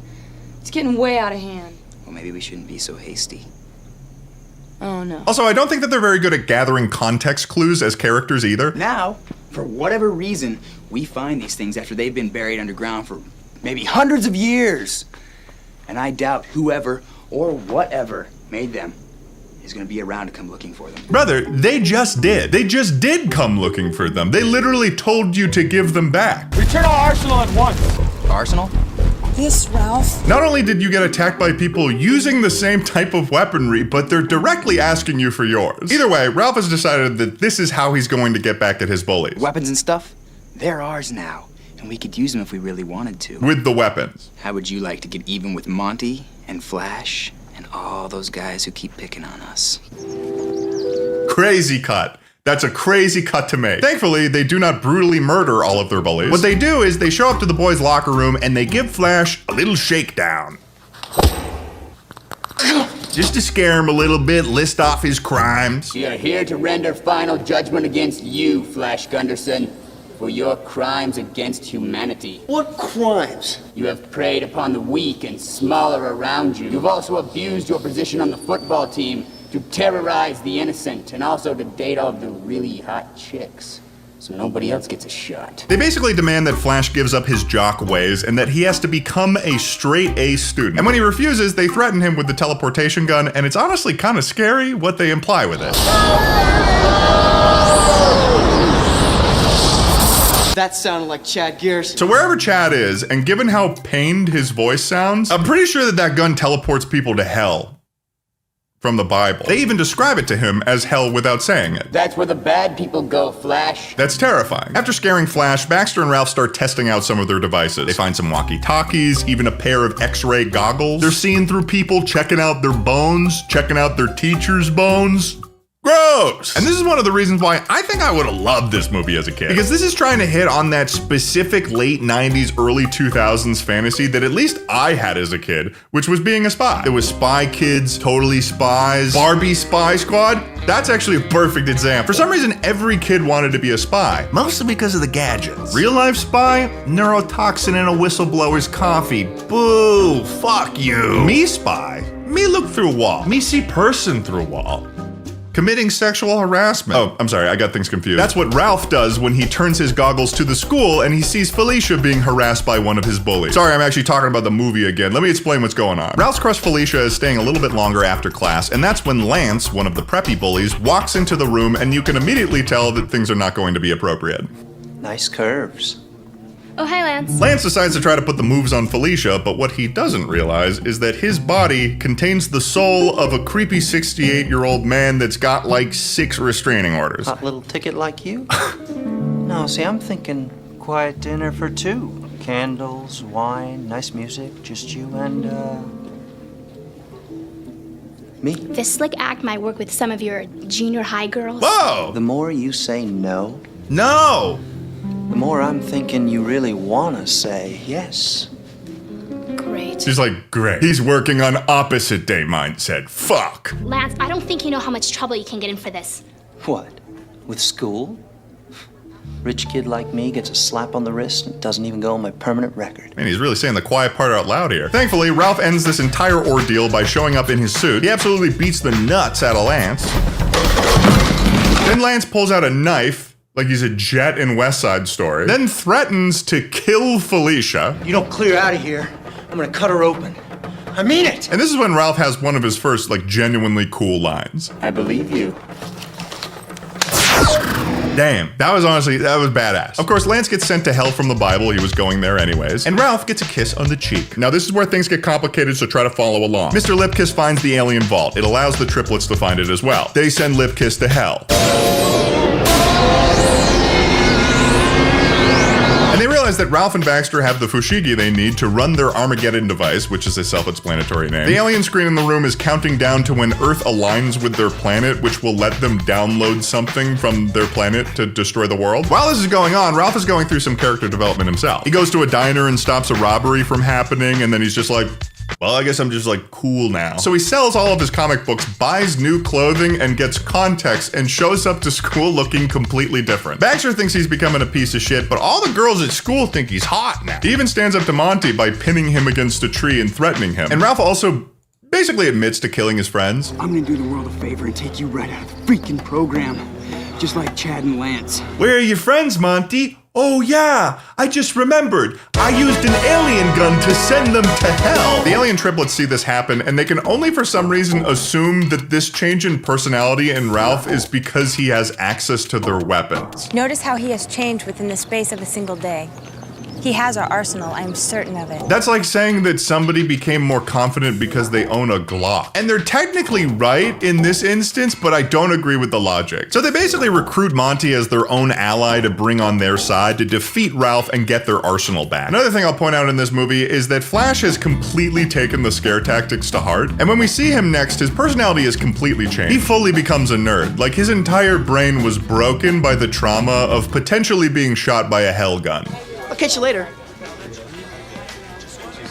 Are you feeling okay? Later on, Baxter and Ralph are back at the spot where they tested the alien weapons, and it's in this moment for the first time that they're coming to terms with the fact that the weapons that they have are alien weapons. You think this stuff came from outer space? That's what I'm saying. Maybe it is. It took you that long to figure it out? Then Monty shows up in a trench coat, and Monty has been sent to get information out of Baxter and Ralph, so I'm sure he'll just try to rough them up a little. Oh, holy shit! Okay, no, he's just trying to kill them. He just wants them dead. He doesn't really understand the assignment he was given. I love his face here. He's just like, fuck, I suck at shooting this thing. Ralph and Baxter escape, and they decide that they need to fight the aliens and Monty because things are getting really dangerous, and they need to fight back and save the world and stuff. Separately, for some reason, Flash is studying at the high school at 10:30 p.m. at night, and Felicia shows up and breaks up with him. I'm thinking it's because he had an entire personality shift in like 24 hours, and she just wants to get out of that situation fast, and I don't blame her. The two of them hear the alien triplets walking around the school, and they go to investigate. Ralph and Baxter show up suited up to the school, and they run into Monty, and they get into a fight. Which, even though they have these alien weapons, it ends up being just like a lot of hand-to-hand combat in the hallway of the school. Even when Ralph has an opportunity to use one of the weapons, he just like hits Monty with it. They're doing stunts, they're throwing each other around, pieces of their costume are flying off in the shots. Monty wins the fight against the two of them. He takes Flash and Felicia as hostages and brings the arsenal. Baxter and Ralph spent a lot of time looking for them, saying that we're gonna have to use these to find those guys.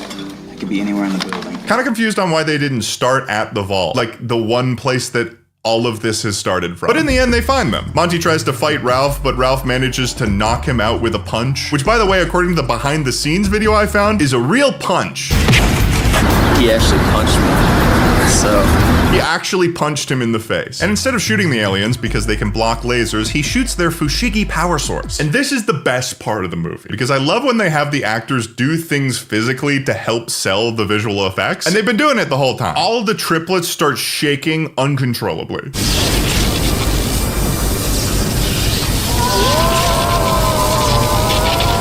It looks like they're all nutting simultaneously. And they're basically being pulled into the hell portal. On top of that, an awesome part that happens too, just from a blocking standpoint, is that you can see that they wanted Monty to also get sucked into the portal, but Ralph had just punched him onto the ground. So they have Monty's actor get up from the ground and kind of slowly walk and pretend that he's getting sucked into the portal.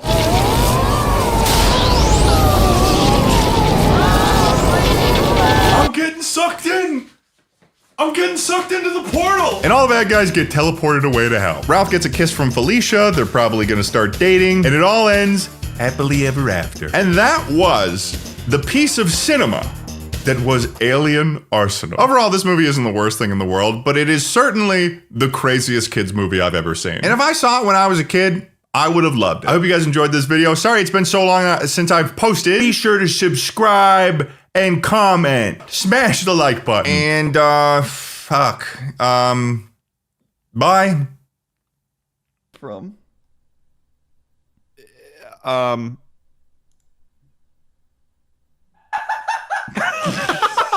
currently grinding up ground cloves with the back of a knife.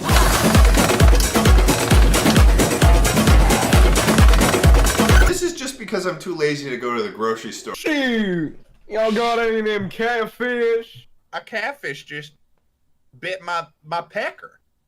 I'm gonna sing a song from my hometown. Almost heaven. West Virginia. Remember, guys, you always need Kerrygold. If you're not using Kerrygold, you might as well be dead. Land O'Lakes. Land O'Lakes is like Land made O'Lakes. of cancer. Land O'Lakes is tumor butter. I'm skeptical. Prove me wrong. Bad boys for life. Put your collar down, please. We're getting ready for the bad boys, Ted. I gotta get myself into the... Yeah, boy you're mood. right, Moses. Bad boys for life. If you guys don't deliver me to the beacon, you will develop an unprecedented amount of karma that will follow you into your old man years. I would lose it at this shit when I was 6, and yet I've come back around. So how's that sliding door work? When do you not put the toilet in before the door? You know that Carson's name is actually Carton? That's just not true. That's what you want the rest of the world to think. But I met your mother, and she whispered into my ear right after she You also called my mother the Demon of Harvest. What? And you expect me to believe anything you have to say? Can I buy like steel? Steel? Do you sell steel? I have some cram I have laid out for a fortnight previously that come with the strongest steel. What is it made of? The question confuses me. Alright, later. Later. I must call Schlott now. Okay. Cram. What? I'm not in the call with you anymore. How did you just say cram? Where are you coming from? I am from the sky. I know all things and I only see with cram. I'm not in the call with you. I lost my eyes thousands of years ago, and I replaced them with eyeballs made of cram that were laid in the sun for a fortnight. I'm gonna close Discord. Nah, cram. Excuse me, guys. You got any milk? You got any milk? You just caca. Is that a yes or a no in caca? All right. I haven't progressed with any knowledge. If you want to own a Bugatti one day, stop taking advice from Toyota drivers. Yeah, what do you drive? I drive a Toyota. Can we get grilled cheese stand? I'd like grilled cheese stand. I'd like one grilled cheese stand, sir. Danger! $1 grilled cheese. Don't ask for a goddamn tomato slicer. I swear to God, I'll reach through the window, pull you inside, and hold your head against the griddle. Oh my. You're a dick. Oh yeah, Ted? Don't. You're about to be triple digits right now, Ted. What the fuck? It's my fuck. I'm 100,000. Wait. I'm 1,000,000 blocks in the air. The transformation. Hi, guys. Ted, why do good girls love bad guys? Stop!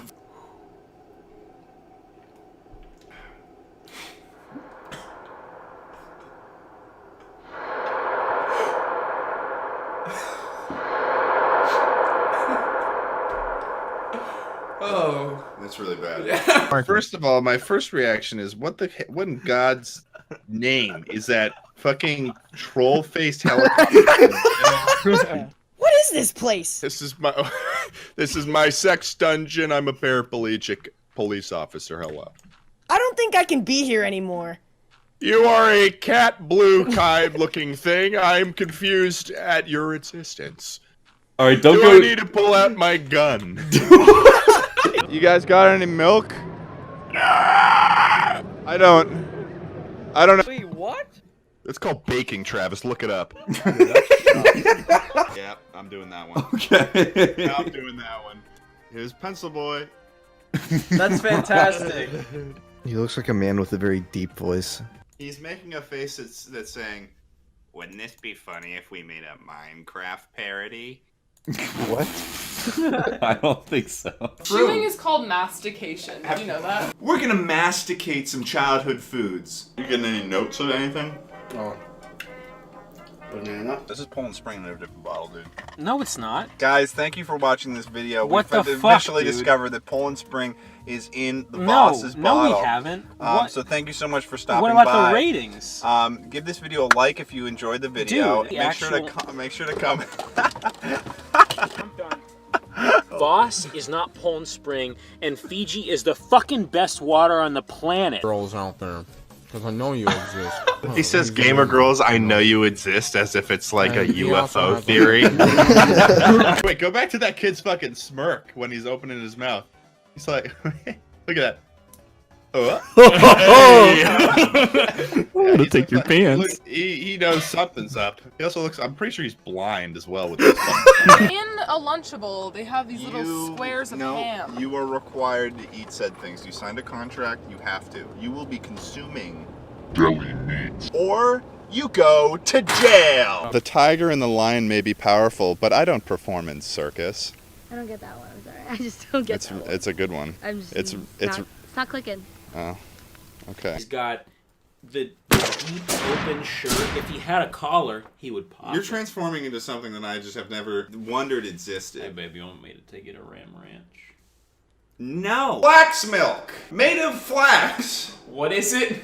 We No don't one knows. Yeah, we don't know. It's got omega-3, so it's basically like we're drinking fish. You know what I always thought milk needed? Fish oil. Yeah. Buying St. Charles? Yeah, mine as well. The fuck? You guys ever just wake up to the Doppler effect? The Doppler sound on weather channels? I use it as my alarm because I think it's the... Why do you hate yourself? Carson, isn't that Doppler effect this? I haven't actually eaten any of the cursed foods from youth because I had anti-vax parents. No, you didn't. You didn't have anti-vax. I wasn't vaccinated until I came to college. What? I'm a different person when I'm hurt. When I'm hurt, the lion comes out. When I'm hurt, oh man, you better watch out. The lion's coming out of the cage, baby. He's smoking a cigar and wearing a tux because he's a classy fucking lion. I'm not invested at all in what this fucking milk has to say. Seems a little harsh for soy milk. This is the rock dance. This is gonna be awesome, guys. It's gonna be really good. Oh, there you go. Yeah. Rock dance. Yeah. Rock dance. Yeah. Taking your ex back is like trying to put poop back in your own butt. Damn. That's fucking deep. Yeah, take that, Twitch Sings. Hey, Twitch Sings, take that. I'm looking at you. Hey. That's the stakes. I don't know why I'm holding that. Keep in your handbag to steal. Is there anything you regret? Someone you used to love? That's what the ideas chat looks I think that we shouldn't call meatloaf meatloaf. I feel like that's a stupid name for meatloaf. That's probably why so many people don't like meatloaf. That's probably why. Is because it's got a weird fucking name. Why don't we call it Meat City? Well, that's not any better. Maybe Beef Time? Beefcake. Beefcake. What's up? Milk is what's up. I'm looking for some milk. I could help you with that. You think? I think so.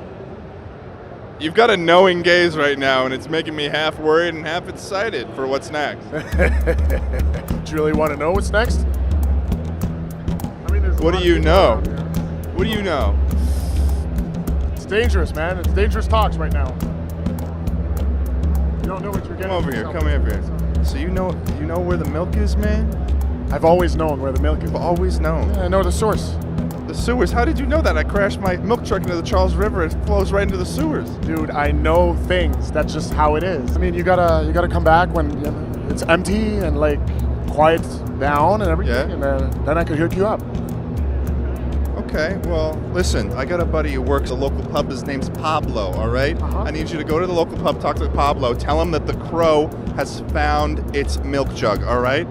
Pablo's going to lead you down into a little cellar, going to have a red phone, all right? Pick up that red phone and then call me, okay? Perfect. Sounds good. All right, it's good to meet you. Have a good day. Stop. What are you doing? You almost cut yourself. Salt Bay. What the fuck is wrong with you? That was some good banana bread. No. Don't. No. Don't, Aaron. What is Neshoba? It's the new state. It's up and coming. It's going to be big. It's what we're going to use to replace Nebraska. Yeah. What an awful state. My name's Goose. What's up, Goose? My name's Goose. How'd you get into my house? I picked a lock. That's. Whoa! Hey. You don't fuck with me. The skins of the fallen. Now I want you to mold it into a ball, a solid ball of rice. To the camera. All right, now I want you to go snowball fight, and then I want you to throw it against the back of your wall. Snowball fight. I'll give you the chair. You're a guest. I got it. You need to calm down. Sorry. Okay. So there you go. Just kidding. This video is now in architect mode. That's right, folks. We're building ourselves our perfect gingerbread house. Or symbolic vehicle theme example or pattern throughout speech, conflicting opinion or views about or related to the self-fulfilling prophecy, proposals or solutions countering biases in favor, against, or related to the self-fulfilling prophecy, opposing views of the self-fulfilling prophecy. What kinds of people are drawn to self-fulfilling prophecy? When were you most embarrassed? What have you stolen? In which ways would the world be different if you were born? What have you stolen? What have you stolen? What have you stolen? Is there anything you regret? What have you stolen? Yeah. He's like, what if we did this, but we did it in Minecraft? How much taller is Ted than you? Fucking, I don't know. Ted, I'm 6'1". I'm 6'4". My 3 inches went somewhere else. Okay.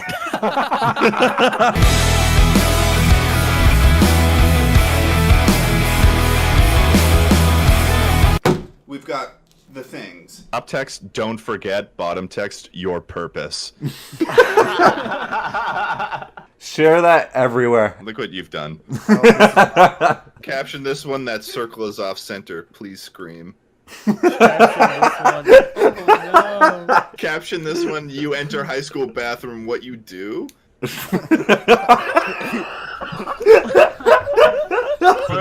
Carson, I didn't fucking sign up for this shit. I don't want to watch Dance Moms.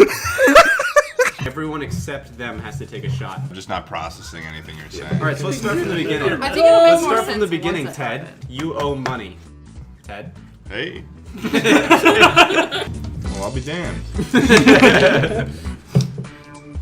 11. Hey. No. I feel kind of crazy. No! Stay. Please, just stay on. Is there an M&M in that? Yeah. There's not. I hate that you thought that was so fun. Taking your ex back is like trying to put poop back in your butt. You agree with that? I can see where you're coming from. Next step is to, I guess, go for it. So happy to see you. I'm glad you guys are here. All right, clocking out.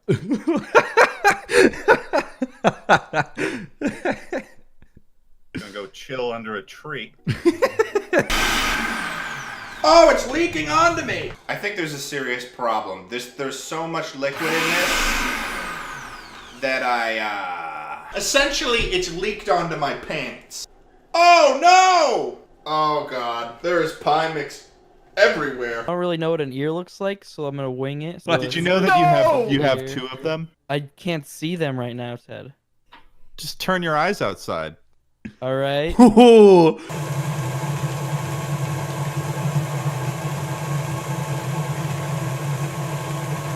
The primary difference... Are you done? The primary difference between... Give me that. You don't have to tenderize the meat, Ted. Why? The chicken's already tender.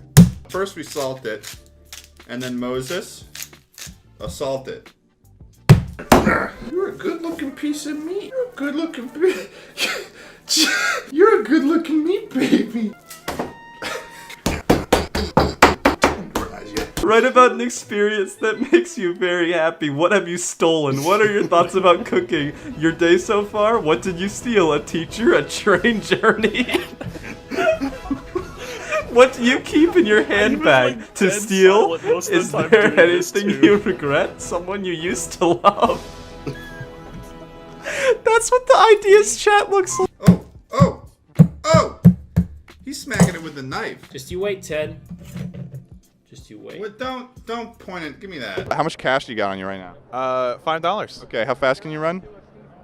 I don't like where this is going. Oh! No! Quickly! No! No! Fuck! Do you guys consider yourselves businessmen? No, not really. No lemonade stands? I mean, like when I was a kid, but like, Maybe drugs? no, not really.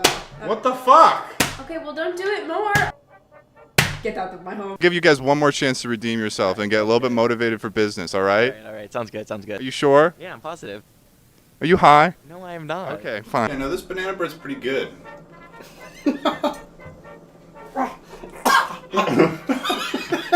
It wasn't that it was too much.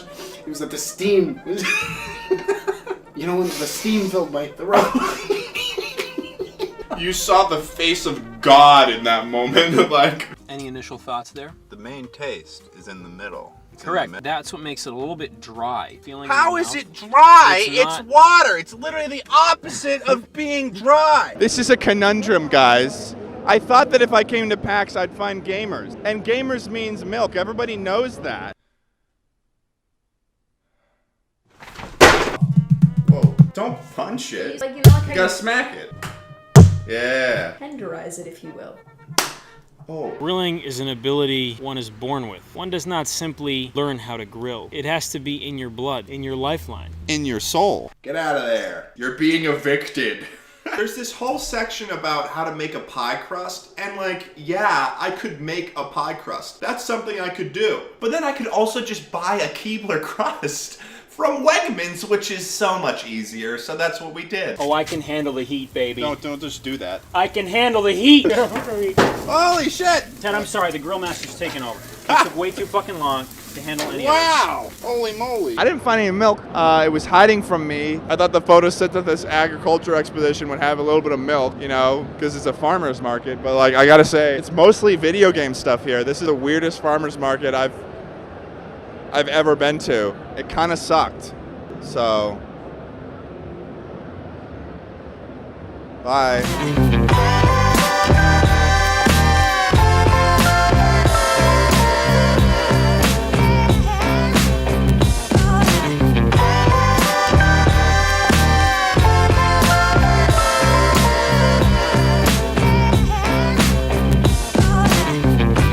Everything that you've ever known about hamburgers is wrong. We all know what hamburgers are, the iconic beefy patty with cheese and toppings and sandwiched in between two buns. And we've come to love the corporations that sell them, like McDonald's with their Big Mac and nostalgic children's play place, of which half of our parents wouldn't even let us go on because they thought we'd start licking the slide and catch syphilis. But that's a highly disputed topic in the historical culinariography world, with many thinking that it was invented around the beginning of the 20th century. However, that's what the average historian wants you to think, and trust me, I ain't that guy. To find the true origins of the hamburger, we have to travel much further back in time, all the way back to...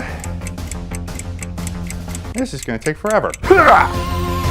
There we go, 2.6 million years ago, I'm not even joking. The discovery of toolmaking was a major milestone in human history, transitioning our ancestors from little beta weirdos gathering berries to alpha male hunters and craftsmen. We started making things that sting. These were basic tools, like hammerstones for skull breaking or sharpstone flakes for cutting, but it allowed them to hunt and process the meat of the animals they encountered. And later on, with the discovery of fire, they were able to utilize these tools to cut up the meat and then form them into patties that closely resemble the hamburger patties of today. So how did they cook these patties over the fire? Well, they required a specialized tool. There is an extensive classified archaeological record in the Smithsonian Archives. Don't ask me how I got access to this. That contains up to 25 highly preserved artifacts of what scholars believe to be the ancient equivalent of the burger flipping spatula of today. Beyond that, fossilized meat patties have been discovered in ancient caves in Europe, Africa, and Asia. And these fossils provide us with a rare glimpse into the meat composition of these early hamburgers cheeseburgers, including those from large herbivores such as mammoth and bison. These caves also contain other groundbreaking archaeological finds, such as these cave paintings found that depict people eating burgers, giving us an idea of the cultural significance of burgers in our prehistoric ancestors' lives. Now, around 10,000 years ago, the wild ox was first domesticated, which led to a consistent production of beef and milk. This led to the invention of the cheeseburger and an explosion of agriculture, which eventually led to the adoption of the hamburger bun. This was pretty sick because previously patties were placed between two large mushroom caps, as can be seen in this cave painting. Problem with that was we didn't know which ones were poisonous or not, and anyone who figured it out had died. As you can probably tell, the hamburger has always been an enduring part of humanity's history, but let me be the first to tell you,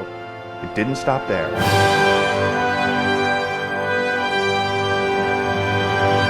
Hamburgers took hold in a variety of cultures across the world, but one of the more notable occasions was in the Roman Republic in 44 BC. Julius Caesar had just declared himself dictator for life of the Roman Republic, and shortly after had banished his son Caesar II, also known as Little Caesar, for his controversial ideas regarding early Roman pizza. This event had a profound impact on the culinary landscape of the Roman Republic, as with banishing his weird son and outlawing the production of pizza, it created a culinary power vacuum. Early Roman cheeseburgers quickly emerged as the main dish that was consumed, as they were easy to prepare and could be consumed quickly. And the cheeseburger's popularity can absolutely be seen in the cultural works and artifacts discovered from this time period. Roman coins from this period heavily feature cheeseburger iconography, demonstrating the importance of this dish in Roman culture. And beyond that, frescoes found in Pompeii and Herculaneum, two cities destroyed by the eruption of Mount Vesuvius in 79 AD, if you were paying attention in school you would know that, depict scenes of people enjoying cheeseburgers at banquets and street stalls. The rise of cheeseburgers also coincided with the rise of the Roman Republic, which facilitated a spread of cheeseburger culture throughout the Mediterranean world. And later on, this would lead to great strides in math and science, such as when Greek mathematician Archimedes was able to calculate an even more accurate number for pi when he was inspired by the cheeseburger he was having for lunch. Oh yeah, that's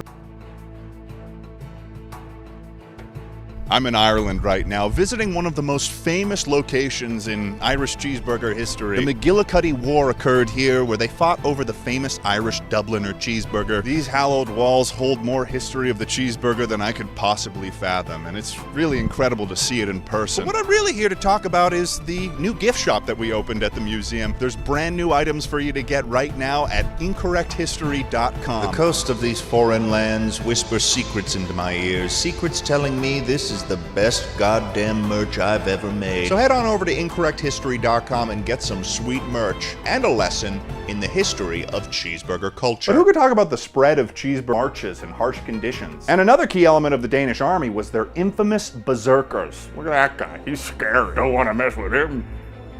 Leave me out of it. The Berserkers were a group of warriors known for their ability to enter into a frenzied state of mind during battle. And they were fueled by a rare variety of Danish cheeseburger known as the bear burger. And if you have a hard time with context clues, that's bear meat. This burger put the Berserkers into a wild fury that is known to scholars as a bear burger meat rage. I mean, these guys were absolutely insane. We're talking like ripping people in half, running around the battlefield and roaring like a bear, like they're a furry too into character, but like in a scary way. Some of these Berserkers were particularly fearsome and earned their spot in legends, such as Eric Sandwich, who led a group of Vikings on a daring raid on a heavily fortified English castle, discovering a treasure trove of invaluable cheddar cheese. Ragnar Lothbrok, who is known for single-handedly slaying over 100 English soldiers in the Battle of Assadon, all while eating a cheeseburger. And who could forget Gudrun Berson, who led a cavalry of bear-riding berserkers that tore across East Anglia, striking terror into the hearts of the English. When King Sweyn's heir Canute was crowned King of England, he brought the Danish cheeseburger culture with him and is often considered by scholars to be the very first Burger King. And after his death in 1035, the Burger King monarchy sought to expand its influence to the mythical land of Vinland, known to us now as Toledo, Ohio. Of course, in the history of the burger, some stories are held by individuals. Such is the case with Van Gogh. Vincent van Gogh is one of the most celebrated and well-known artists of the modern era. His works, characterized by dynamic brushstrokes and bold colors, are renowned for their emotional intensity and vivid representation of the human condition. Basically, the guy could paint. And while much has been written about Van Gogh's turbulent life and artistic vision, few have chosen to delve into his lesser-known period of inspiration, his dreams of cheeseburgers. Van Gogh's cheeseburger period began in the summer of 1888 in the town of Arles in southern France. Look it up, I dare you. He was there. According to the letters written to his brother Theo, he was plagued by dreams of a mysterious food that he had never encountered before. A sandwich consisting of a juicy beef patty, melted cheese, and crisp lettuce and tomato, all served on a toasted bun. Though initially confused and disoriented by these dreams, Van Gogh soon became fixated on them, painting and sketching images of cheeseburgers in his spare time. And these cheeseburger-inspired works were a departure from his usual subject matter. Instead of making landscapes and portraits, he was creating abstract, expressionistic pieces. One such work, titled Cheeseburger Sunrise, depicts a towering cheeseburger in a field against a vibrant orange and yellow sky, evoking the feeling of warmth and comfort that Van Gogh associated with the food. And despite the intensity of this cheeseburger-inspired art, Van Gogh never exhibited these works publicly. Scholars speculate that he feared that his peers would reject his unconventional subject matter. I mean, the guy was making giant paintings of cheeseburgers in 1888, so, I mean, it was avant-garde. Nevertheless, the influence of this period can absolutely be seen in Van Gogh's later works, which incorporate elements of his cheeseburger-inspired style. For example, his painting Starry Night Over the Rhone features bold, swirling brushstrokes that evoke the same feeling of movement and energy as his earlier cheeseburger works. And while much of this cheeseburger art has been lost to history, its impact can still be felt in the enduring legacy of one of the world's most beloved artists. Okay, let's talk about World War II.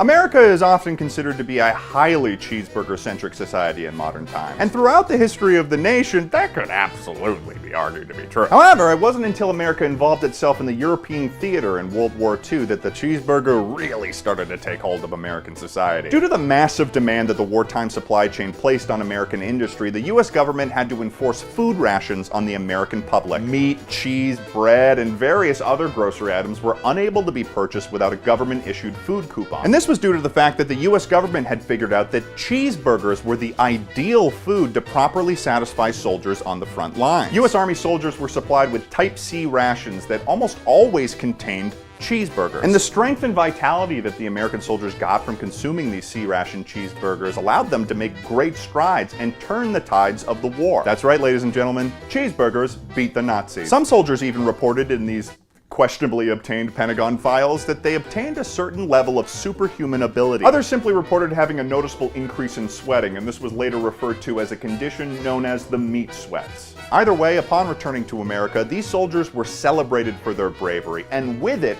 the cheeseburger was viewed as an enduring symbol of patriotism. Of course, not all things regarding the history of the burger were sunshine and roses, okay? And that was definitely not the case with the 1985 Hamburglar murder trial.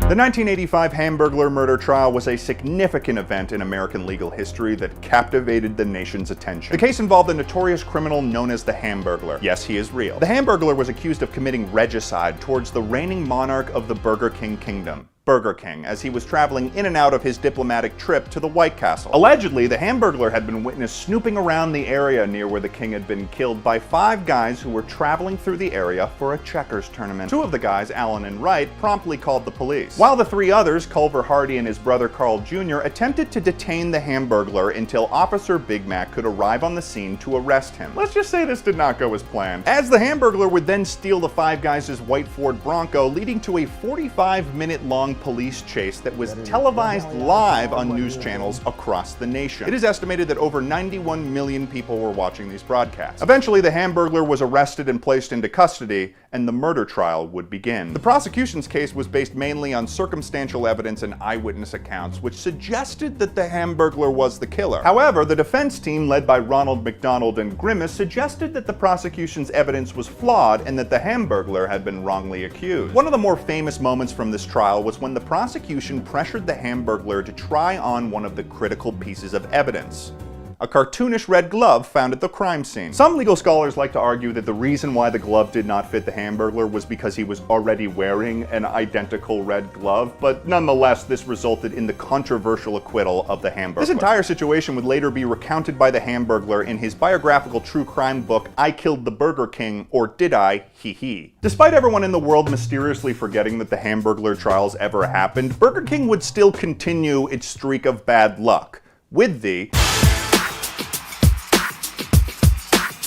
In 1993, Burger King, after suffering the loss of their beloved king 8 years ago, sought means to reinvigorate their brand. What they ended up doing is partnering with popular game developer Nintendo to promote the release of the highly anticipated live-action Super Mario Bros. Movie. This promotional meal included a special burger known as the Bowser Burger, designed to look like Bowser's shell with spikes protruding from the bun. However, what started as a clever marketing strategy ended in a PR disaster for both Burger King and the Mario movie. According to reports, the recipe for these Bowser Burger spikes had accidentally been changed somewhere down the production line after the taste test had concluded. That ain't good. The spikes were initially meant to have a softness that was similar to the bun that they were on top of, but instead they ended up having a hardness of 8.5 Mohs. Mohs is a scale of mineral hardness used in geology, with diamond at the top at 10 and talc at the bottom. In comparison, the human tooth has about a 5 on the Mohs scale, so if you're doing the math, the Bowser Burger spikes were harder than teeth. As a result, many of the customers that ordered the Bowser Burger ended up with injuries, specifically to the roofs of their mouths. Burger King was quick to respond, issuing a public statement and pulling the Bowser Burger from their menu, but the damage had quite literally already been done. Across the nation, there were large, angry mobs of angry moms going from Burger King to Burger King and burning them to the ground. They were fucking pissed, dude. This controversy also affected the Super Mario movie, as parents who had planned to take their children to see the movie became wary of anything associated with the franchise. This created a cloud of doubt over the entire Super Mario brand, and the movie ultimately failed to live up to expectations. I mean, take a look at the box office data. This is a lift from Wikipedia, just look it up. Of course, this is basic knowledge in the history of burgers, but there are some classified secrets that have eluded even the most experienced historioculinariographer, such as the year was 2011, and a group of researchers at Stanford University were working on a revolutionary project, a type of burger patty that had the same exact taste and texture of meat, but was made entirely of plants. Some would call it an impossible burger. And while this concept was controversial, the team of researchers believed that this technology could help for breakthroughs in other fields, such as finding the cure for cancer, or solving fusion energy. Hello? And they were on the cusp of success, mind you. They only had a single drop of soy protein left in order to finalize their creation. They were almost there. However, what the researchers were not prepared for was what happened next, because basically without any warning,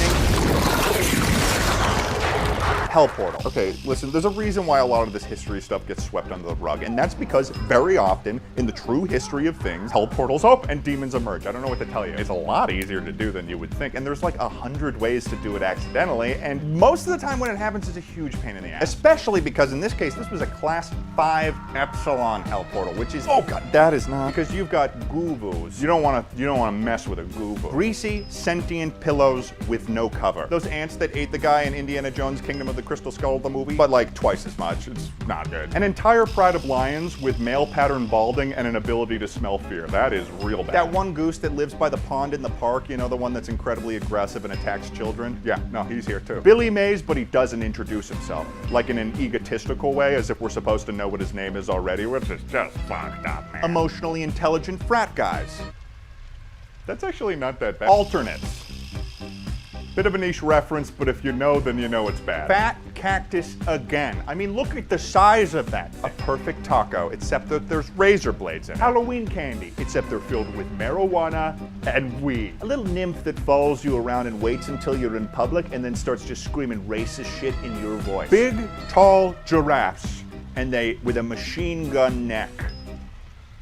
I have no idea how that's gonna look in editing. The researchers were able to close the portal by saying Bloody Mary 3 times in a mirror, but this disaster raised questions about the nature of meddling in forces beyond our understanding. Some saw it as a reminder to not play God, and it was to remind the scientists of their limitations. However, I've known for years that there was a third party in play here. Those who believe that burgers or any food should stay simply to their historical recipes. Recipes written by them, based on history, molded by them for thousands upon thousands of years. And this group, of course, is referred to as the Dark Council is a secret society of food purists who have been active in various cultures and societies for thousands of years. While their work is not specific to food-based historical records, as an experienced historioculinariographer, they have been a